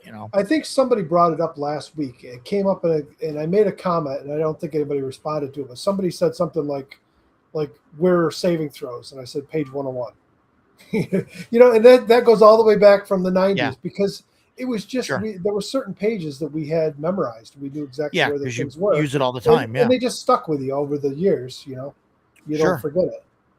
Yeah, it's like Dragonbane. A lot of the important rules are on page 52. Yeah, there you go. I think for second edition, the poisons table is on page 92 in the DMG. I think. Yeah, awesome. It's been 30. Take care, Stephen. Years. Yeah, it's some stuff you just remember. It's interesting. But yeah, the whole PDF thing, I don't know, like PDFs to replace the physical books. Like, I don't know. I can't bring myself to do it with anything that I plan on running, or anything that I want to run or plan on running. Cause I really want to have the book at the table. Yeah, I'm a book guy. The one PDF that I get them because sometimes they're handy and maybe I'll print off something or whatever. Yeah.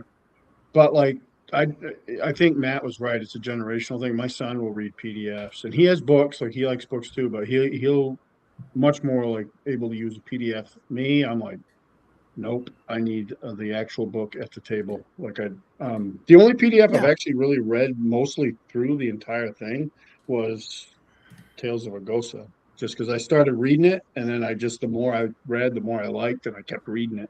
But a lot of it, I'm like, I'll just wait until the book comes in.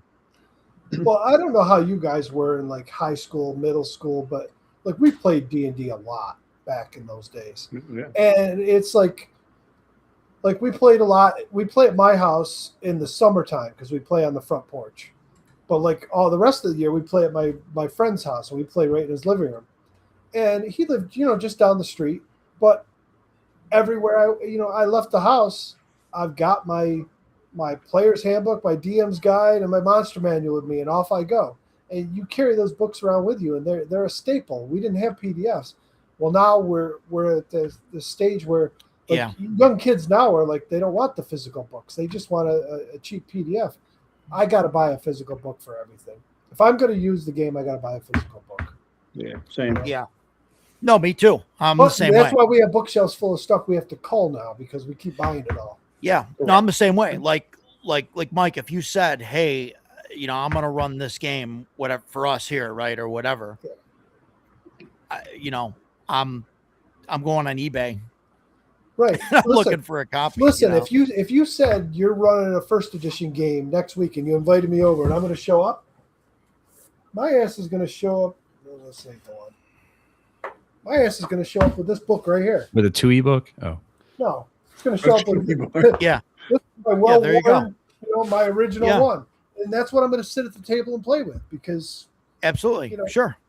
Yeah, I mean, Mike, the other thing, getting back to what you were saying that is kind of scary is, say you don't have any books, right?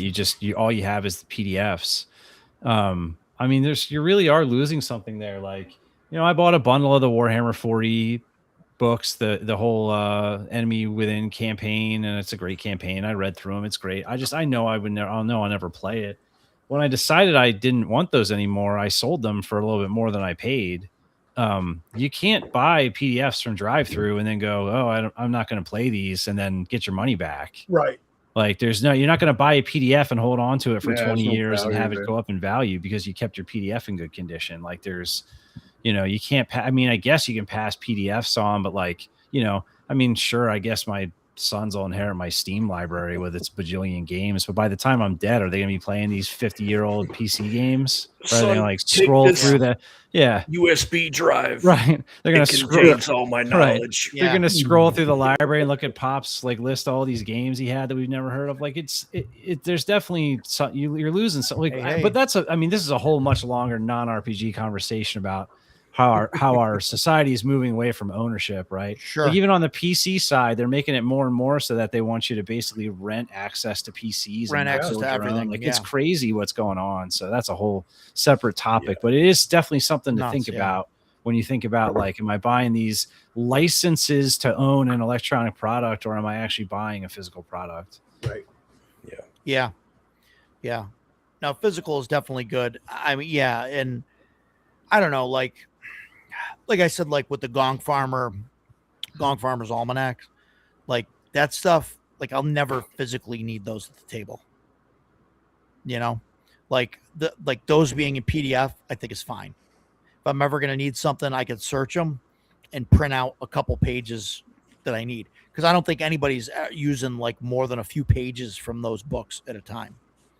You know, because it's not a game, right? It's just a collection of add-ons for DCC. So like you don't, so I can get rid of those because I got the PDFs, right? Like it doesn't matter to me. But I think it's like more like core books and things like that I really want to have, physical copies of. Even like adventures, like I mean, I keep some of the older adventures, but some of the like newer adventures and stuff, like I can just get on PDF and be done with it. I mean, I just read it from the screen or print out the pertinent copies, and that's it.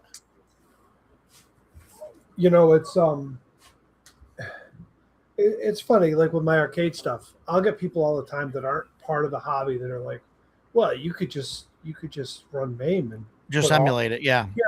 Get a Raspberry Pi and hook it up to your TV and run it. Yeah. There's a difference when I have people over. Like when we first moved into the house, I had 2 years in a row, we had a Halloween party here. And we've talked about doing it again in the future because it's been a long time, 10 years since we did it. But we ran these Halloween parties and we had the whole arcade open. And when you got 15 games, dark room, black lights going, and it's cool. You walk back there, there's 30 people back there playing the games and enjoying it. You don't get that on MAME, Right. And when you've got 1,000 games or more, 4,000 games on a MAME list, you get that paralyzation. People look at that list. It takes forever to scroll through it. They don't know what they're going to play. It's different when they walk up and they see a physical game in front of them, and they're like, "Oh, I remember playing that." You're like, "Oh, this is cool, Street Fighter." Yeah, right. Absolutely, right, sure. And I think it's like that with everybody. For us, it's the nostalgia thing of having those physical books that younger kids today don't have. It's weird because in different mediums, like with the arcade, they didn't grow up with them. They never saw them before. My kids' friends have come over. They've never seen an arcade game in their life, and they walk in and they're just like, "Oh my God, look at this," and they take right to it. But you don't. That's kind of a rare occasion these days with younger generations and this kind of stuff. Yeah, I got to go through my my books too and start culling some of that stuff, like the non-RPG books. Get rid of some of that. I did that a while ago, but I don't read. It's weird because I don't read physical, like non-D&D, non-game books as much as I used to. When I was a kid, I was a voracious reader, and I don't. I listen to a lot of books. I have a big Audible library, which will go to nowhere, but I buy books though, just because I love books. Like Jeff Talanian is like one of the biggest downfalls for me buying books, because he'll post stuff and it'll be like this old book, fantasy book that I'd never heard of, and I'm like, oh, that sounds really cool, and then I go track it down and I try to find, I'm like, oh, I buy books. Like I want the whole collection of Bernard Cornwell's the one that the Netflix series was made on, of like The Last Viking, and it's like 13, 15 books, and I want that whole collection because I started listening to them, and they had a great narrator, one of the best, and then they changed narrators, and now I can't listen to them. I read a couple of them. I actually got my daughter into them. She read them. They're awesome. Yeah. I never wanted to jump on a ship and go pillage a village more in my entire life than listening to those books. That sounded like a great friggin' time. This might sound weird to people, but actually retiring ruined my book reading. Because when I was working, when I was in the prison, I had 9 years in the plate shop, and literally I'd have like, the plate runs aren't like they used to be. They're constantly running them all the time. So there's no like huge runs anymore. So we'd have like, I don't know, we had 15 inmates in the shop, and there were 2 of us that worked down there. And the inmates that were in the shop, they didn't want to lose their jobs. They didn't screw around. They had good jobs, so that they were on their best behavior. So it was literally like you'd sit there for 8 hours a day, and I'd go through a novel every 2 or 3 days. Yeah. And I've just, every week, a couple books. And then I retired, and I just can't seem to find the time to do it. There's always something else to do. I got a buddy of mine that works in Sing Sing, and he's in the I don't know, the room where there's all the cameras and you like open and close the gates and all that stuff. Arsenal. And he says, the what? What's that? Arsenal. Okay, yeah, Arsenal probably, yeah. And he says like there's like 8 guys in there, and they don't do shit.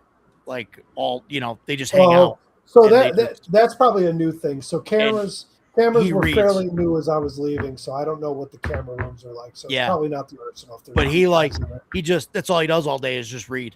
Yeah. Like, and that's all you do is like you hear a buzzer because somebody's trying to get in. You look up and you verify, that's them or whatever, or you say, "Oh, who are you?" or what your ID or whatever, whatever, and you push the button, you buzz them in, and that's all he does is read, read all day.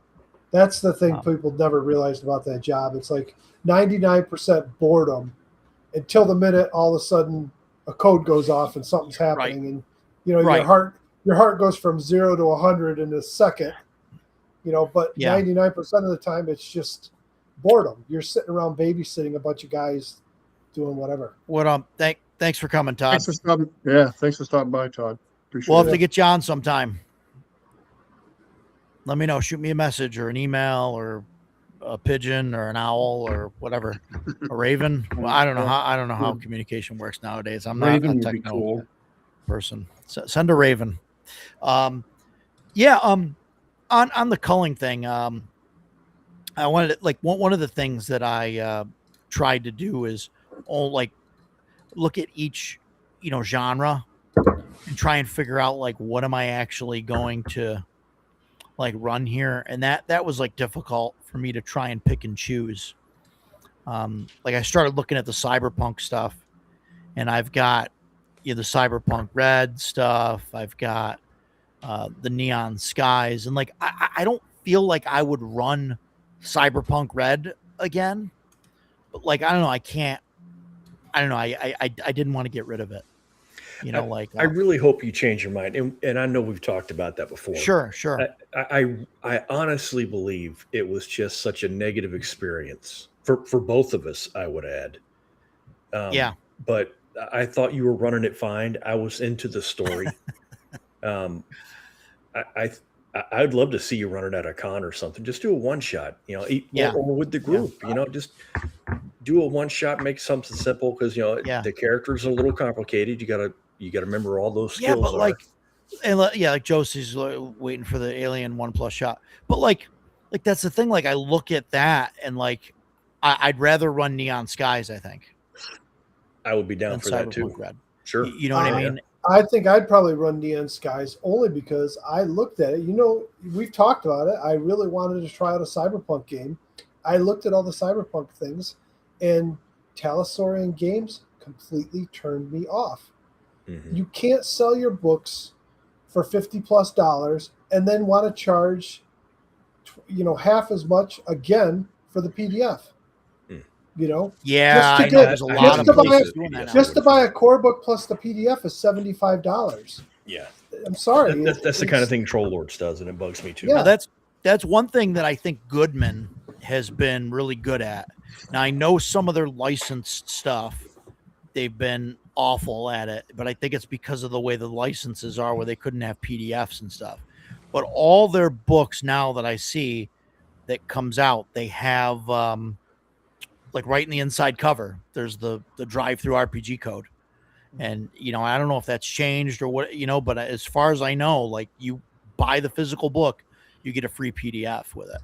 I know Chaosium's not as good about it, but like Arc Dream Publishing, well, Chaosium, they will not give you PDFs if you bought it from Amazon.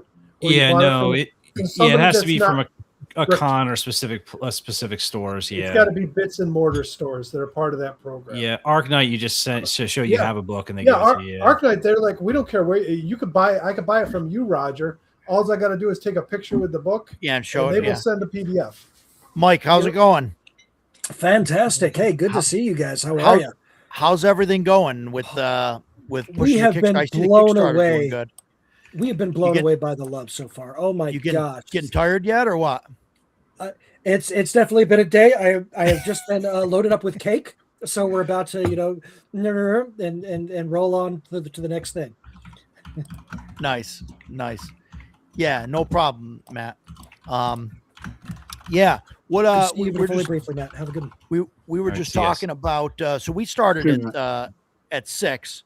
So we were talking about culling our collection and stuff. So that was our chat for today. Oh, here's here's Agile. Now we're going to talk about expanding collections. Terrible thing. Yes. Culling the collection. Yeah, so we talked back. We talked about culling the collection, and so now, of course, that we've gotten rid of a bunch of books, now we can talk about new acquires, right? Can I interrupt for a second?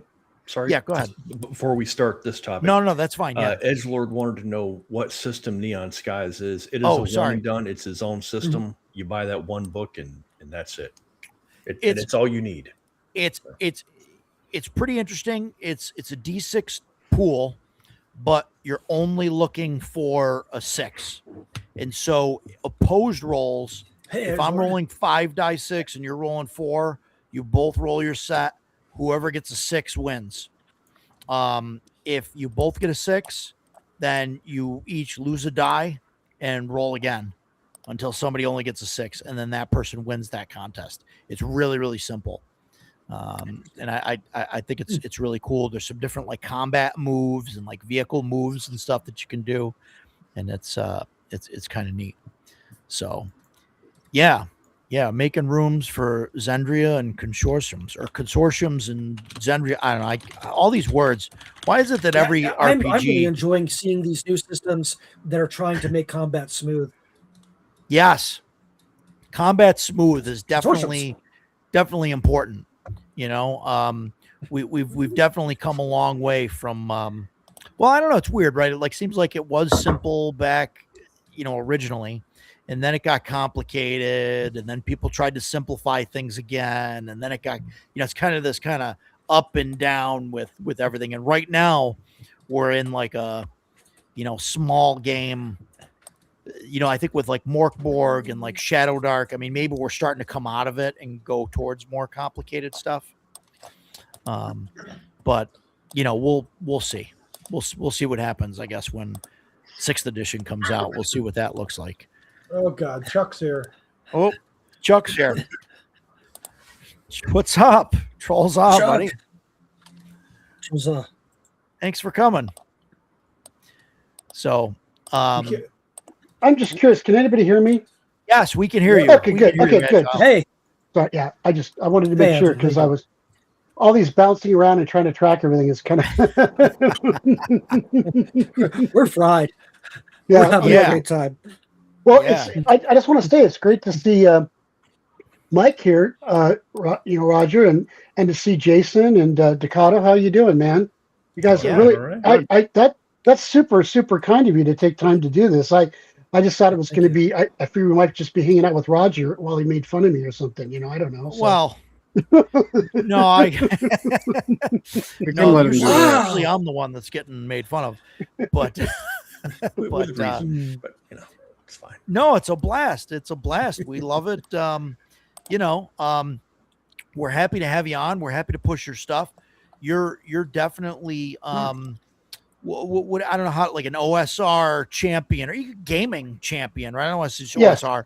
I see you obviously on a lot of the OSR streams and stuff, but I know that you're your kind of thing on Discord says what any game that you're enjoying is the best game, or Yep, exactly. Kind of paraphrasing. Any Yeah. game that you and your friends are playing, it is the best game. That's or I also like to say, because like I said, you can put down, I think it was Jason who said it one night too, on a call one time, where he said, if they've never played before, but they've heard the term D&D, you could sit down with any game and just say, oh, this is D&D. I think, this is D&D. Yeah. Just, we're playing D&D, guys. Doesn't matter what it's called, right? So I always say the best version of D&D is the one you and your friends love to play and have a blast doing, Yeah.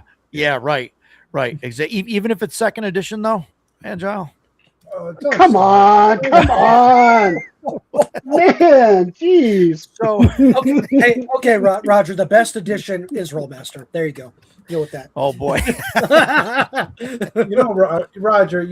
We might have to pull you out in the back alley there at the convention. No, I'm just joking. No, but these guys like second edition. I rag on them for it. Obviously, like play what you want to play, and if that's what does it for you, do it. Hey, when I was a teenager, I enjoyed third edition. And then one day 3.5 happened, and I was like, really? Let's try something else. I ended up switching to Pathfinder, and I liked really. Pathfinder a lot. I had the opposite problem. Third edition came out. We started with that, and we were like, "Oh, geez, maybe we should have, stuck with the older stuff." And then 3.5 came out, and we were like, "Oh, this is much better."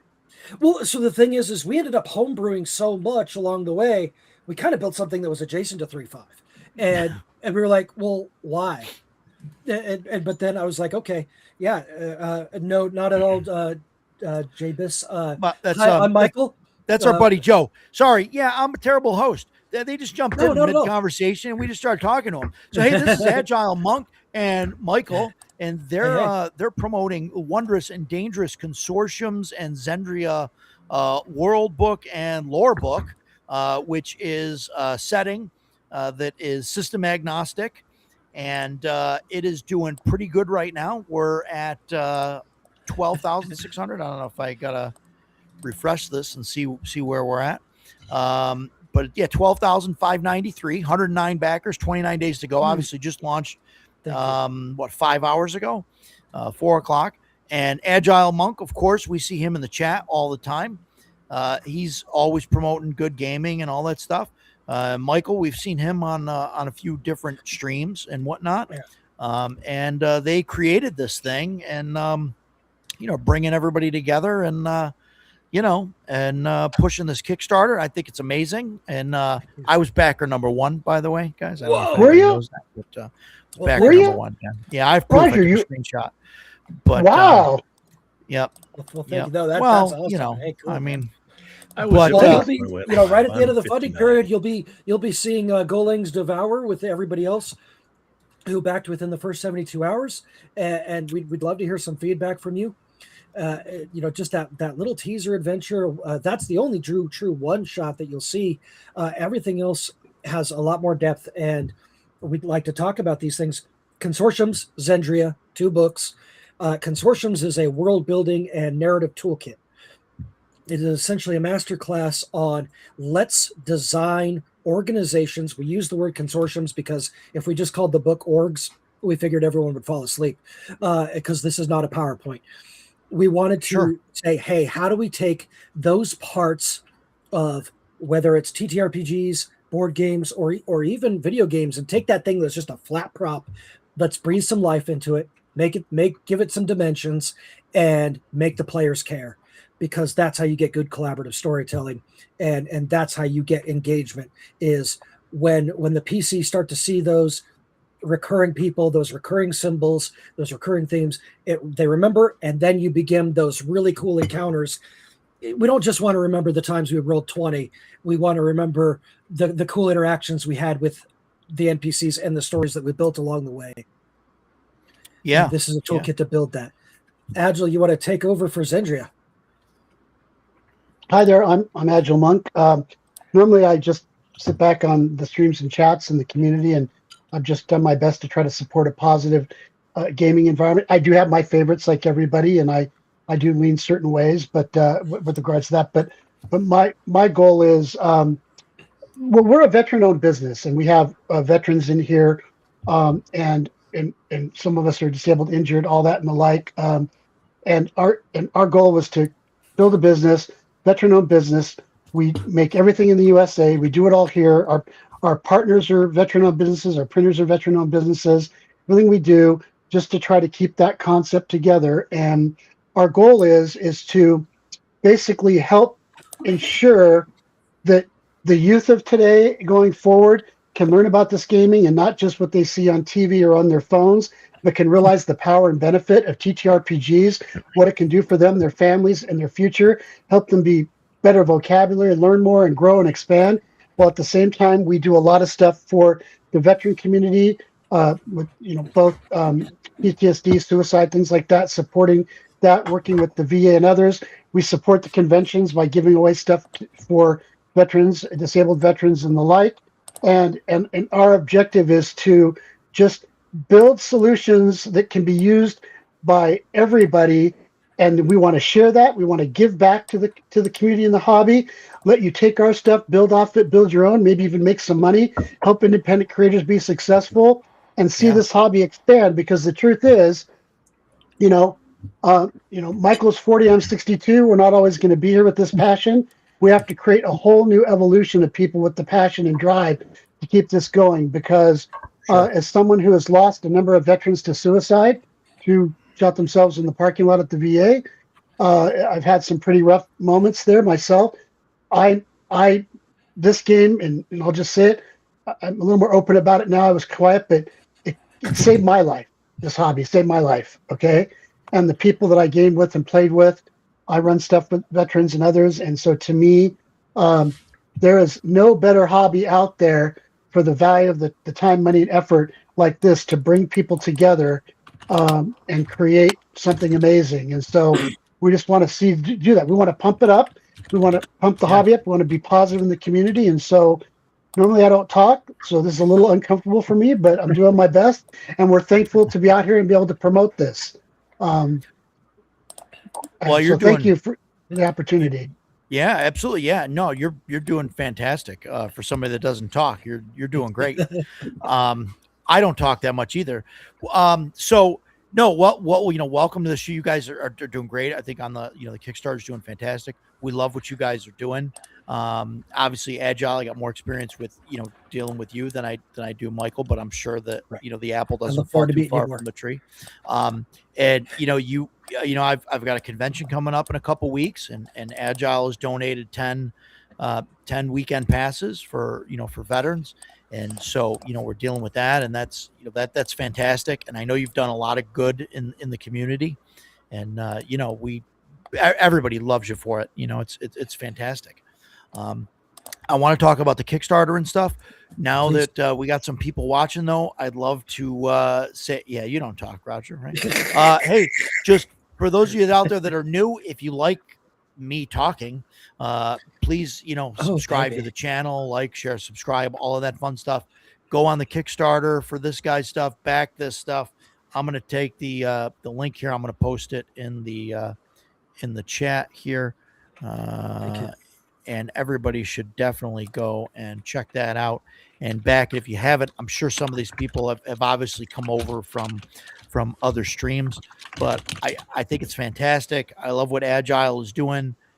So I, like myself and Jason talked about this earlier, like we're happy to do it just to support you guys, because we support everything that you guys support. And if that makes sense, it doesn't sound like a tongue twister. And so, see, this is what we mean by the community. As Agile was saying, we want to see the next round of people build. So our innovation to you and everybody that backs this is we're going to give you the licensing, which Agile is absolutely going to gush about.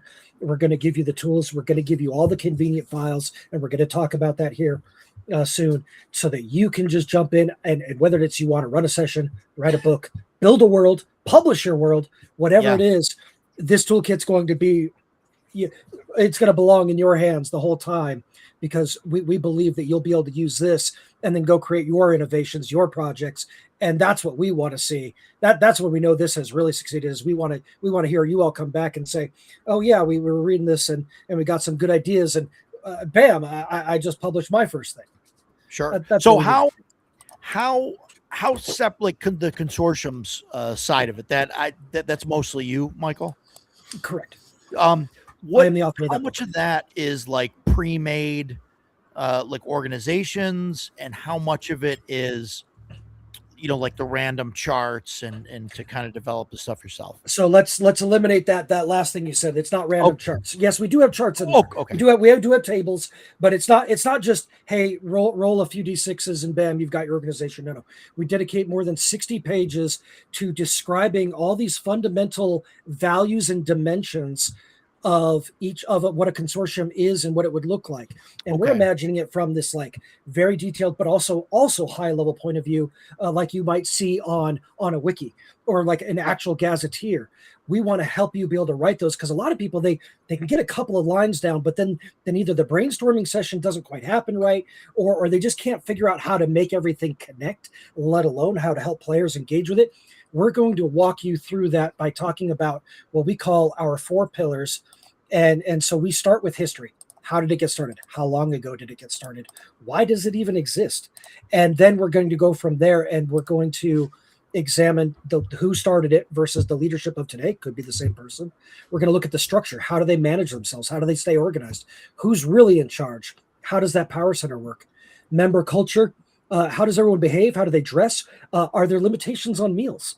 Yes, we examine serious depth, because what we want to say is okay, if I'm going to build this consortium, it probably should at least somewhat fit the culture, unless it's deliberately designed to be the antithesis of that culture. But if you come from a particular culture that has, say, certain key limits on, we're going to go with the meals thing, you're probably going to see something similar, or maybe even more extreme, like a pious order might say, hey, you're not allowed to eat X. And that's just a small little taste that will become a memorable detail when you run in these sessions, and can be used for plot clues. Like you see someone claiming to be part of this faction, but then you see them wearing the wrong garb or participating in activities that they're not allowed. And you go, are you sure? These tiny little things open up and expand and build out how you can bring an adventure in, even just off the top of your head, and get players rolling and motivated to interact. And that's where they're going to remember. Yeah. Awesome. Is there, I don't want to hog the thing. So if you guys have any questions, or if there's anything you guys want to talk about, but is there like provisions in the book for like the PCs to get into like this organization and kind of work their way up the hierarchy? Absolutely. So that's one of the big points of the adventures. So if you either get them as add-ons, or you select a high enough reward tier that has adventures in it, we're going to give you 7 adventures, each one of which is tied to one of the consortiums. And what does it tied mean? They're going to be a key stakeholder in the adventure in some way, whether they're trying to get whether the players want to help, or hinder or help. That's up to them. We don't have to railroad players, because we're building, again, cooperative, collaborative storytelling. We're looking at it and saying, yes, when you see this adventure, you're going to get a playbook and a narrative book. The narrative book will walk you through, hey, who would actually be interested in this? What kind of character backgrounds will matter?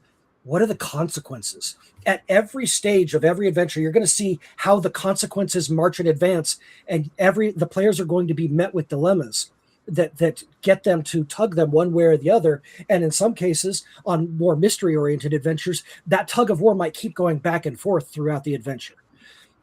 And we don't want to give anything too much away. One of the adventures, though, the players have to interact with 2 different groups that have the exact same goal, but only one of them can come out on top. Who are the players going to choose to make sure that happens? At the end, we give you, here's the consequences based on whatever the PCs did. Here's the consequences. Take that Word document that Agile Monk talks about with the playbook, and go ahead and pencil in and add in those new details about how your players changed your world and how they've left a mark. Now You don't need any new prep. There's no complex system. You don't need complex charts or to roll dice. You know this was a consequence. Now the consortium is going to interact with the PCs in a new light. Okay, and this, and I imagine, right, that all of this kind of shoes in to the Zendria setting. These all consortiums and groups and everything are in that world. Correct. And that's a lore book and a world book. And a play guide on how to run sandbox games as well as West Marches games. And we'll give you that guidance on, okay, you want this consortium is going to exist. Yeah. Okay. All of the stuff we build is designed to teach as well as do it. So for example, let me use some books. You see, they give you a paragraph on this. You maybe see a couple pages on this. Well, in the world book, we talk about how to use things, but we also say, hey, here's an entire detailed chapter from all the way from old school to modern on how to run West Marches campaigns and the benefits and how to do it and keep it through live and run it where you're doing live time and all that. Having run West Marches for 50 players before and multiple GMs, I mean, down to how to run that sandbox campaign and run it that way and the benefits of that. And we have a whole thing on that too. And even some of the add-ons we got from Trollord that we're giving, we brought nothing but lots of world building and creation tools so that you just, right down to a book called the NPC Registrar book, which you can get in depending where you pledge, which the NPC Almanac Register literally gives you over 200 pages of non-class based and class-based information on characters and all their stats and information for anything you can imagine. So as a GM, you can immediately pop it into play. Awesome. And so it's a 2-book set, right? The consortiums and the Zendria. What's the physical size of the book? Are they half size or are they full, like sheet 8.5 by 11? Yeah, full size. 8.5 by 11, full size books. They look like, in the pictures, they look like 300 pages. So consortiums weighs in at just shy of 200. And, 200, okay. And then Zendria? Yeah, we're more. So I have to say this because we're doing the book's done, but we're doing the final late design with artwork and some things in the maps. So, but think of it as it's more of a 250 to 300 page book. And I say that just because as we go to final layout for it, because we've got everything done on this one, it was the next in line. So we're doing it, as you can imagine, because we've had to do all the artwork, create this. It's taken 2.5 years to do all this. Yeah, I'm waiting to see what it ends up being. Matter of fact, because it was getting closer to 300, I may end up cutting some down. I don't know. It just depends. But at the end of the day, it's very full. That's one of the reasons why I created a Zendria Player's Guide, which is a PDF that's a book in of itself, because it's like a 100-page book in of itself that basically is for the GM to say, okay, here's your player's guide. You can give this to your players. Oh, but wait, there's more. Here's the Word document master file. Customize it. Get in there and say what races, what ethnicities, what you use in your world, what you don't use in your world, what you want to use, whatever. Make any modifications, changes. Then you can repeat it up, PDF it up, or whatever you want to do. Give it to your players and say, here's my custom version. This is my world. Right. Yeah. And so I've kind of heard you mention before, you kind of developed your own license with this. Yeah, so we have, can yes. do that and then repackage. We have a phenomenal, it took 7 months of working with attorneys. We work with Premac Rogers and Down, and Noah Downs is one of the partners there. And their whole specialty is IP and TTRPGs and content creation for this industry and hobby. They've debated and fought against, WotC. They've done battles, protecting people. They've got a lot of clients. They work with a lot of people. And I said, no, we're going to do something game changing. We're going to create something that no one else is willing to do. And that is we're going to create an open content license that lets people, as a matter of fact, I can even talk to it and share some of it, but we go to the extreme. The reason it took so long to create is because we are giving grants of license for personal use as well as commercial use. But for example, you can take all the stuff in Zendria and consortiums, go out there and get on start playing games, use it all, make money, and you can do it all without anything.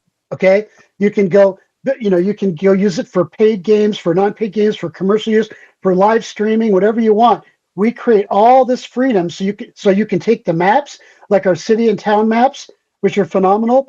They don't say Zendria in it; they just say the name of the city, town, so you can drop it in your own world. We have portals to let you move between worlds. That's really big to us too.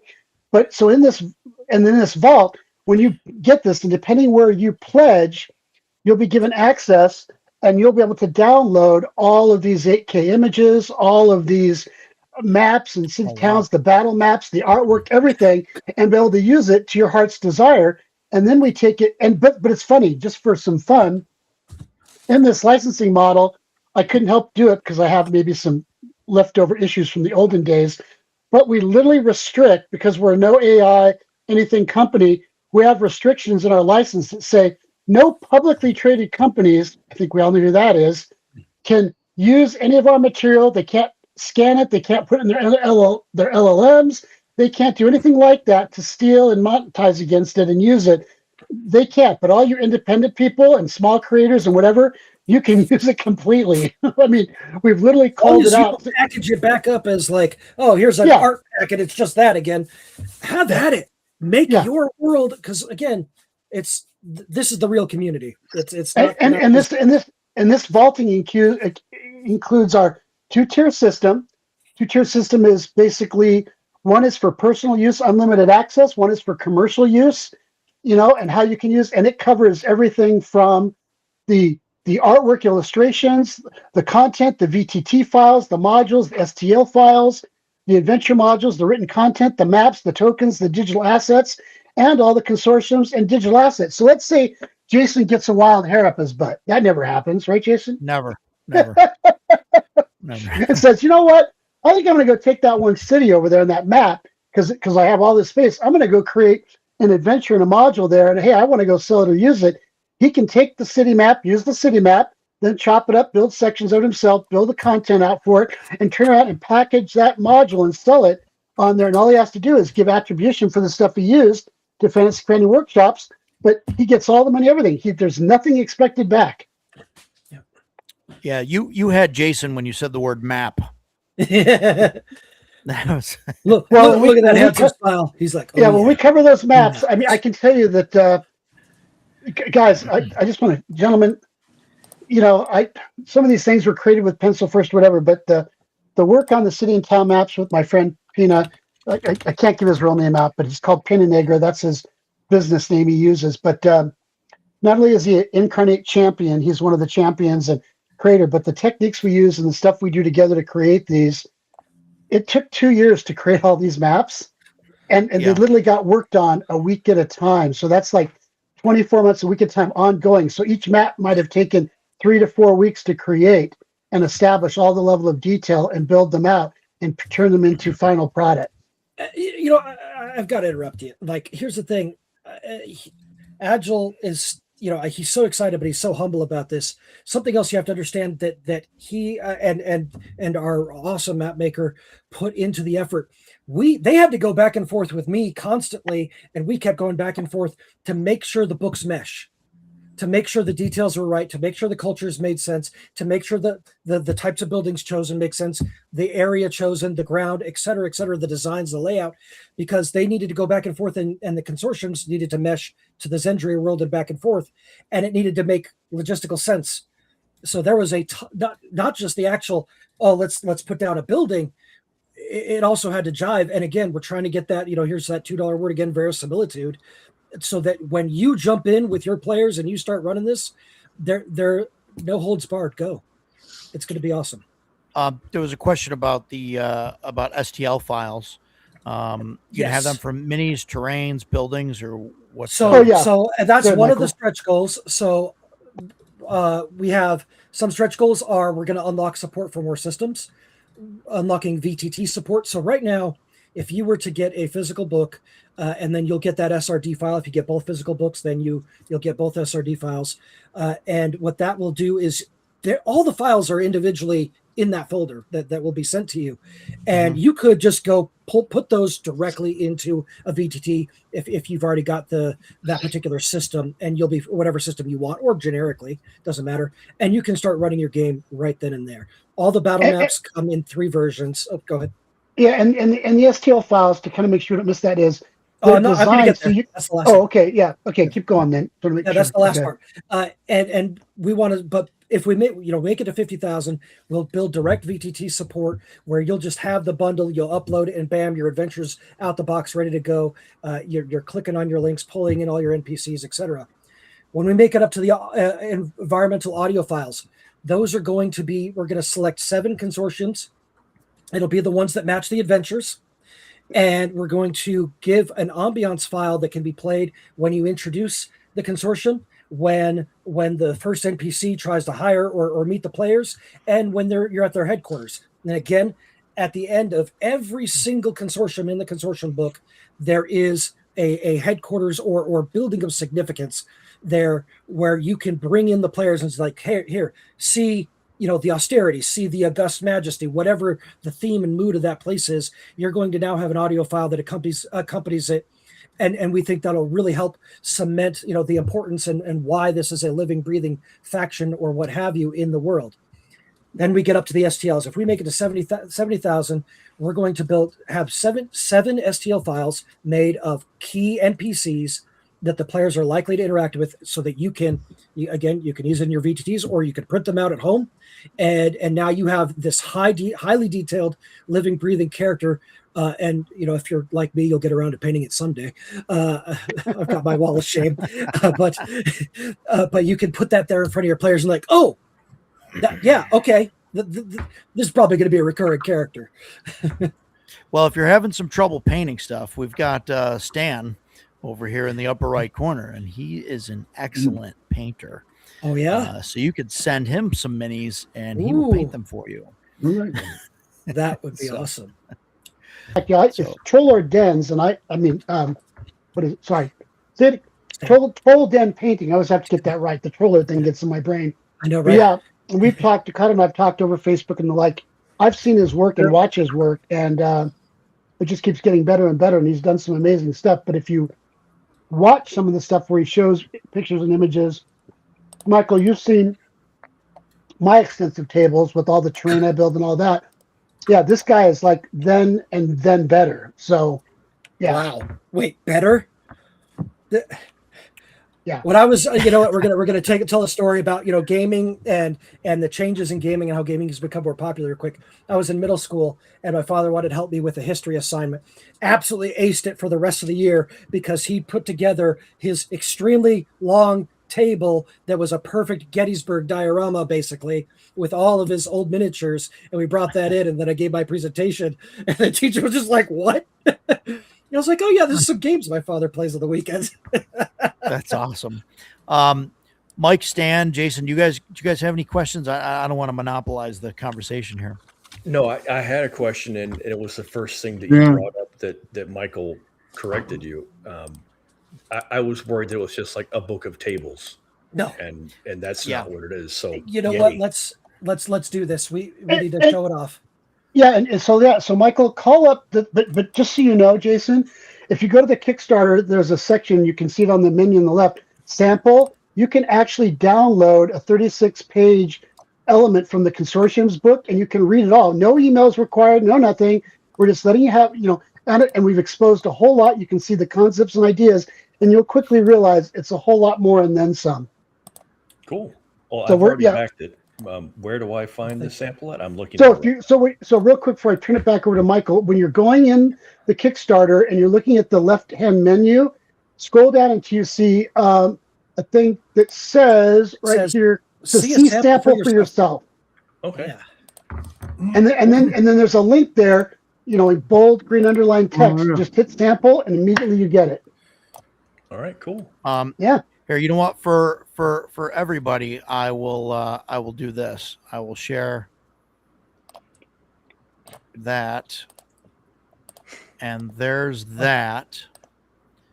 And so you're basically saying, scroll down to here, and then What's it Yeah. called? It says, yeah, go up. Yeah, see it where it says, yeah, go up some now.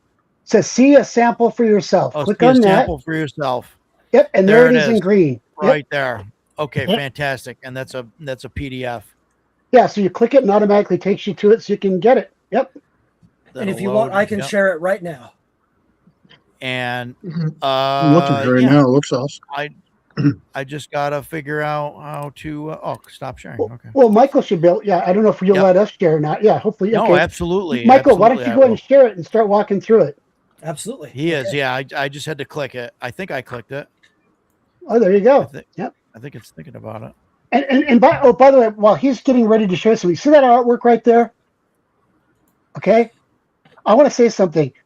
This is an amazing piece of work because trying to do a piece of artwork that could sell the story of guilds and factions and cults and this, working with Rick Hershey, I worked with him on this, trying to come up with something and make this. Boy, that's why if you look at the add-ons, you can get T-shirts. The T-shirt can either be the Consortium's book or the Isendria book on the back, and then an FCW on the front. But it is just, I'm sorry, but look at that artwork and tell me that's not inspirational. I am so proud of the collaboration we've done to get to this stuff. And the cover isn't where it ends. I mean, this is just yet another chapter cover. There is some wonderful artwork. Again, as Agile stated, we have Master Rick Hershey, but then we also have our journeyman artists who are participating, and you'll see some of their pieces throughout. But we start off with an introduction chapter to explain what the different kinds of consortiums are, why we care about this, how we implement it in world building, and why we should. We explain how we're going to give it as an instructional. We tell you what we're going to tell you, and then we start telling you. We have 14 and again, these aren't, back to that question that was posed earlier, and Jason, you were kind of getting to was, is it just a list of charts? Is it just a couple of blurbs? No, each of these factions is at least 6 pages long, each consortiums, excuse me, and it details everything from histories to external relationships, and behaviors and all that information, and it's all built to be entangled with one another. So no organization is going to be an island unto itself, or even the ones that might try, they still have to interact with the world. And so we give you that introduction, and then we go into the development chapter. I'm going to stop on this art again. I just love this. Hopefully you are inspired to start building, because I thought Rick nailed it when I said, hey, we want something that says we're going to build it. We're going to do this together. Let's make the plan. So we give you 60 pages of development chapter where we explain how to brainstorm, how to put together the ideas, and where you shouldn't put together the ideas, having deliberate and purposeful gaps. We're going to explain how do you consume this as a world builder, a storyteller, narrator, castle keeper, what have you, or someone who wants to write a novel, because this will still work for you. We go through and we give definitions for everything so that it can solidify in your head. How do I characterize this? How do I keep it on theme? How do I make it matter to the players? And so I'm going to zoom in a little bit here, and I know that'll cut off part of the screen, but we can scroll slow. So again, these aren't random charts. You could just roll randomly on them, I suppose, if you really wanted to, but we want a lot of this to be purpose driven. You have an idea percolating in your head. You have some character backgrounds on the party. You've gotten through your session 0. What hook is just going to be too tantalizing to ignore, and start from there. And again, as we talked about the 4 pillars, we have history, internal structure, member culture, and relationships. And each of those pieces, we're not just going to leave it to the wolves of, oh, hey, how about you think about the history? No, we're going to show you the history section right here. We have multiple dimensions that we cover: age, catalyzing events, the original founder, what their involvement in that catalyzing event or how they were affected by it. And again, we do have the lists and the charts, but we give good definitions that help you go, okay, yeah, that's going to fit my theme well. Why did this organization get started in the first place? There has to be a reason to have diverged from society and needed to create this new power structure, power center, in order to push through some of the challenges in the world. Zendria is laden and rife with recent issues like the Scouring that will provide much impetus and a lot of reasons for different groups to try to vie for power and resources.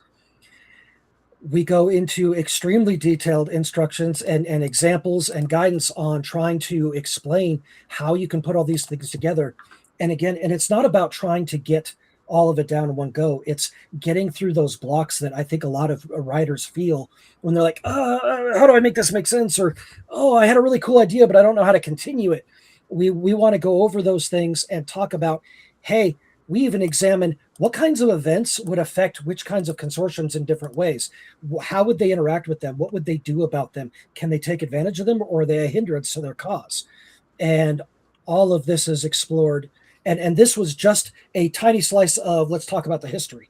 Again, there are 3 other pillars to explore, many dimensions, and we want to take it there. Any questions before I go on? Okay, so now we're going to now we're going to get into we're going to show off 2 example. Yeah, before you do that, so just curious, Mike and Jason Ducato, what do you think so far? I mean, what's your impression? Be candid. I like it. I think it looks great. Like I said, the art sucks you in, and just the ability to provoke thought and ideas is awesome. I love books like that. Yeah, I think it looks beautiful. I like what I'm seeing here, that all the different whatever that word is, consortium. I'm getting really tired, man. Say groups. I like that, like it looks like a cross cut of a piece of wood, but like each faction has its own agenda. Yes, and what it's driving. Yeah, yes. I really like that sort of thing. And that's how you make it seem more believable and not like just another cookie cutter. So one of the things that we provide in here, and I'm going to zoom in quite a bit on this, are these radial spider graphs. We wanted an at-a-glance mechanism, and we spent quite a bit of time tweaking this. And thankfully, once again, Rick Hershey came to save the day, helping us get it to this design. We wanted an at-a-glance sense of what does the organization stress or impress upon the world. How does it actually interact with the world? So we can see the Eternal Conclave here, very political. Also, they have the ability to push their political power across continents. They're a very big organization, as opposed to the Brotherhood of Boundless Bargains, which is mostly just getting started. It has some political capabilities and it has a lot of money, but they haven't really gotten out there yet. The word isn't out there yet. Not everyone's agreeing to what they're doing. Eternal Conclave, you can see massive political capability. They know how to get involved in the bureaucracy and in the tangled webs, and what they're trying to do is get everyone to just agree to peace, because the scouring has left all civilization so decimated, and everyone, instead of just working together, is out there trying to pick up their territory because everyone's going to need those resources, right? Well, we have an organization that might even interfere, even though they can be seen as a positive organization. They might interfere in what the players are doing because they seek balance. And if the players are getting in the way of that, well, they might meet them. And again, so you saw those pieces right there. Normally, when you see a book that's like, hey, come check out our 10 cults or whatever, this is the whole blurb. This is the first paragraph of the history, and we're going to keep going from here. With the different, I've already forgot what the hell you called them, the little pieces of wood. Like say an organization has a weaker military. Yeah. And I've got 5 players with me, and we decide we're going to raise a small mercenary army and fight not against it, but like, in its name. Can I increase that sex military? Yes, you can. Absolutely. That's the idea. That's exactly, yes. So one of our adventures, A Wall Too Far, features exactly that scenario. A mercenary company that has a lot of veteran mercenaries with a lot of grizzled time, and they know what they're doing, but they're weak right now because they just don't have enough recruits. All the people they've been recruiting, they're basically just people who need this as the last resort job. But the PCs get recruited to deal with a serious incursion. We've introduced a very rules light mechanic, supply points in this adventure, where there's going to be a series of sub adventures that can make this last for months. You can easily take this adventure from the mere 60 pages that it is, and we give you guidance on how to expand on all the different sub elements of the adventure and turn it into a series of quests. Each one of those fuels more points. And at the end of the adventure, depending on how well the players did at saving the city from the incursion, that will determine how well off the mercenary company is at the end. How many more resources, how much more funding, how many more talented recruits they're able to bring, and they may even earn rank. The players may even earn rank with that mercenary company and be invited to be part of the leadership. Another way that they can draw in recruits. If you're an OSR player, you know that the old fighter as they leveled up, they could attract some followers and bring on a warband. Same thing with the barbarian, etc. We introduce the option to make that possible in here. Cool. So you mentioned in the Kickstarter and a couple times like the different systems and stuff. So how does this stuff like those military numbers and all the numbers on the chart? How does that fit in like mechanically to like Castles and Crusades or like an OSR and also maybe I'm going too deep with this one question, right? But also how are you like separating that to say, are you using separate booklets or to say, hey, this is how it works for CNC, this is how it works for Shadow? Yes. So in the adventures, we support 4 systems up front, and we're hoping to support a lot more with stretch goals. With stretch goals. But when you get the adventures, you're going to get a lot of content.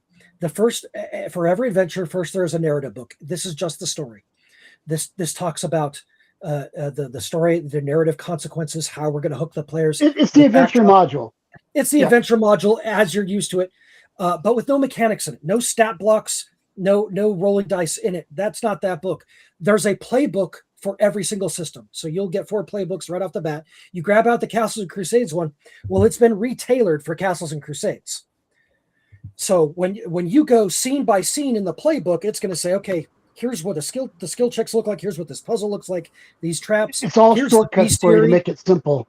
Yeah. So you just go page by page. You can start running this, take 5 minutes to read the synopsis and start running it. But yes, you'll be able to introduce those elements because Castles and Crusades, Shadowdark, very different flavors of system, right? Shadowdark, much more grim and gritty, looking down at the dungeon, our boots are soggy, right? Castles and Crusades, still very OSR, but you do have those elements like attracting a following in an army. We do account for that in the adventures. Okay, cool. And what systems will be coming with it so far?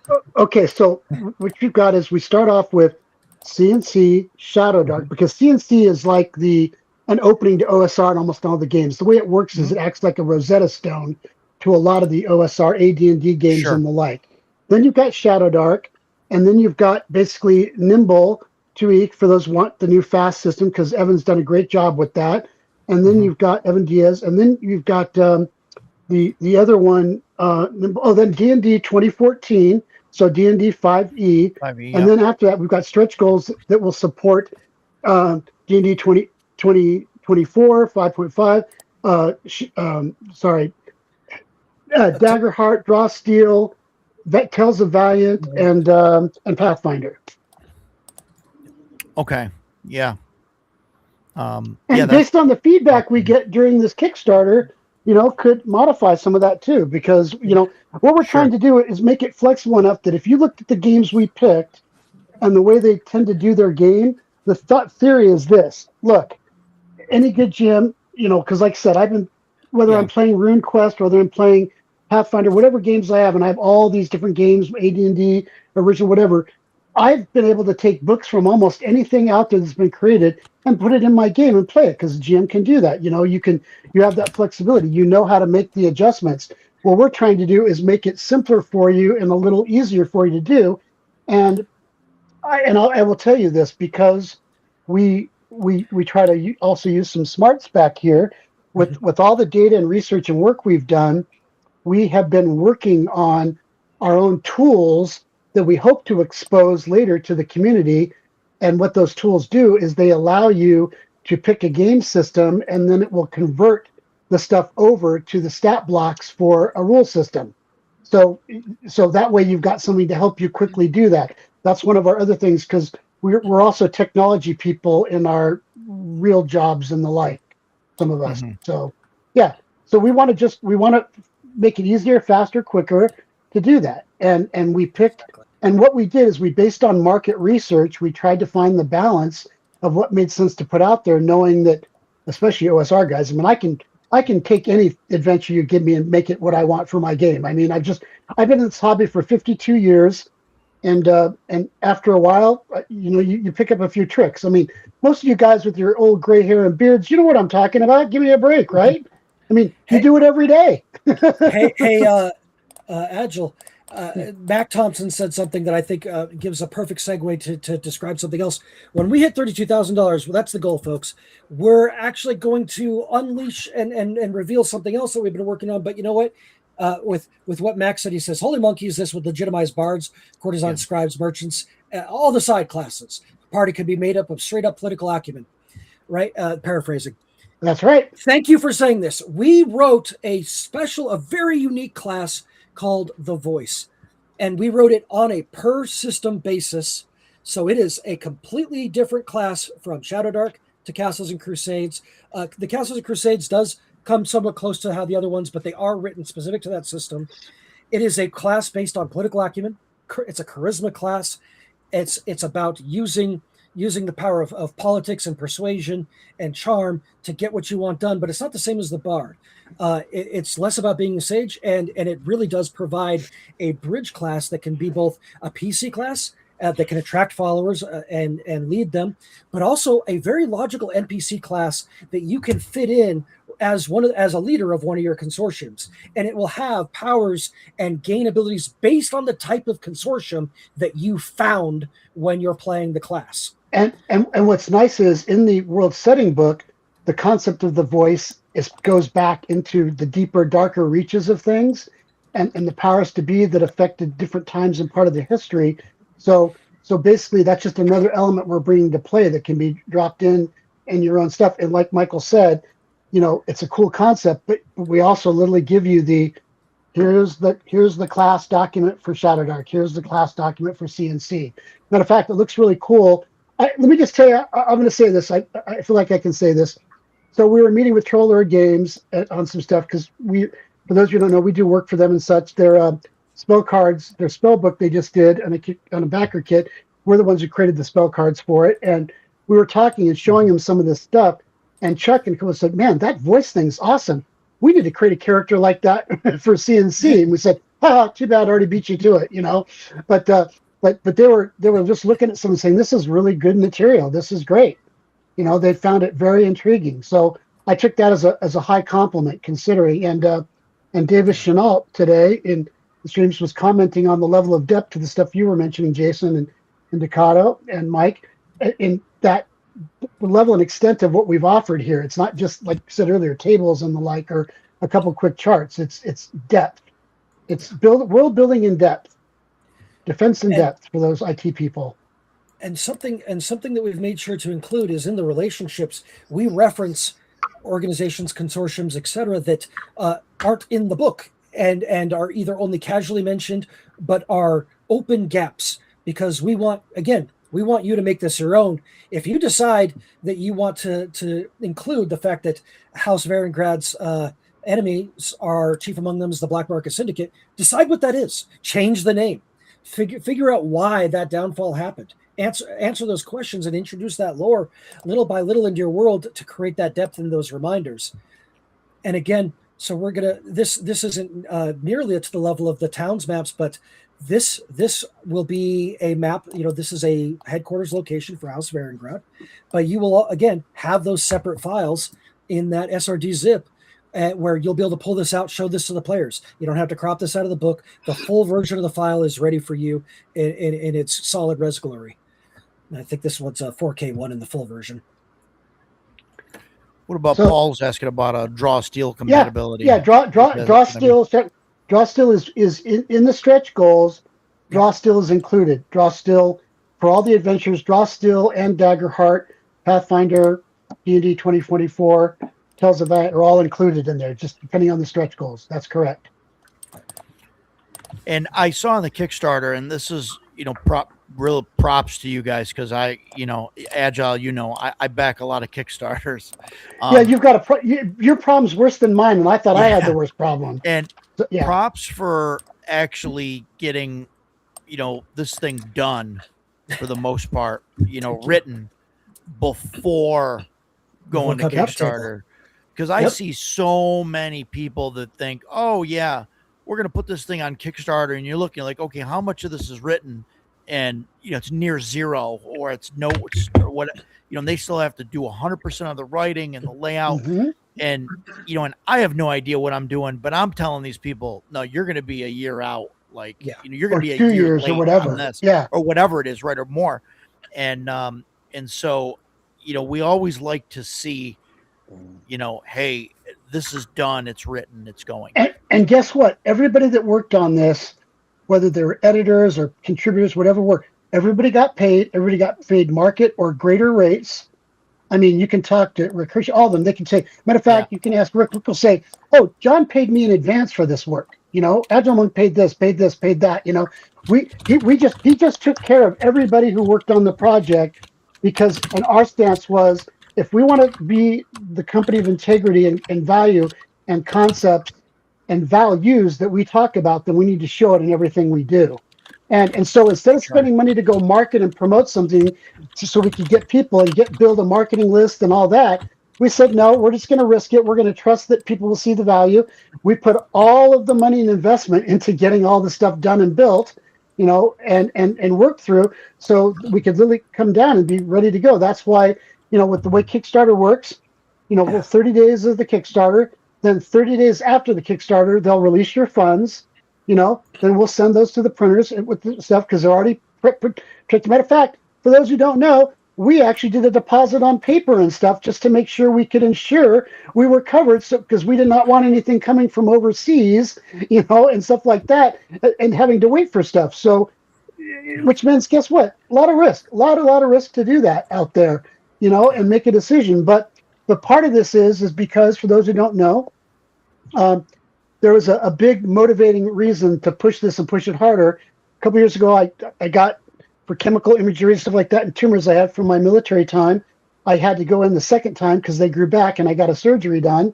The surgery went fine, but then during being in the ICU and they're doing stuff, the anesthesiologist, they screwed up, made a big mistake. I died twice. I died in one hospital, got brought back, got sent to a heart hospital because they broke all my ribs and all my sternum in 2 places and damaged my heart, had to go to another hospital, died there, got brought back again, and basically, I was a miracle, because that miracle was, in my opinion, God let me live, because according to what I had and what happened to me, they said I shouldn't be here. So I was like, okay, so Michael and I have worked on this, and nope, we got to get real serious about this, because if I'm going to leave a legacy for my son and my daughter-in-law and one of my best friends, other veteran, and the people I care about, well, then I better do it before it's too late, because guess what? I found out the hard way. I could have been, life can hit you at any time, and you could be gone, So to me, this is a big passion to build this business and leave it ultimately for Michael to carry on. It's kind of funny you mentioned that. We were talking about that today. That was we were talking about culling our collections, and in the show, and obviously, death and stuff came up, and like leaving all of the stuff behind for our families, like what we want them to sift through and stuff. So I can't figure if Michael's waiting for me to go or not, because he gets so much stuff from me, because in the will he gets all the TTRPG stuff. I have one wall with shelving on it that's got a lot of my gaming stuff, especially the miniatures, and I'm just looking at it going, there's so much. So Paul says that he's glad that you made it through all that stuff, and he was also wondering about I was kind of thinking this too, like the D20 systems, they're all similar enough, easy to convert and stuff. Right. Are you guys doing the conversions yourself to, like, Daggerhard and whatnot? Or so let's talk about that. What we've done is, in some cases, we've gotten with some people that information and partnered, but what we've ultimately done is, no matter who we've worked with, what we've done, we've ultimately brought it into our house, as FCW here, and we've been building out our solutions for these conversion processes, and how we track that information, which took a lot of research, a lot of data, building databases, knowledge bases, and stuff like that, and then building technology to help us map it out correctly. So one of the guys you don't see here tonight, Dave Fritz is his call sign, Fritz. If you remember Wizards, they killed Fritz. They killed Fritz. Those nasty elves. They killed Fritz. Well, Yeah. that's he and I have been together for a long time. He's an artillery, U.S. Army artillery guy, so he's deaf as a doornail. But but he's a coder and software architect. We've worked together for years. Michael, Take care, Mike. Michael is part of his See you, man. going back to school under VA benefits and stuff. Wanted software programming, like, so. What we've done is just taken our skills to build tools to help make us better able to do this quicker, faster, better, while keeping the core of the concept still alive and not using any fake stuff. Like I said, there's no, I mean, we detest AI over here, and I don't care what people want to do with it, but when it comes to creatives, we want stuff made by real human beings with real thoughts, real emotions, real feelings, and a passion for this that you can't get in a stupid program. Okay. So yeah, no, I agree. I agree. Definitely. I think like the place for AI is not in the creative things.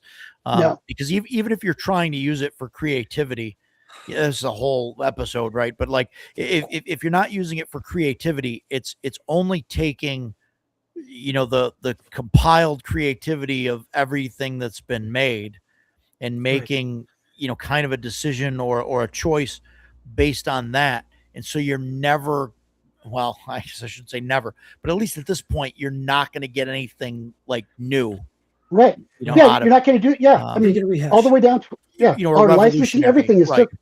Even our attorney said the licensing model we built, game changers, different. No one's doing this. No one's willing to give this stuff away and do what you're doing. And I said, good, that's what we want. And that you can't get from AI. That you can't get from machines.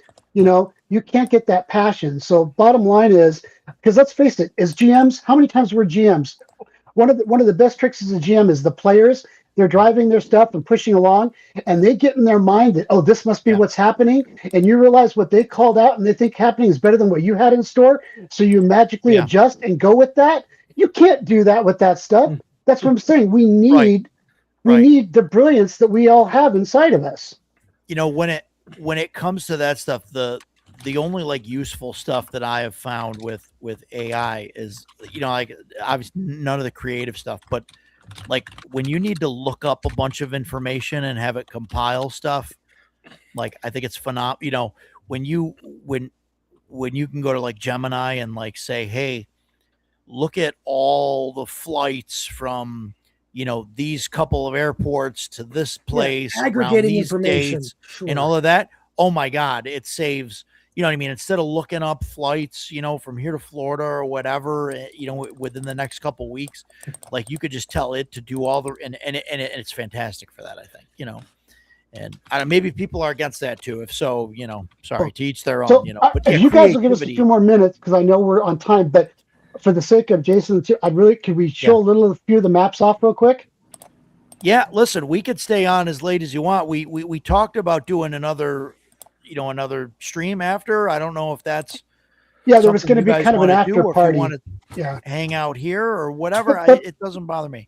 But for your recording, what I want to do is I want to at least get some of this for you though, because you've been so gracious to do this. So let me know here. Okay, good. Looks like screen's coming up.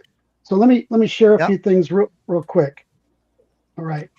So first off, let's talk a little bit about the artwork.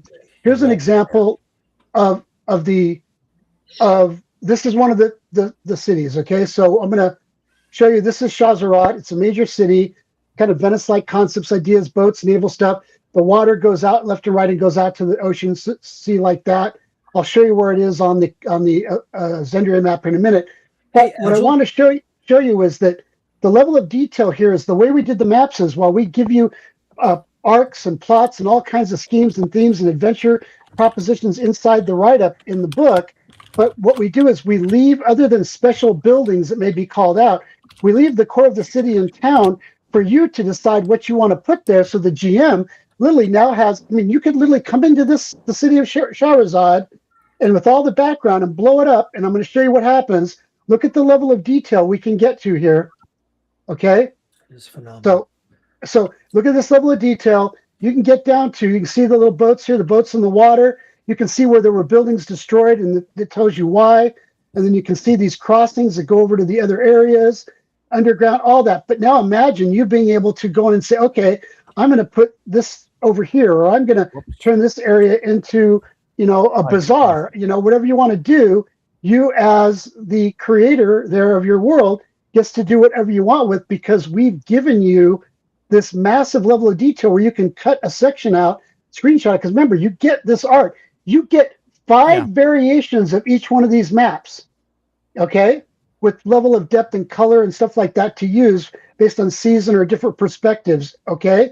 And you get all that detail, and imagine what you can do with that and how you could create your own adventures and label these things any way you want to. I mean, it's just, we've, and like I said, these took 2 years to get through all these maps, okay? Because of the level of detail and work that went into them, because they're built using a couple of different techniques and methods here, and to get that level of detail. So let me show you. Remember we talked about, let me do this real quick. Let me show you the Zendrian map real quick. So the Zendrian map is cool. It's done from a sage, magic user, whatever, map cartographer, someone, the old saying, oh, I got this ancient map and it gives me all these points of interest and locations. Yeah. Can you take your viewer window and drag it up? That way less of the image is cut off by our Oh, thank you. Sorry. Thanks, Mike. Yeah. Okay. Sorry. Thank you. Yeah. So for example, you can see here's Lazura down here, points of interest, locations, but the detail you get to decide on where you want to use it for. Oh my gosh, I hate when that happens. Sorry, guys. This is me. So over here, like for example, see Valestrio, that was Valestrio's here's a town. I'll show you that. But see Shahrazad, that was Shahrazad, that water town, but yet through the jungle in the area, it then goes out and feeds out into the major oceans. Okay. So Cathil, now look at this. Cathil, super massive underground dwarven stronghold and underground city that after the sundering and the scourging and all the stuff, bunch of Karstens wiped out. Well, most of these locations are dead and trying to be rebuilt. Well, they went underground and they've got this area. So now when you go to the Cathil map, what we do is we take the Cathil map and I'm just going to blow it out here. So don't spoil surprise here. Let me blow it out here.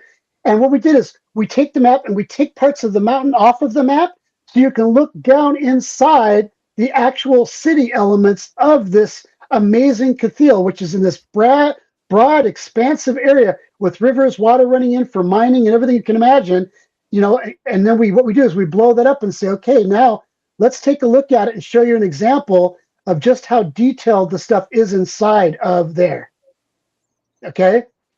Like here, major pinnacle for the government, famous Colosseum that has special meaning. It has a big metal rack on top because when the earthquakes come and the giant rocks and stuff fall, they don't want anything to happen to this big facility because of what it means to the dwarves. So it catches all that, keeps from destroying it. All this stuff from the lighting to whatever you can do, all the way down to areas like this, where you've got a massive forging area out there. It ties into the adventures and some of the organizations. All this detail is in here, including these interworkings and movement parts that are used by the dwarves, all in this underground expanse.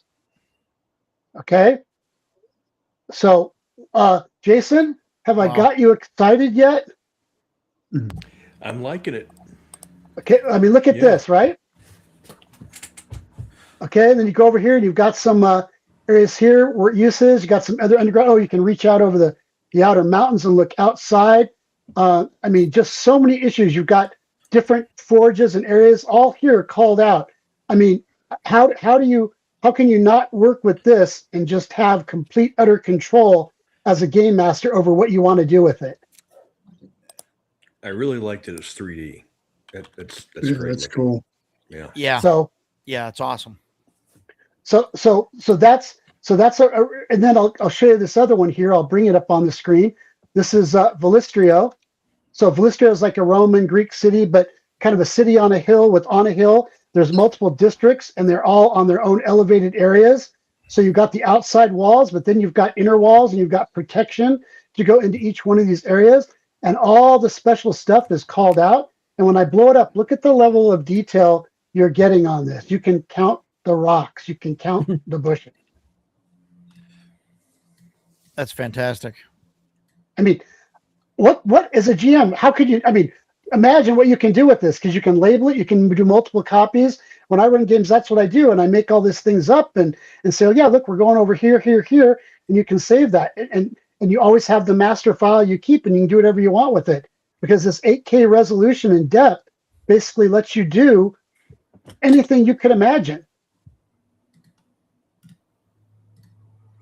So I hope that excites you, because I'll tell you, the amount of work and time Pina and I went through on this is just overwhelming. So, yeah, that's awesome. Just yeah. So so here's what you do: you get 30. So we cover 30 cities, towns, along with room for other places for you to do all over the world. The nice thing is none of these maps have Zender on it. You can drop them in your old world and use them however you want. So if you want to do it that way, and like I said, you get 5 variations. So 10 city town maps on each continent, 30 total times 5, 150 8K digital maps all dropped to you with your ability to use them however you would like. Wow. That's awesome. Yeah. Yeah. Planning an urban-based adventure or campaign is easy from any one of these places. Starting your sandbox or your West Marches and plopping players in these different spots with this level of support, drop them, hand them some maps, hand them parts of maps, and go. You have the details there, but with again enough gaps. Fill in for your world, fill in for how you want to run your game, write your story, but please come back and tell us about it. We want to hear people using this. So, I mean, so I hope that I mean, it's just, it's hey, Ansel, could you switch over and go up one image to the wild magic bloom there? Something else speaking to that point about we've done the work up front. We're not going to be going, oh, okay, it's funded now. Oh, we need to find the artwork. No, look, this is the artwork for one of the adventures. Matter of fact, we have all the artwork. We've done it out, thought it out, scripted it out, documented it out. Already documented. Yeah, we're for the example, the consortium's book. We're going to get back with layout, and we're going to add finish the credits, the index, table of contents, and then we're done. But all the content's been written, and so we're ready to go. So I want to show something else here just to get. See, I think I have one. I want to see about. Oh yeah, here we go. Yeah. I want to show a couple other things, because I want to show some things you'll probably never get to see in other games because they won't risk doing it. But here is one of the towns known as Kaltra. This is a winter wonderland way up in the north. Look at the level of depth on the cliffs and the mountains there and the rock areas, and the water and the frozen water versus what's blended water, and the ability to run the docks and the town, all of that. When was the last time you saw anybody give you something like that? Right? Yeah, that's awesome. Great. I mean, all the way over in the edges, here. I mean, this is the kind of stuff that just is so important to us and so valuable because of what it means and does for the game, So, yeah. So, I mean, so when we say they're not all just pretty green maps, we have the terrain is all kinds of different terrain and maps. Yeah. Lots of cultures represented, lots of linguistic backgrounds. There are some adventures where the names are all dedicated to that particular region, and you're going to notice a very different set of names. One you might have Bob, the next one you have Alara, and then over here you have Marikos, something with a more Greek origin to it. Again, all of this has been considered. We've gone back and forth between the two books to make sure that we cover these things and keep that perspective and that alignment between the products. Again, use one, use the other, use both, make it yours. And again, we want to hear about it. So did anybody need a land full of farming land and the like out there? What about something like this? Right? I mean, look at the level of detail on this, and I can go down in the water and how they brought water in and what they did and how they're organizing and how they've structured this to live. All this has unique stuff to it. Yeah. That's fantastic. Yeah, I mean, I love the level of detail. Yeah. So Do you know we're what program was used to create these maps? I only share some of it because it's a little bit of secret sauce. But Peanut we used because he is, like I said, he's on the champions team for Incarnate. But believe it or not, we use that, but we use a bunch of custom digital software, Adobe products too, to literally build it and build these out and create it so we can create all the different elements and pieces we want, because we're giving you more than you can necessarily get out of those programs. And a lot of custom assets were made by a lot of people. Yes. A lot of our awesome. art team. It's really great. Like here's a look of a town where you're getting it a little bit because it's got a dark element to it thereas. So, I mean, you can see kind of some of the complexity and detail here as you look at the boundaries and walls they put in here and the dark. But look, guys, look at the depth of these cliffs. Come on. Can I get an amen? Amen, indeed. But look at the quality of this.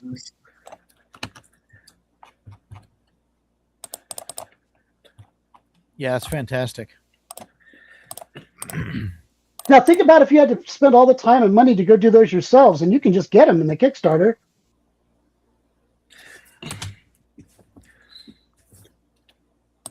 Yeah, that's great. Some more artwork, and then I definitely want to share this one because this is a special piece for Belendria. It's just a phenomenal piece because Belendria is a unique continent, but there's a lot of jungle and crazy, dangerous stuff in it, and this really epitomizes some of that with the look and feel of it. So, it's just like I said, a lot of really cool stuff. Well, with that said, I guess we should probably get out of your hair. Yeah, yeah, we got some people waiting on the after party. Good. I think I got to find the link still so I can get over there. And we'll move over there. So I just posted it in the private chat here. Oh, perfect. Thank you so much. Okay. So I'm gonna end the stream and then we'll be right over. You guys are welcome to join us. Can I give a big? I just want to say this. Yeah, go ahead. Jason, Ducato, Mike, I know you left already, but Roger, thank you so much. You guys are people I watch all your stuff. I follow along. I'm a fan. Thank you for giving us time and giving us the honor of presenting, taking up time in your community, taking time from your families. I know what that means. That's a privilege and an honor. And I just want to thank you all and tell you how grateful we are for you doing this. Absolutely. Thank you so much. It's my pleasure. Totally. Yeah, absolutely. Thank you for all the support you throw our way, like all the comments and stuff. I see. You guys are awesome. Appreciate it. Well, we love the content. We'll be on the other. I put the link in the private good. Yeah, chat I just found for you it. guys if you guys want to join in backstage, and then I also put the link on the to the YouTube directly to the video there. Okay, in the chat so everybody else can join us over there. Thank you. Perfect. So I'm gonna wrap this up here, and then we'll see you guys over there in like 3 minutes. Thank you. God bless. All right. Thanks everybody for coming. Okay, let me go.